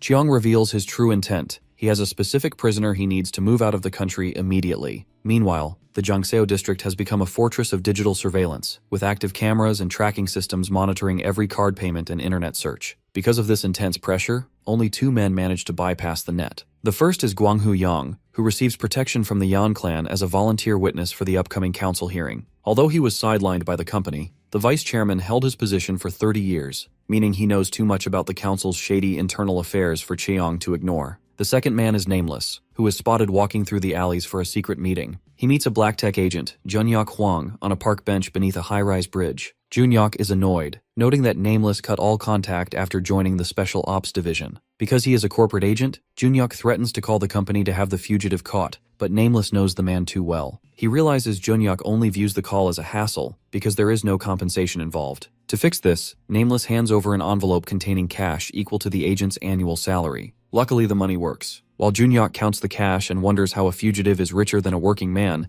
Nameless asks for the location of Haran and Guangsu. Junhyuk claims he doesn't know about Guangsu, but he confirms that Haran was moved to a port this morning to be shipped out on a boat. When Junhyuk questions why a former monitor like Nameless would suddenly join the Loyalists, Nameless somberly admits he simply had nothing else to do. Back at the cafe, Eri Kang slams the table in a rage upon hearing that the transfer happened today. Vui Kim realizes that if Haran is sent overseas, finding her within 2 weeks will be impossible. Our hero turns to Guanghu Yang for a geographical deduction. Analyzing a map on his tablet, Yang rules out Incheon because it is jointly used by the council. He also excludes Ulsan, Pohang, and Busan because they are Oseong territory, while Mokpo and Yeosu are under Dobang and Oseong control. Because the remaining coastal ports belong to the Yeon clan, Yang identifies Oxio Port in the East Sea as the only option. It is a restricted trade port controlled by the local government with minimal customs presence, making it the perfect place to hide someone. Our protagonist realizes the Eternal Life sect must be involved, as they control the nation's administration. While Nameless suggests a small boat could have been used from a tiny port, Yang dismisses this. He explains that Chiang would never opt for something so sloppy, even in a desperate situation. As the group plans their move, Gray enters the cafe in a panic. A call is coming through the tablet found on the neck of Ozra's corpse. Taiha orders him to answer, revealing a glitchy video feed of Jin Chiang. The chairman mocks the full house of morons in the cafe and shows them a bloodied Junyak Huang on his knees. Because Chiang heard the agent was spreading rumors, he decides to make an example of him. Despite Nameless's furious screaming, Chiang shoots Junhyuk in the head, spraying blood across the screen. While the group is stunned by the cold-blooded murder, Vice Chairman Yang suggests they hang up, realizing Chiang is only stalling for time. Chiang smirks, claiming the chairman of Cheongu has better things to do than stall. He continues to taunt them about Haran's location, suggesting he would never move her somewhere as predictable as a shipping lane. Haran is trapped inside a white straitjacket, suspended by chains inside the Seohui, a 3,000-ton class submarine deep under the East Sea. Chiang addresses our hero directly, suggesting that as family, they should have a private talk, but the vice chairman dismisses the move as a desperate ploy. Trusting his own instincts, our hero asks his allies for a moment of privacy. Before the cafe is cleared, Gray leans in to whisper a final reminder that every word is being recorded. This prompts a mocking threat from Jin Xiang through the glitchy monitor, as he warns the little brat that he might find out exactly how his father died. Luckily, our boy remains unfazed and signals his team to trust him. Once they are alone, Jin Xiang begins to reflect on how Taiha has managed to survive this long. He admits that he has been mulling over the logic of the hero's resilience, noting that the hero should have died back at the villa or during the board meeting where he was merely an uninvited guest. Jin Xiang confesses that he hates when his plans go off track, admitting that he never anticipated the death of Baek Junsu, or the fact that so many loyalists were still crawling around like roaches. Because our protagonist is currently lying low, the new chairman wonders why a man who usually rushes through the front door has suddenly become so cautious. Jin Xiang even suggests that perhaps the legendary Junsu went easy on the boy, which would explain how Taiha survived the villa massacre and made a comeback. He mocks our hero for having no plan following that incident, claiming Taiha only kept his life through sheer luck. Our protagonist coldly tells him to get to the point. This forces the chairman to reveal his hand. He is holding Guangsu captive. He claims he kept the veteran loyalist alive before he could lose his head, and offers a trade. He promises to release Guangsu in 2 weeks if Taiha hands over the vice chairman and takes his local crew overseas. Our hero immediately analyzes the logic of the trap. He realizes that because Guanghu Yang is a vital witness for the council hearing, Chiang is desperate to eliminate him to prevent his testimony. Jin Chang doubles down on the pressure, questioning how long the hero and the residents can honestly survive. He warns that once redevelopment begins, everyone will have to leave, and suggests that the Oseong leader, Jae-pil, will inevitably abandon them. He threatens to slaughter everyone, elders and children alike, the moment the council's protection is gone, claiming that because Cheonggu controls the nation's industry and telecommunications, there is no place for the loyalists to hide. However, the tide turns when a subordinate interrupts the chairman with an urgent call from the Secretary of Political Affairs. A panicked Seongjae Choi screams through the phone, demanding to know why Jin Cheong involved the secretary in a mess that has drawn the attention of international powers. It turns out that a mysterious English-speaking man recently called the secretary with a terrifying revelation. This stranger identified a massive cache of American-made weapons, rifles, rocket launchers, and grenades, tucked away in the cargo hold of a secret trade ship docked at Okseo port. Because these weapons were secretly planted by U.S. intelligence for covert operations, the stranger notes that exposing their presence on a Korean trade vessel would create an international scandal far worse than anything the secretary could imagine. The man behind the call issues a single demand: do not transfer the truck at Okseo port onto any submarine. He makes it clear that while he doesn't care about the cargo, he wants all Cheonggu-related business kept on land. This mysterious caller, who identifies himself as a father concerned for his boy, is revealed to be Caesar Salerno, the Don of the Salerno family. He is shown smiling over a plate of pasta, noting that any parent would worry when their child plays near water. Because the Salerno family has the backing to create a geopolitical nightmare, Secretary Choi informs Jin Cheong that he can no longer assist with the transfer at Okseo port. He declares that he wants nothing to do with Cheong's side hustle, leaving the chairman in a state of shock. Our hero immediately capitalizes on this. Taiha uses a hunting metaphor to explain the situation. He notes that a hunter first pinpoints the territory and sets up barriers to trap the prey. Our protagonist looks directly at the screen, revealing the symbol on his hand, and draws a tactical blade. He clarifies the logic of their struggle, stating that he didn't jump into Cheong's world, he trapped Cheong in his. With intense resolve, our hero promises that there will be no more talking. He vows to make every remaining moment of Cheong's life a living hell before personally delivering the killing blow. As our boy walks away with a confident smile, he thanks the chairman for the vital information regarding Okseo port.